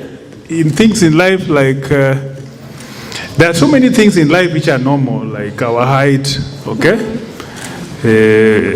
weight, but there are also other things in life which are not normal. For example, how much you earn is not normal, isn't it? Because most of people who earn more are very few, and people who earn less are so many, isn't it? So that's what they're trying to do here. And of course, they mix distribution is what we call mixtures, okay? They take this distribution and add to this because of sometimes they call conjugates. They agree, okay? Then after that, they proposed, once you develop a distribution, the next thing you have to do is to estimate parameters, which is mean and variance. And that's what they did there. Because insurance companies are interested in two things. Mean. What is mean? How much do we expect? The next thing they're interested in is variance. How far is what we got from what we expect? I always explain to my students, between a first year and a fourth year.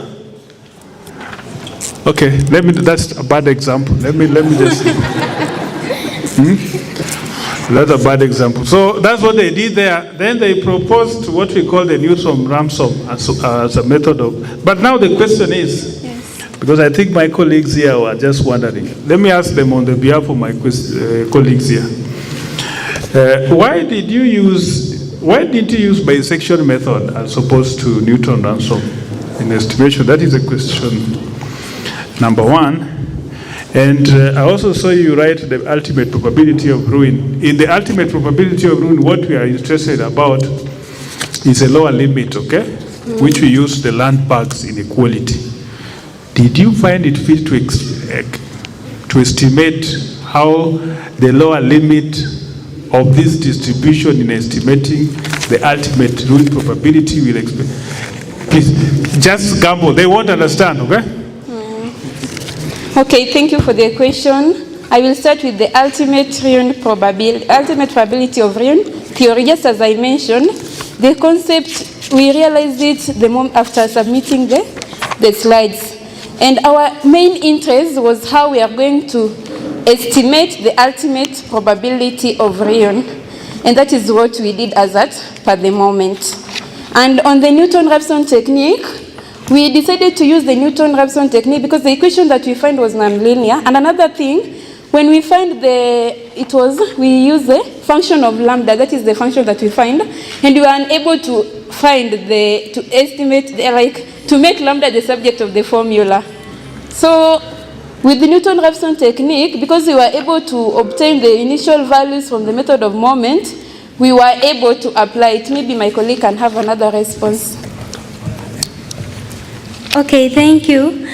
I also mentioned that under Newton-Raphson technique, it has a factor, the monotonic convergence factor, whereby it is either increasing or it is either decreasing, so that the other numerical values,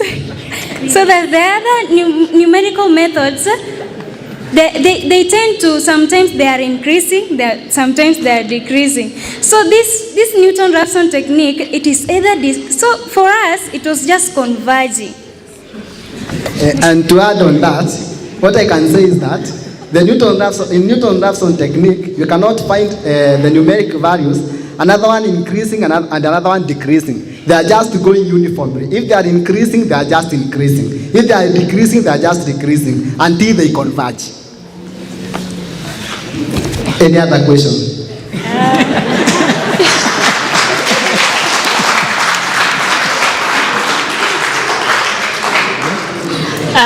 I won't even ask a question. Yes, please ask.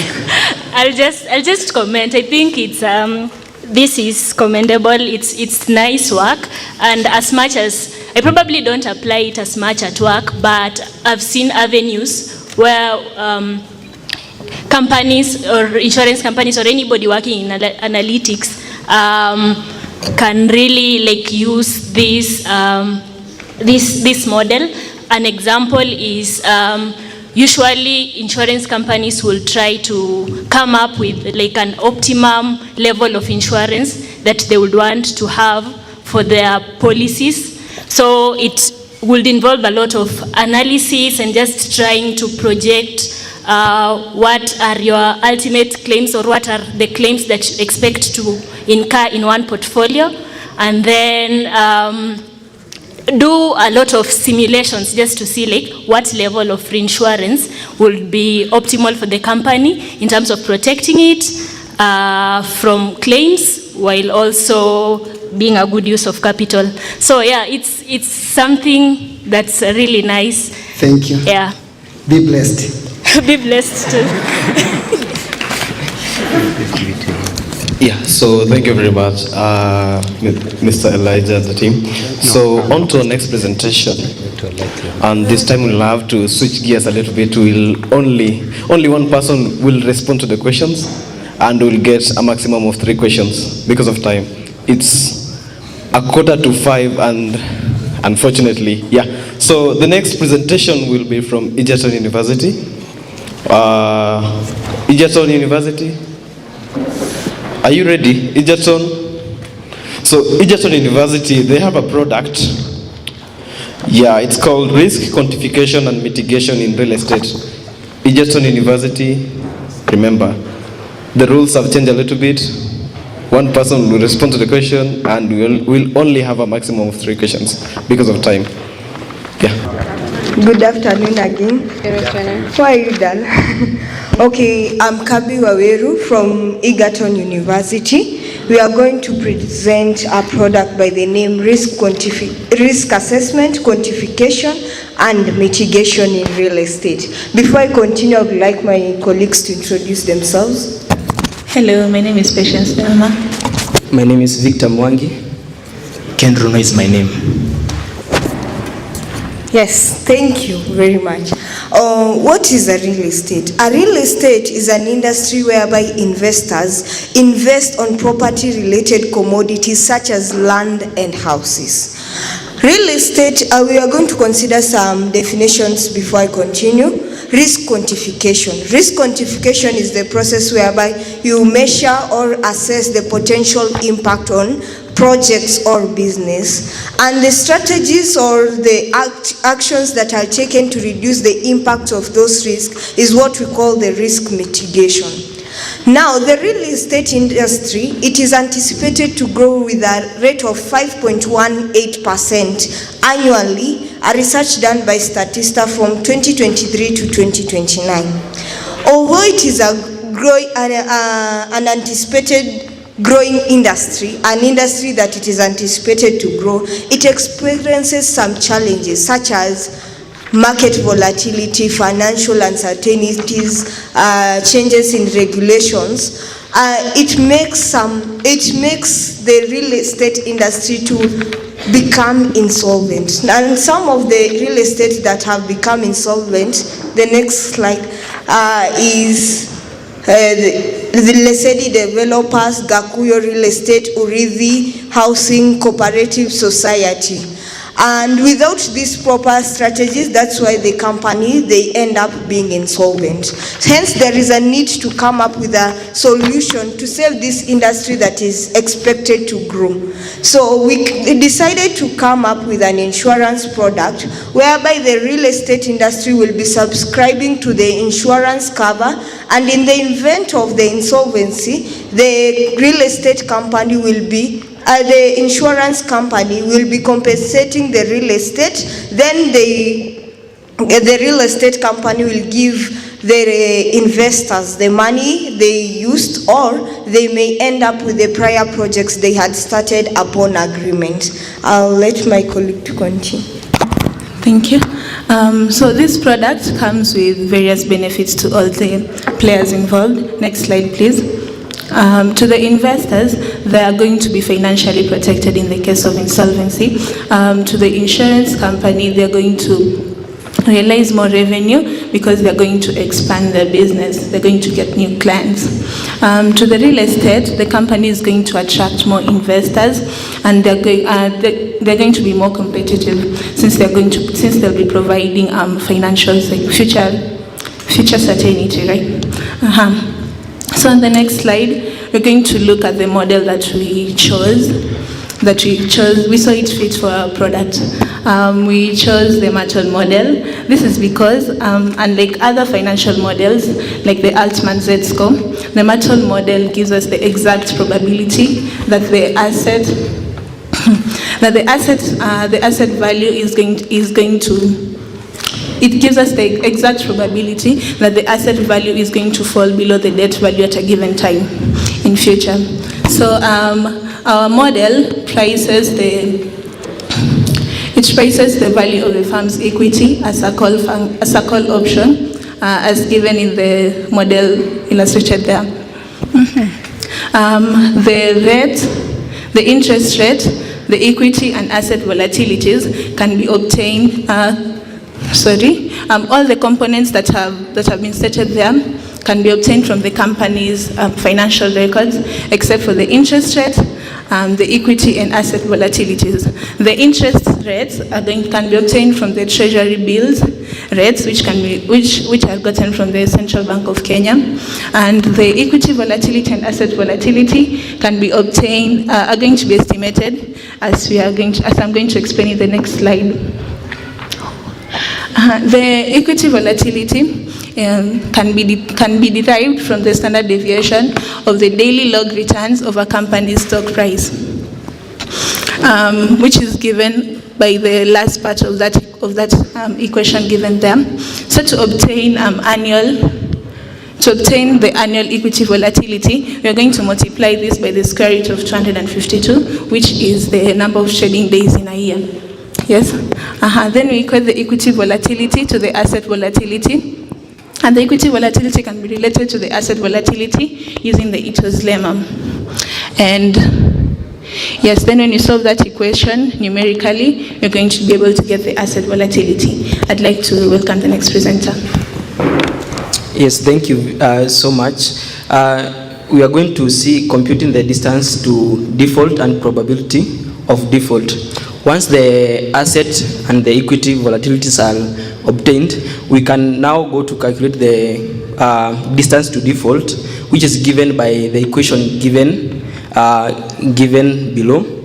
In risk neutral variation, the drift, that is the mu, is typically assumed as the risk-free interest rate. Hence, the equation can be becomes the equation below there. The probability of default or insolvency is calculated as follows. The cumulative distribution function of the standard normal of negative distance to default. We go to the calculation of premiums. Before that, we are going to consider the following components. One is the recovery rate, which is equals to the assets over liabilities. The loss given default is goes to 1 minus the recovery rate, which we have defined above. Exposure at default, we assume full liabilities of the company. Then we calculate the expected loss, which is given by the probability of default multiplied by the loss given default, and also loss given default, and also the exposure at default.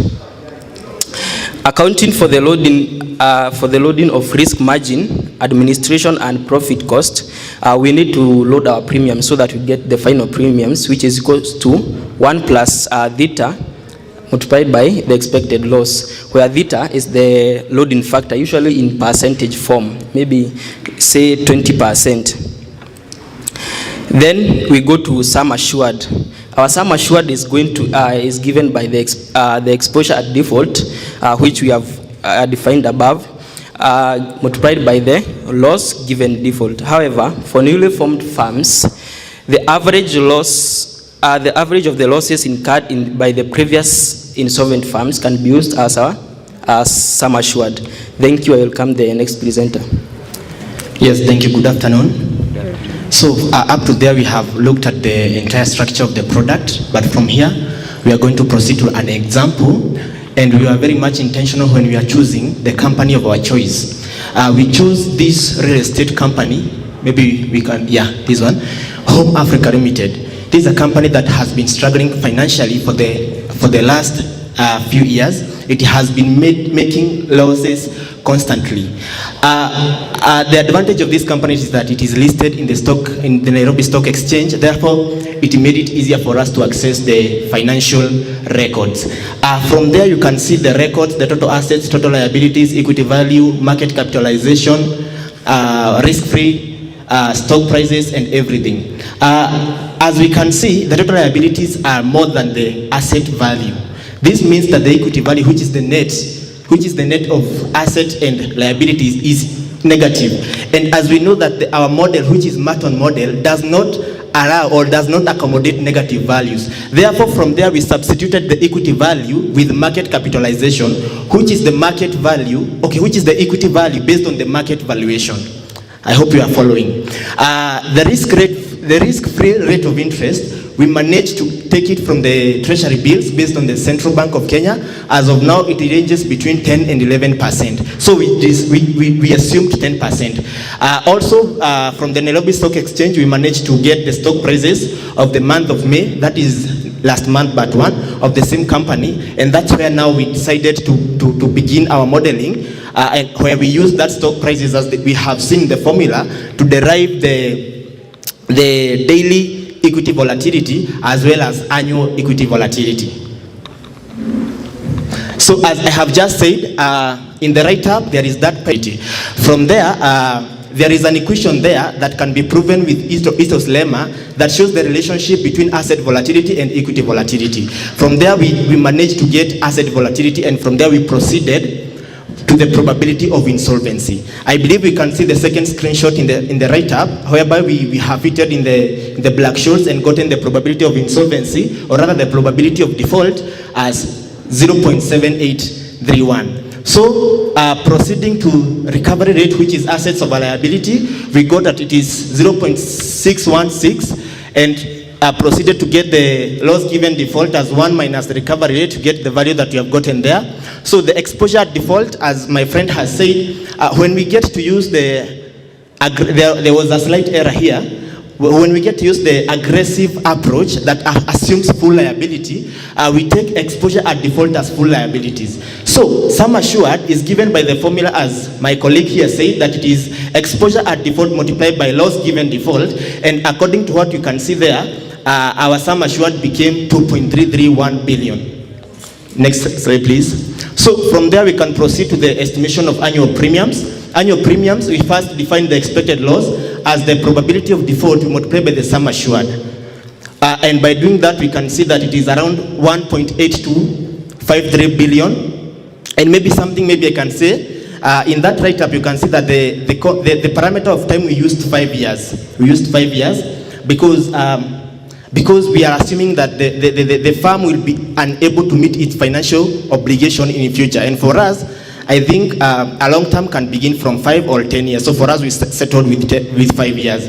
So that's why you can see that now, as when we accounted for loading, we loaded with 20% because majority of insurance company loads between 15 and 30%, and the loading accounts for risk margin, administration, and profit costs.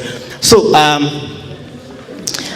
loading with 1.2, we got 2.1904 billion, and annual premiums, because I have said that the time used was 5, we divided by 5, and we got that premium to be our annual premium. Next slide. So from there we proceeded to the recommendation, as we have seen that it is very apparent that the sum assured in this case is apparently huge. Therefore, it might pose a significant constraint financially for the insurance at the event of full exposure. Therefore, we are recommending for a reinsurance arrangement, and to be precise, a facultative arrangement because of the nature of our risk. We can see that the severity is high and also the frequency is also high. I believe you all understand that the facultative arrangement allows the parties, that is the primary insurance and the reinsurer, to negotiate based on the risk case by case. And because we understand that this is like a wound in the real estate industry, I think it needs to be treated with seriousness. Also, additionally, due to the high frequency and also severity, we have come to know that majority of people may set up insurance just to scam people. Therefore, that's why we are asking for government intervention in facilitating this cover, especially during the licensing of real estate industry. Our presentation will reach there. Thank you so much.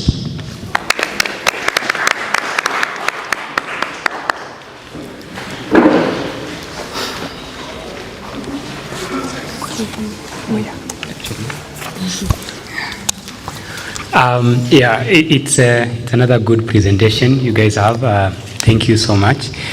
And perhaps let me just comment on the methodology, especially that you've adopted in terms of calculating the premiums. I don't know whether you actually analyze the premiums. They are quite huge. I mean, 438 million per year. A company, you should compare that with the profits that they get, because it's an annual expense. So very few companies will get such bottom line. And I think what could have probably pushed that is because you're already looking at a already insolvent company. That's the data you're using.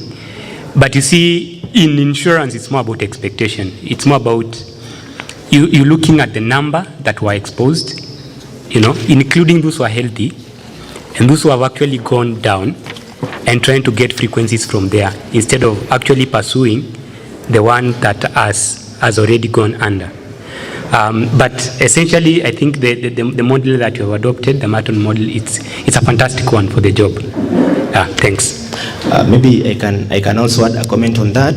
The reason as to why the premiums for this particular case were quite high, it's because, okay, it is not that the company is insolvent as per se, but because of, it is actually in running right now, it is running, and it is kept in force by the fact that the market capitalization is positive.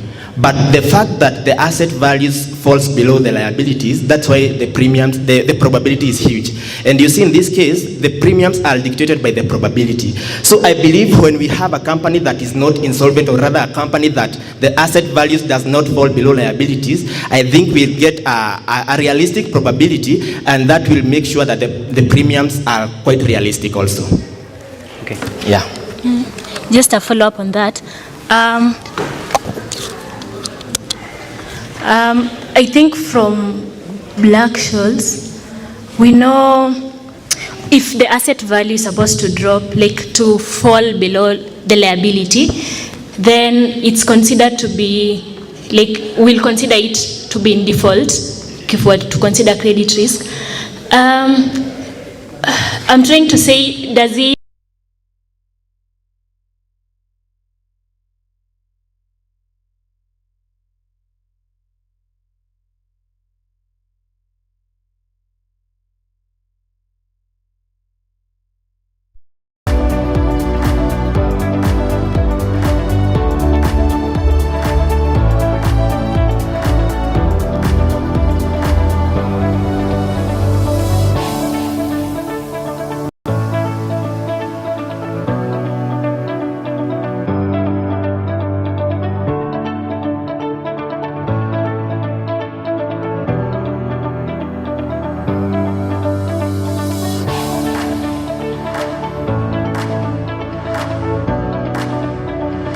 Also, the fact that the company is still running and the fact that the market capitalization of this firm is positive, that's why we have not gotten the probability of insolvency to be 1.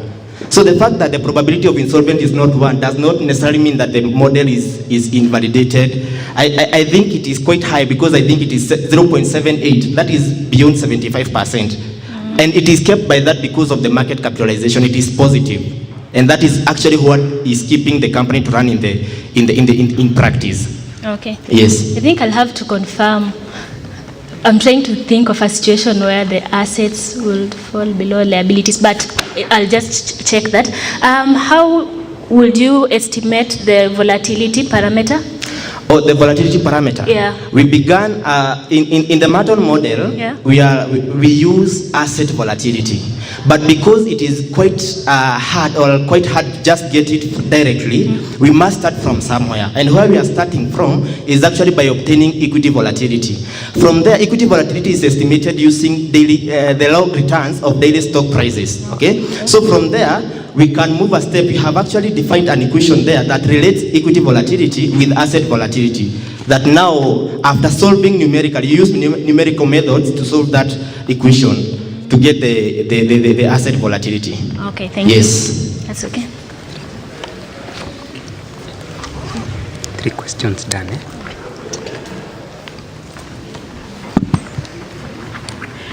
Okay, so simuwapigi makofi. They have tried, isn't it? Yeah, thank you very much, Team Egerton University, and all the best with your presentation. Yeah, so on to our next presentation from Murang'a University, a product. Murang'a University, you guys should be here. Yeah, so the product is AI-powered accident damage assessment and cost estimation. So, Murang'a University, I hope you guys remember the rules. Very simple. Type. Yeah. And all the best.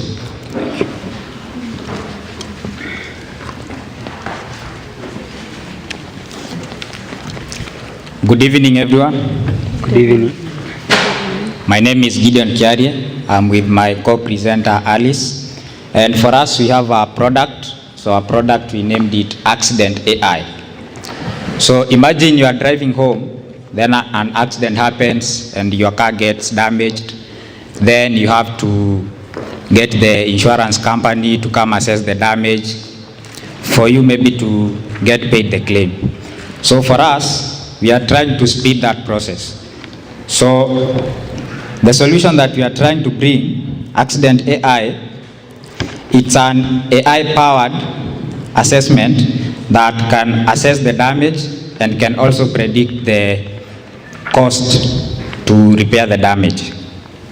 So, and in that case, we are trying to cover some challenges, and based on the introduction from the slide,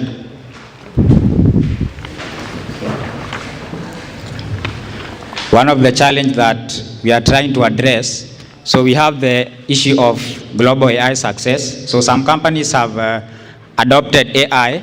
So one of the companies is Geico, and it has adopted tractable AI, which has enabled the company to reduce its claim processing by up to 80%. Then we also have a gap when it comes to the Kenyan market, where insurers still rely heavily on manual claim processing, where they have to send in some people to go inspect the damages, and this can cause delays and inconsistencies. Then we also have the aspect of growing market demand. So on how Kenya insurance market is projected to reach up to $8.32 billion by the end of 2025. So we need scalable and automated solutions which are more critical to address this issue. Then it's also an opportunity for transformation, as we can minimize fraud, reduce costs, and improve customer satisfaction in the Kenya's auto insurance industry. So for the next part on market analysis, I will invite my co-presenter to work on that. Okay, on the market analysis, we see that the Kenyan insurance is at over 8.3 billion as per now, and the motor insurance is the largest in the mandatory segment, which has like over 4 million plus registered vehicles. With this figure, we are still lagging behind with the manual claim processing, which are slow and more exposed to fraud due to the staged accidents and inflated costs. Meanwhile, our customers are expecting something faster and something that they can rely on digital experiences, but most insurers in Kenya have not been able to adopt the AI when it comes to the accident processing. With this, we have come up with the accident AIs, which is a locally trained model, and it is low cost, accurate, and a solution that we are all looking for. On the business model,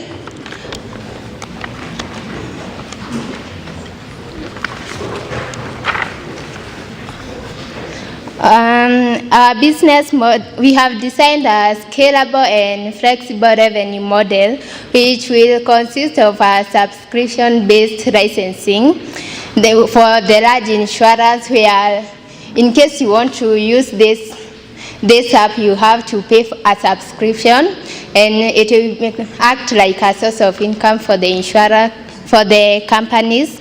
We also have the pay-per-use model for smaller insurance. That is where like a small company can pay for, like, in case they want 100 claims to be processed, they can just pay for the claims that they want to be processed. We also have the white label licensing for those who want a branded version and a diverse mix, which ensures affordability and resilience. For our go-to-market, we are looking forward to partner with companies like CIC and Britam. We are also looking forward to launch pilot programs to validate rate of interest. We are also looking forward to work with our regulators to build trust and also create a local AI ecosystem by partnering with insurance companies and tech associations. So under the design process, so Accident AI, it's based on a deep learning model. So for the CNN models, so we trained two models. So we trained MobileNet and ResNet. So we first did our research on the contextual understanding of this aspect. So on the global best practices as mentioned, then we later collected some data. So the data set, as you can see from the design process, you can see that we have some images, then we have some information based on those images, like we have maybe the cost of the vehicle, the minimum coverage that the insurance company can offer to this or to the owner of this particular vehicle, and the minimum insurance cover in case of an accident. So now using this data, we were able to develop the CNN models, and under AI modeling, the next slide on accuracy, you can see that MobileNet had the highest accuracy of 95.71. And when it comes to predicting the various classes, so that's for the damaged cases and the undamaged cases, you can see that the model did some quite commendable job. It had 1% accuracy on the undamaged cases and a 96% accuracy on the damaged one. Then comparing it with ResNet 50, you can see that MobileNet had the highest accuracy. So now taking MobileNet, we now deployed this model in a web-based framework for us to see on how it can do the predictions based on assessing the damage and also predicting the cost of repairing this damage. And I will later showcase that on deploying the model. So we used the Streamlit web app. So this is it's a low structured environment which can be acquired by the insurers at a low cost. And then also the system is capable through the accident AI. Once we've assessed the damage and we have assessed the repair cost, at the end we now get an auto-generated report based on the damage assessment. So to move on under features and functionality, our accident AI as a web-based framework, it has some various features and functionality. So one of the features, since the model, it's based on analyzing images, so we first have to upload an image into the web-based framework. Then the image with an accuracy as mentioned, 95.71, we are able to accurately repair cost estimations. Then we can handle fraud prevention. So since it's an AI-powered algorithm, so there cannot be biases, so or maybe subjective human errors. So we can prevent that. Then it can also cost savings and operational efficiency. So now instead of through the manual assessment, maybe insurance companies can maybe in a day, let's say, analyze 100 accidents. But now with this solution, they can maybe analyze 1,000 in a day. Then it's accessible and user-friendly. Then under the testing and feedback, so this model was trained using 2,000 images. And under classification, the model was able to achieve a higher accuracy. Then we also applied some other methods to now predict the cost estimation, which was the MobileNet regression, which achieved a mean absolute error of 28.01 on the repair cost, compared to the ResNet, which was around a mean absolute error of around 38. So we later deployed this model now in the framework, which I will showcase that. So under the future developments, my colleague will handle that as I try to demonstrate this to the judges. Okay, on the future developments, we aim to come up with a mobile app which our policyholders will be able to access it easily and be able to upload images directly from the scene.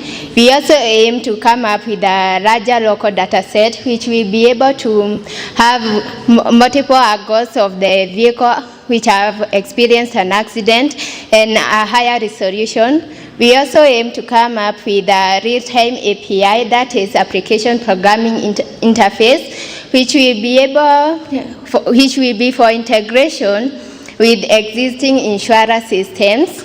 We also aim to come up with wider partnerships, which will include law enforcement and the fleet operators. And the regulatory framework, we aim to co-create a compliance standard with IRA. Thank you.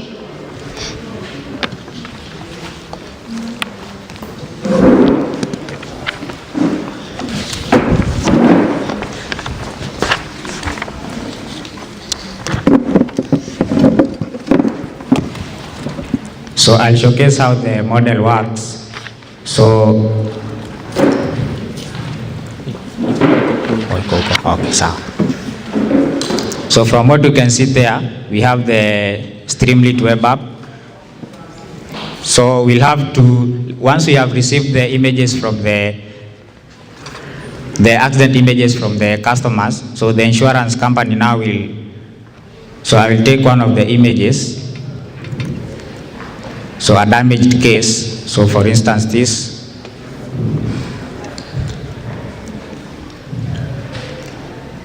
So as the model gets the image, there's some normalization techniques that goes on. So this is whereby the image gets cleaned, rotation and also the resizing. Then I will key in the cost of the vehicle.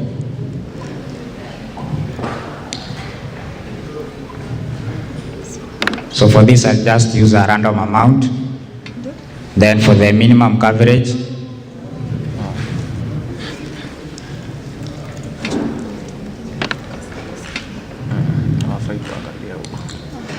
so this vehicle information is already in the company's database. So based on how the customer has been paying premiums, now we can able to get his or her minimum coverage or the maximum coverage. Then using this information, we can now get to predict the cost estimation.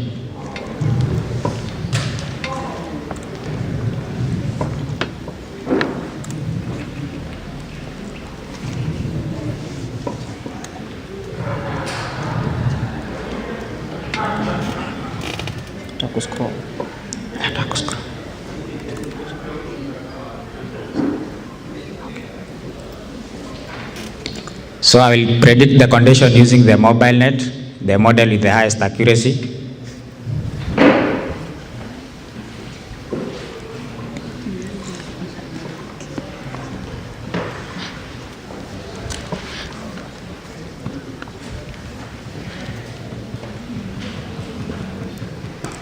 So the image has been predicted as damaged. Now I can now assess the prediction cost repair using now the mobile net regression.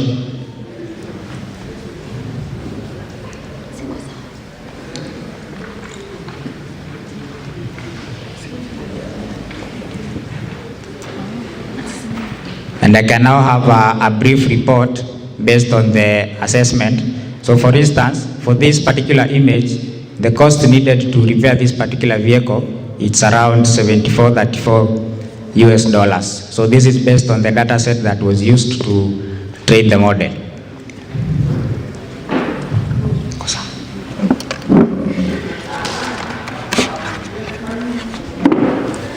So based on that, so we can use this accident AI to automate claim processing in the case of accidents when it comes to the automobile insurance sector.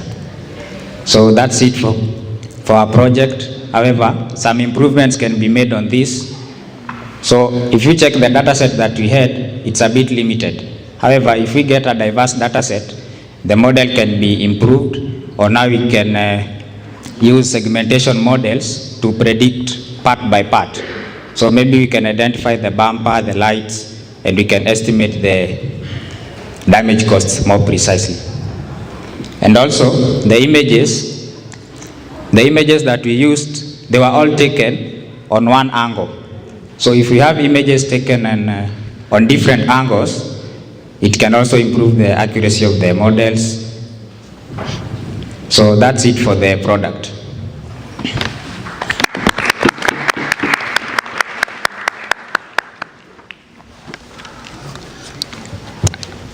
Yeah, it's a good presentation. It's a good product in terms of it's basically accident rather non-liability claims, because liability claims you'll not be able to do that, right? Maybe let me understand that mobile net. Is it a model you've actually fine-tuned yourself in terms of parameters and hosted it, or rather where you're running it from, or is it some software that you're getting from somewhere? Okay, so MobileNet, it's a model that we fine-tuned it. So, from designing the pooling layers. So when it comes to CNN models, so you can design the model, and we have the architecture behind those models. So for instance, in our case, so we had to define the layers, the pooling layers, and also the use of activation functions to ensure that the model can handle nonlinearity in data. So we developed the model from scratch. Okay, I think that is fine with me. Good presentation, good product. Just a question. I know this product will use computer vision and will probably rely on the photos that the policyholders have submitted. We know in this age, yes, as AI advances, we also have cases of deep fakes. Someone will just manipulate and create a photo that seems realistic. I don't know how you plan to address it, or if you don't have like an answer right now, maybe that's just something to consider as well as part of improving the product. Okay, to address that, actually we had thought of that. Okay. So maybe a customer can send us an AI-generated image. So for us to avoid such things, or to avoid such limitation, so this model, we can train another model on where the model can identify between an AI-generated image and an actual image. So the model can first tell us if this image is AI-generated or not.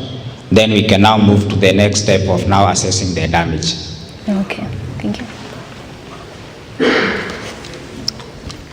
On the same question, we can also use an app like a time start, where like when you take an image, it will record the location of where you took the image and the time.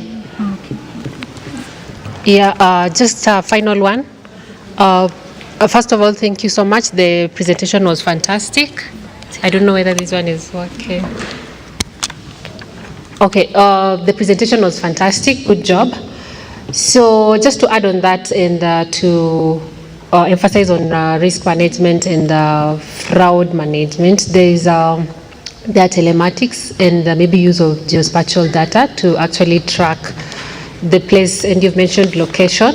Would also want to consider other factors, for example, the speed at which the vehicle was traveling, the condition of the driver, things around that. So you can also look into that to at least just advance the model and, stand out, because I know there are products, especially in motor insurance, that are currently doing that and using machine learning and AI to actually monitor all those dynamics around accidents. So if this is a model that is going to capture the accident damage, put into considerations all aspects around accident damage. Otherwise, thank you so much. The presentation was fantastic. Okay, welcome. I think that should be all for them. So we can appreciate them as they sit.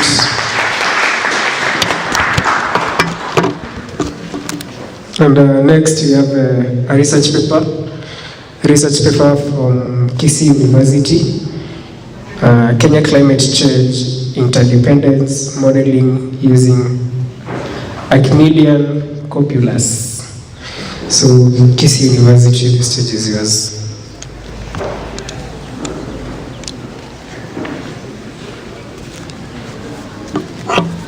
Thank you so much. Thank you so much. My name is Stephen Sangalo, is Duncan Okal, and is Lawrence Odiampo, and we are students from Kisii University. It's been cold out here. I think it's a normal routine here in Murima, but from where we come from, someone will tell you it's a weather for a couple. That gives you an insight to what we are presenting here. So we are presenting to you our research on climate change risk modeling, and we are using a Copula-based approach. So when you hear of the word Copula, what comes to your mind? For me, the first word that came to my mind was a couple. And who is a couple? These are two people linked together, and that is what copulas do. In 1959, Sklar derived this word copulas, and he defined it as copulus is used to join two or more marginal distributions to form a joint distribution. And copulas have been applied in the actuarial literature, but for you to come up with a joint distribution, you are supposed to specify the marginals and also the dependence. So we are having a research problem here that made us to come with this project, and this problem is many studies have only applied the multivariate normal and the time series in climate change risk modeling, but only a few have used copulas. So recently in 2024, Onchere used the Archimedean copulas to model the dependence, but we are extending his approach by incorporating elliptical copulas to a hourly updated data set, so that we can come up with a best model that can help us to accurately predict weather patterns and help the government and the farmers in optimizing their yields. Let us have a general introduction. Our main objective is to apply copulas to address interdependence modeling in the climate change data, and specifically we are going to use Archimedean copulas to model the dependence. We are also going to use the elliptical copulas to account for that dependence, compare the two copulas, and come up with the optimum copula that will help us to simulate future humidity and temperature for the farmers and the government to use, because the government need good risk mitigation factors for the climate, and also the farmers need to optimize their yields. So our contribution here will be to come up with the best model out of the optimized models, come up with the optimized model that will help us accurately predict weather patterns. To the next slide. We are going to start with the Archimedean copulas. And the Archimedean copulas is defined via a reference to its generator function. And from there we have equation 1, where we have a bivariate case, because we used, that one is for multivariate case, but for equation 2, because we are using a bivariate data, we having U1 and U2 to represent humidity and temperature respectively. So we are the generator function phi is any positive decreasing function, and it's extremely decreasing function. And second derivative together with its pseudo function. Next slide, we are having the table showing the copulas, the two family of copulas, that is the Archimedean and the elliptical copulas, where we are having the Frank, Gamble, and the Clayton, Clayton, Joe, and AMH as the Archimedean family, and the Gaussian, together with the student T copulas as the elliptical copulas, and together, and the second part shows their respective copula functions. My colleague can take you through the marginal distributions that we used. So to model the marginals, we decided to use the parametric ways. That is, we picked the three distributions: weighable, logistic, and the gamma. So we'll apply these distributions to fit our humidity and temperature data sets separately, then pick one distribution from there to using the MLE approach. So as you can see, we derived our distributions from their densities, that is for Weibull, logistic, and gamma. And you can see the densities are shown in equation 4 for Weibull, equation 5 and 6 for logistic and gamma respectively. So we'll now fit our humidity and temperature then choose the one with the most the most fit one, then that will be our using the criteria value, I mean. So our next slide, that is the under data analysis.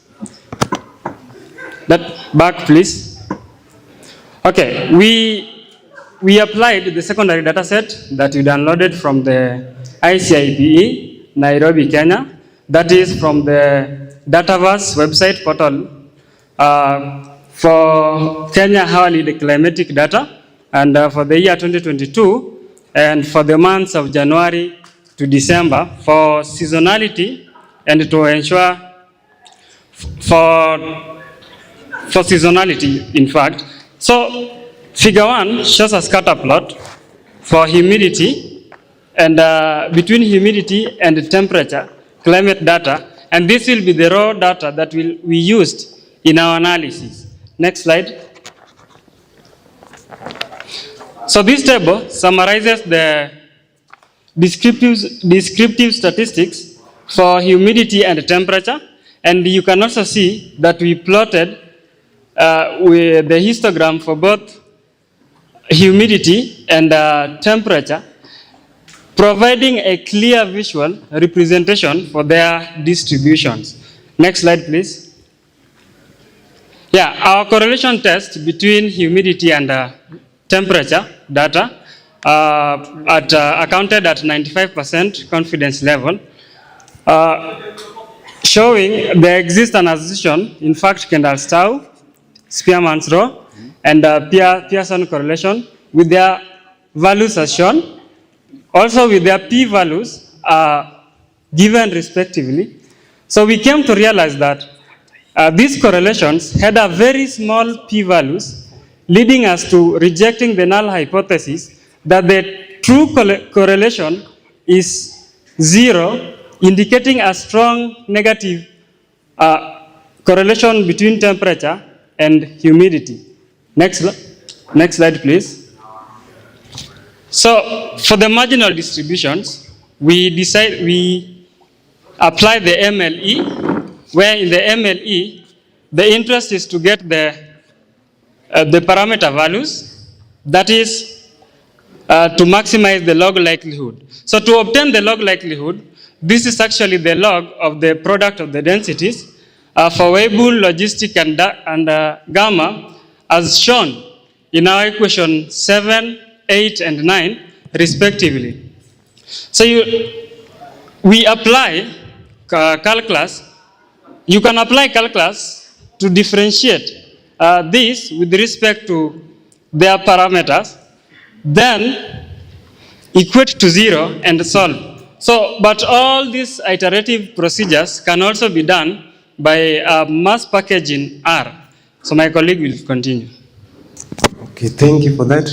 Okay, in our estimation of parameters, we use 3 marginals, that is Weibull, logistic, and gamma, and row-wise represent the variables for humidity, and in column-wise, it will represent the variables for temperature. So our decision was based on the smallest AIC and PIC value and the largest log likelihood. As you can see there, we pick Weibull distribution to model or to account for humidity because it adds the largest AIC, the smallest AIC and PIC value and the largest log likelihood. And we picked a gamma distribution as to model for temperature because it adds the largest log likelihood, and the same, it has the smallest AIC and BIC value. Next slide. Okay, in our scattered plot, as you can see there, we picked the two marginals that we picked there, that is gamma and Weibull. We try to model them there, and as you can see, there is a negative correlation that has no strict upper tail and or lower tail dependence. So we pick these two marginals to model or to account for climate, to account for this climate. So the Archimedean analytical copula will model or will be best fitted when you use these marginals. Next slide. In our fittings, we use the maximum likelihood, but our maximum likelihood, we base it on the largest maximum likelihood. As you can see, we have the families of copulas. As you were told earlier, the first three, that is a error there. The first five are the families of Archimedean copula, and the remaining two, that is Gaussian and student T, are the families of elliptical copula. So our decision was based on the largest log likelihood. And as you can see there, we pick Gaussian copula because it has the largest log likelihood. Next slide. Okay, based on our simulation, as you can see, our actual, in the first diagram, our actual versus simulated value, the red one will represent the simulated value and the black ones will represent the actual value. So based on our prediction, we generate a prediction there, and as you can see very well, in future, there will be a likelihood of a high temperature and humidity. Next slide. In conclusion, as my colleague told you earlier, that we are extending what Chere did in 2024 about the Archimedean copula, but by applying both the Archimedean and elliptical copula. So according to our research, we picked Gaussian copula to be the best type of copula to account for this negativity. You know what Chere did? Archimedean copula only account for linear data that depend on proportionality. But here, as you can see, temperature and humidity is an nonlinear data, because when there is an increase in temperature, automatically there will be a decrease in humidity. So we pick Gaussian to account for this, and this will help both farmers and government.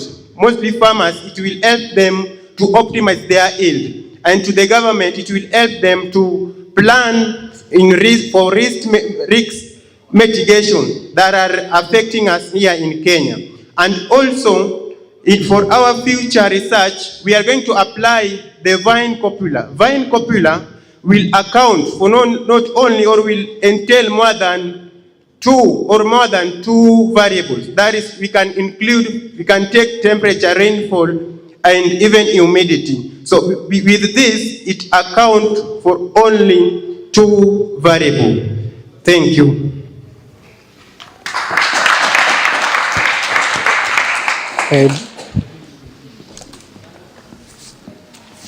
Questions from the judges?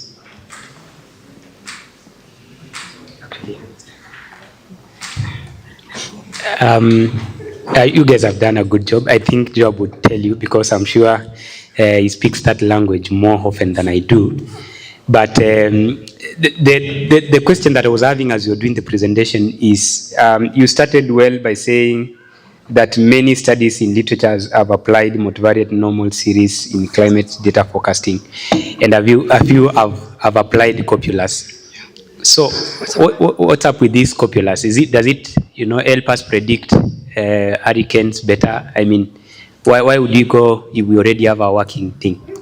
So actually, we are not trying to say that copulas beat the multivariate normal and the time series, but if you see the multivariate normal, if you work with the data that is not actually linear, you will have to assume the linearity. And if you assume that For linearity, I'm meaning, you are meaning that if temperature is increasing, meaning also rainfall will increase, and that temperature is increasing, humidity also is increasing, and if you assume that linearity, you will end up coming with the pure. We will end up coming with a poor decision because errors will come from there. But for the copulas, if you have data that is not linear, you will apply the marginals, like you can use the Weibull distribution to model maybe the temperature. You can use the gamma distribution maybe to model the humidity. You can use the normal distribution maybe to model another variable. So and for time series, you only work with the unimodal data. But for the copulas, you work with the multivariate data. So that is why we try to use to research on the copulas and see how it can help the government and the farmers. Thank you.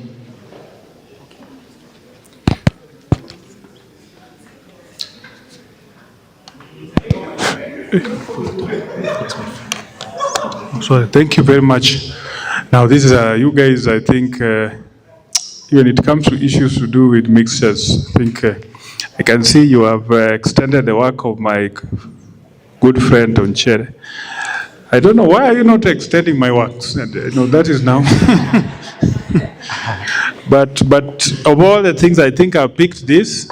It's something which I think I'm interested in what will happen with, because you've done a multiple two, what will happen to 3 and 4. I think you guys, you've done a great job. And I really have no questions for you guys.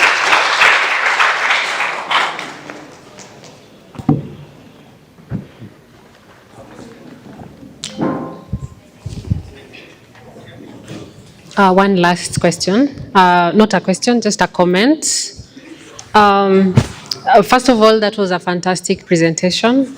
Good job. Thank you. And just a point of concern, when you're coming up with your slides, maybe you may want to consider looking at your presentation skills and ensure that your slides are just containing the summary of the key points, and then now zooming in with the details when you're presenting, right?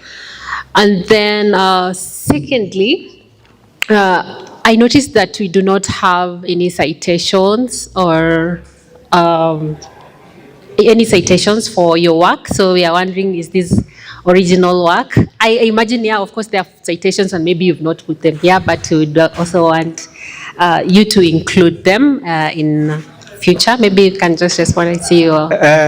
We actually did not include the citation because the regulations required 15 slides, and we are having the citations, but they are not in these slides. But the blueprint is having all the citations, the references, and the future work. Okay, then that's fantastic. Okay. Otherwise, good job. That's amazing. Thank you.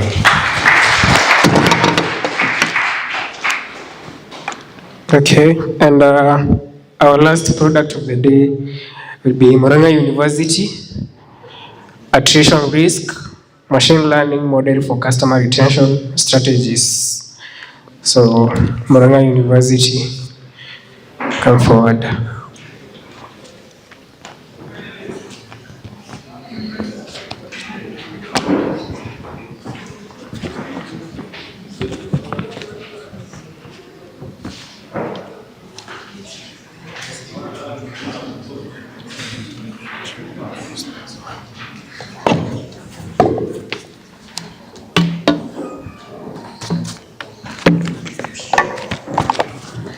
Hello everyone. So good evening. I'm glad I got to this platform. I've been waiting for it for the whole day, and yeah, I am, so I'm happy. My name is Sam Gadogo. I am from Murang'a University, the dear students. So my product is named Attrition Risk. It is a machine learning model for customer retention strategies. Dear colleagues and dear learners, did you know that retaining a customer or losing a customer and gaining one is will cost you 5 to 25 times than regaining a customer. And did you know a fun fact here, that according to the World Group Bank, a paper they did in 2020, which is called Who Will Churn, showed that Safaricom, which is the biggest telecommunications company in Kenya and Central and East Africa, lost 21% annual churn of its customers. This loss contributed, in simple mathematics, it represented 5.5 million customers. As of 2017, that is. In the Middle East markets and Africa, they lose across 25 to 35% of their annual revenues to churn. So what is churn? Assume you are having a business and you start losing your customers. That is basically what churn is. So I came up with a machine learning model that is learning customer behaviors. And from the customer behaviors, we are able to predict which customer is most probably likely to churn or leave the service or leave the company or stop the subscription, opting to go to another company. Why does this happen? It happens because maybe the customer is not satisfied with the kind of services that they are getting in or in that particular company. So I can go to my problem statement, please. So the problem statement here is the problem of customer churn, or the customer leaving the service, or the company opting to go to another company. So going to the next slide. The objective here is to cross the bridge of customer churn, or bring a model that will be able to help actuaries and business people to predict whether a customer will churn, and if he is on risk of churning, we give recommendations on which are driven by AI to help the company mitigate the risk. And when the risk is mitigated, then the customer is retained in the company. So going to the next slide, because of time. So this is the methodology that I used to come up with the product. So number one, I did what we call data processing, where I fetched data. I got it from Kaggle. You can see in my documentation. It is readily available there. So it was a telecommunications company data set that has more than 10,000 customers. Then we went to feature engineering, where we enhanced additional features to the data to improve the accuracy. And then we went to the model training, which is a key part of the product, where we trained, or I trained different machine learning models, which I used to, which I gave the data and then trained them so that we can learn or see the customer features of the customer, what do I call them? The customer attributes. So I trained 4 models. One is the decision tree. The next is XGBoost model, random forest, and what we call gradient boosting. I'll be able to demonstrate that in a few minutes. So going to the final touch, I did what we call app development, where I came up with an app that can be able to do all this. I'll be able to demonstrate to the judges. Going to the next slide.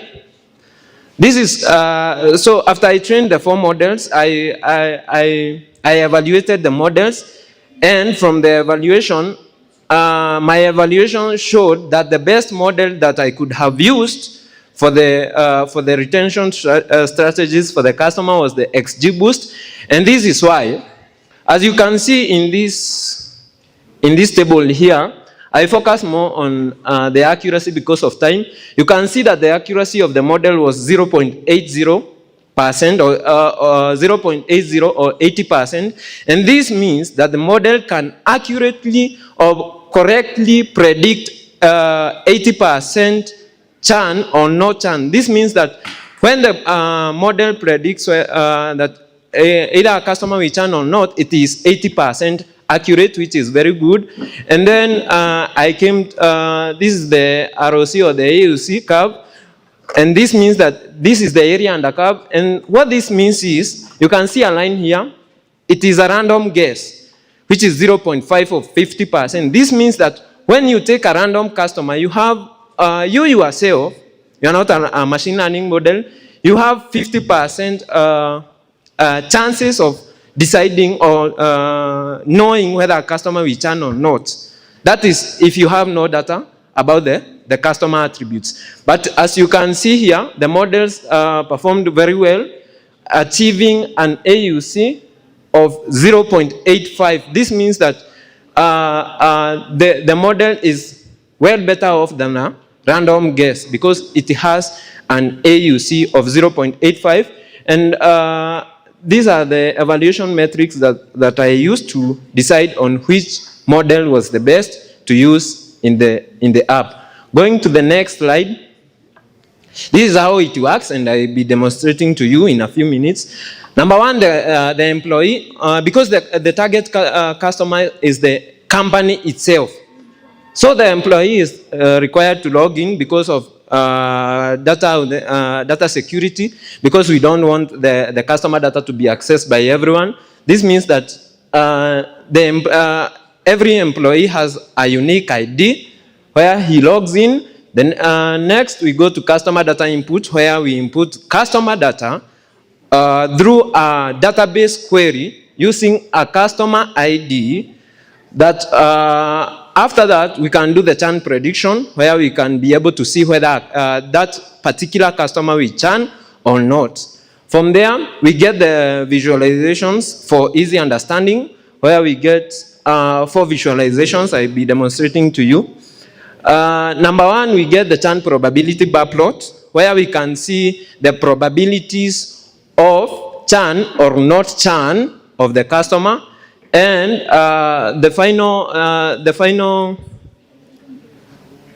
and lastly, we get data-driven AI recommendations on how to mitigate the risk of churn. This means that this AI is reading or giving us recommendations on what is contributing to the churn, or what is contributing to the fact that this customer wants to leave the service or not. So going to the next slide. These are the technologies I used. I will not focus much on this. On AI, I used an LMP supporting an AI API where I used DeepSeek. For database, I used MySQL and PostSQL. For backend, I used Streamlit to develop the app. And for machine learning, I used XGBoost model, and I used joblib and Sharp. Going to the next slide. These are the challenges and the solutions that are brought up by the app. Number one is we are trying to limit the time that is spent by business people learning the customer behavior, because we have this ready model that already has the customer behavior. Number two, the second challenge is the decision making in attention strategies. This means that we don't have to spend a lot of time trying to learn what is contributing to the churn probability of this particular customer, because we have the AI that is giving us readily available recommendations. Number three, it is the effectiveness of this product, because this product can be used by every business or can be used everywhere, because I believe that every business means to retain its customers. No business person can be able to withstand or be happy seeing his or her own customers leaving the service or leaving the company and going to another company. And the last challenge is customer data security, where we are doing what we call encryption, employee and customer database security through unique customer and employee IDs. The next is why we need this product. It is for proactive customer retention, where we are using AI-powered decision making with explainability using Sharp. I will be demonstrating that. The efficiency and and secure data management through employee and the authentication and encryption. And the last part is the development of the app, where we are creating a user-friendly app to be able to demonstrate that. So I'll be demonstrating to you.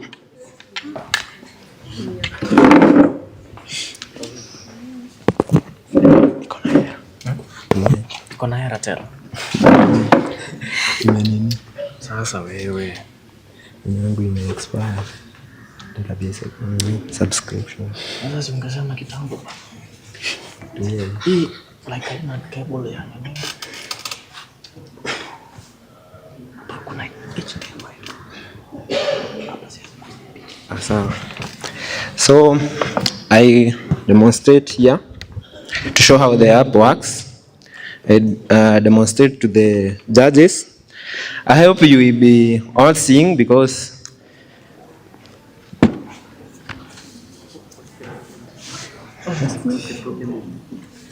yes, and they don't have the HDMI. You can just demonstrate here, okay? Yeah.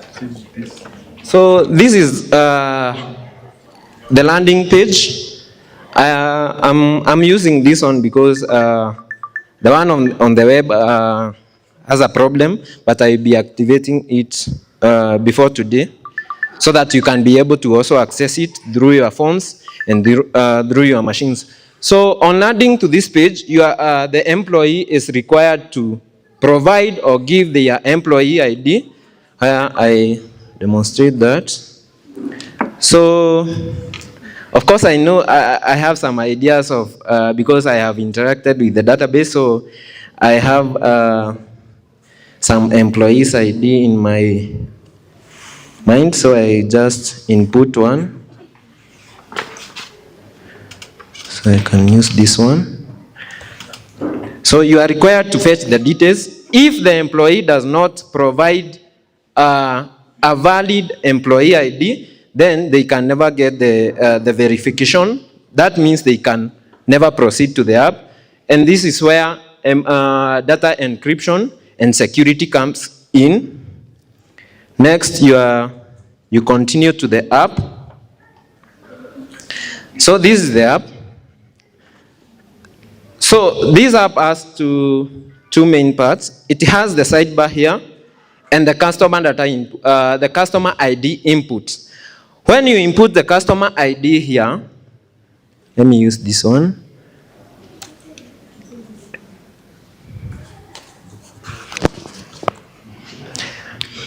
The customer data is fetched from the customer database, because I've said that I used a telecommunications database.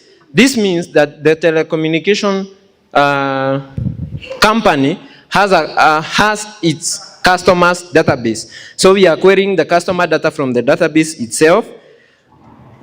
And if you don't provide a valid customer ID, maybe you are customer service, you are in customer service department. So this customer calls or comes to you and they are complaining. If you don't provide a valid customer ID, then you will not be able to proceed to the app. So on hitting this confirm customer button, then this sidebar here. Your time is up. Yeah. So we'll have, sorry? 3 minutes. I finish. 3 minutes. Just keep focus on the model. Okay. It's working Okay. in terms of how it is So then, let me leave you, you will represent it. Okay. Yes, thank you very much. So on confirming the customer details, then you can predict churn.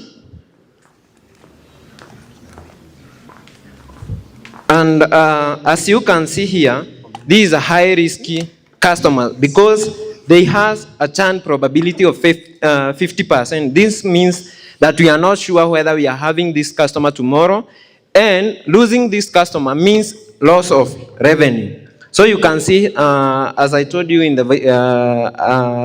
visualizations, you can see here this is on this analysis dashboard. This graph shows the probability of churn and not churn, of churn on red and not churn on green. And using Sharp, I demonstrated or I generated visualizations to show which features or which attributes are contributing to the high churn of this particular customer. And as you can see, they are listed there with explainabilities for easier, so that you can learn easily. And then, so the AI is not working right now. So what followed next is that we were getting insights or recommendations from an AI API on how to retain this particular customer. So this AI learned about this particular customer, learned about the churn probability from the graphs and from what I have showed here, and it was giving recommendations on how to retain this customer.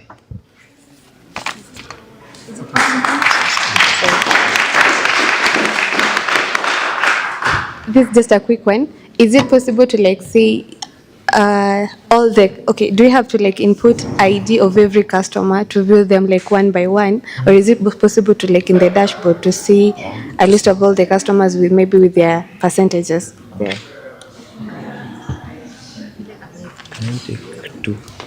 I just answer. So I'm being asked whether I can be able to show a graph or a dashboard for every customer in the customer database. That is what I'm working on right now, so that we can see which customer has the highest probability of churn and why. And the next thing that I'm currently working on is that the company will be getting notifications on this customer who has changed his attributes. Maybe he has changed his kind of internet connection, which is one of the attributes in the customer database, or has changed their monthly subscription payments or something like that. So the company will be able to see or get a notification based on the machine learning model outputs whether this customer will churn or not. So the company will be getting notifications on the high-risk customers. It's a good one. Maybe based on your model currently, which are the like top 2 or 3 contributors of a churn? The contributor, let me show you. Let me use this on here. So like this particular customer here, the churn probability was 50%. This means that they may leave or they may not leave. So this particular customer is a high-risk customer. As I explained, we have the features or the attributes of the customer. And we can see from this Sharp explainability diagram here or graph, we can see what factors are contributing to the high churn probability of these customers, of this particular customer. So the one in, is this red or pink? The one, these features here are showing, like this one here is the contract type. the contract type of this particular customer is one of the features that is contributing to the high churn probability of this particular customer. So you can see all the features here. So the AI we give recommendations that maybe we can advise the customer or help him to maybe improve on his contract, if maybe change the kind of internet service that they are using, or maybe improve on the online security that they have. But this one here, the tenor or the period that they have subscribed to the service is showing the feature contribution of not churning or being retained in the customer in the company. So this feature here is and these two here, he is a long-term customer, and the monthly charges are the ones contributing to the 50% retention probability. Okay. Yeah. So the reason the internet connectivity is a top contributor is because you've used telecom data. I used a telecommunications data set to train the model. Will you, maybe in future or something, try to use it on insurance data? Because I know even for insurance companies, customer attrition is also an issue. Maybe so the good thing with this model is it is very flexible. You just have to train the model on the data set of the insurance company, and then all the features, all the functionality of the app continues or works perfectly. So it is very flexible. It can be used in every business. Yeah, that is determined to retain its customers, which is of course for every business person. Yeah, fantastic. Maybe one last one. Yeah. So since this is a prediction model, what I'm trying to look at is how do you measure its success? And how do you track? Like, for example, we are seeing the nature of the contract is like, a major contributor to the churn probability. How do we adjust the metrics around that particular contract? Like, for example, if it is, let me use an insurance company. If we have realized that most customers taking maybe short-term policies, maybe general insurance covers, and those taking long-term policies, we are having those taking long-term policies, having, better retention rates than the short-term policy people. What are some of the riders, what are some of the benefits that now the model can predict that can be implemented to turn around that churn rate and correct it? So I've said that from the churn probability, we have an AI model that is reading the feature contributions of the churn, and it doesn't leave it there at that point. It goes ahead to give recommendations. I don't know, and I can do that very fast. It's giving the recommendations on how to reduce the churn probability of this particular customer.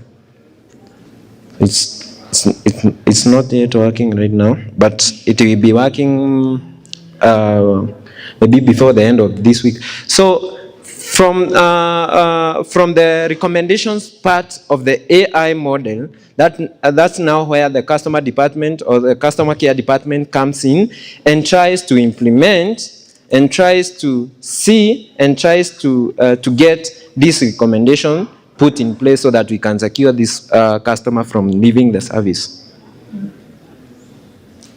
Yeah, maybe just to like paraphrase. So assuming we have implemented, we have implemented the recommendation. For example, we have improved network connectivity, but we are still having this customer dropping off from our product or from our system. How do we measure that? how do we put that The back into the effectiveness. model? Yeah, the effectiveness. Oh. How do we put that back into the model? So the effectiveness of the model.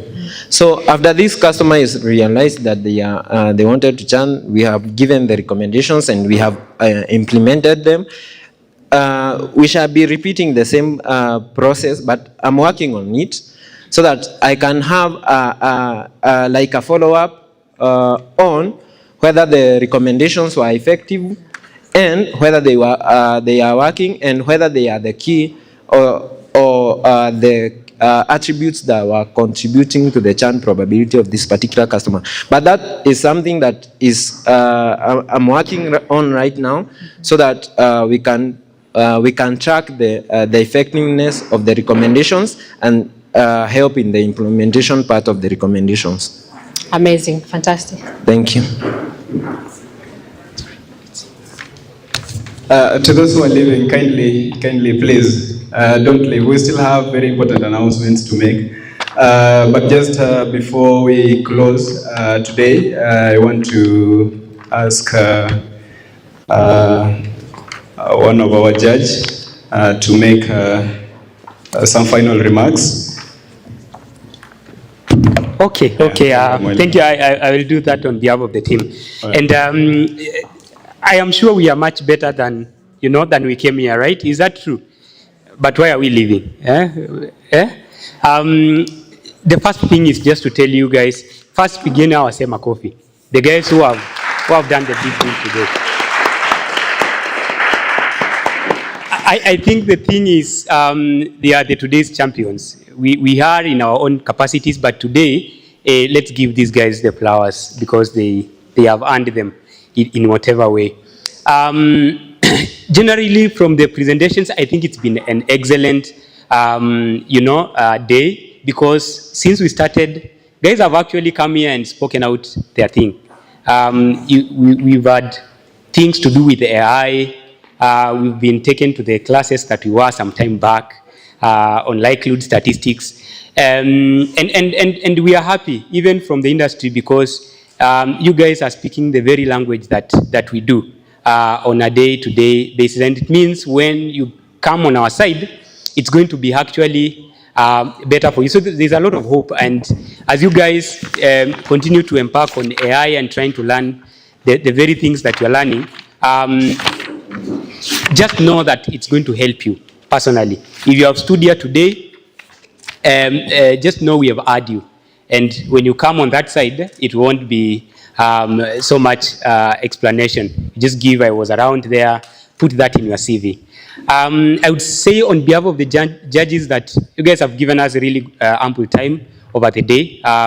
We've done you've done your bit, so allow us as well to go sit back and we wish, of course, the best team to win, but of course, someone said that everyone who has done it today is actually a winner, because coming from the very bottom there, regional levels, all the way to the nationals, it's not something that we take. Rather, we should take for granted. So I wish the teams all the best. I wish you guys all the best and be encouraged. If you're back there and in your second year, third year, and you have something, kindly come forward. Come here, talk to us. We are not to be feared. Be encouraged, please, because if you have chosen to do the actuarial way, you have to stand out of the crowd. And we can all stand out of the crowd in our different ways. So I want to encourage all of us. Again, all the best to the teams. Thank you so much. One more round of applause to Kizioka. Thank you so much to our judges. We really appreciate your time being with us today until this late. We really appreciate that. I also want to appreciate all the students who have created their time sitting here listening to these presentations. And this is not the end of the event. Tomorrow is the second day of the event, and we are having a lineup of speakers from all these companies that you're seeing here, these banners that you're seeing here. So we are having a lineup of speakers tomorrow, and we expect you to be there tomorrow. And arrival is just as easy. from 8 to 9, we are supposed to be seated, because the program begins at exactly 9 and running up to late in the evening at 6. So tomorrow we'll be announcing the winners of the competition. We'll also revealing the next council of the Actuarial Student Society of Kenya. So ensure that you be there. So finally, those who booked for accommodation, you can meet at the tent there. There is somebody that is going to guide you on what next. So I think up to that point, okay, somebody who can pray, you can pray for us so that we depart. Yeah, welcome. Let's pray. Dear Heavenly Father, we thank you this evening. Thank you for being with us throughout the day. Lord, even as we depart to our respective places, may you be with us, may you keep us safe until we meet tomorrow. In Jesus' name we pray and believe. Amen. Thank you. Acha akate video kwanza. Hapa. Ini hapa hivi. Already umeapprove. Utapata hiyo link. Kwa YouTube.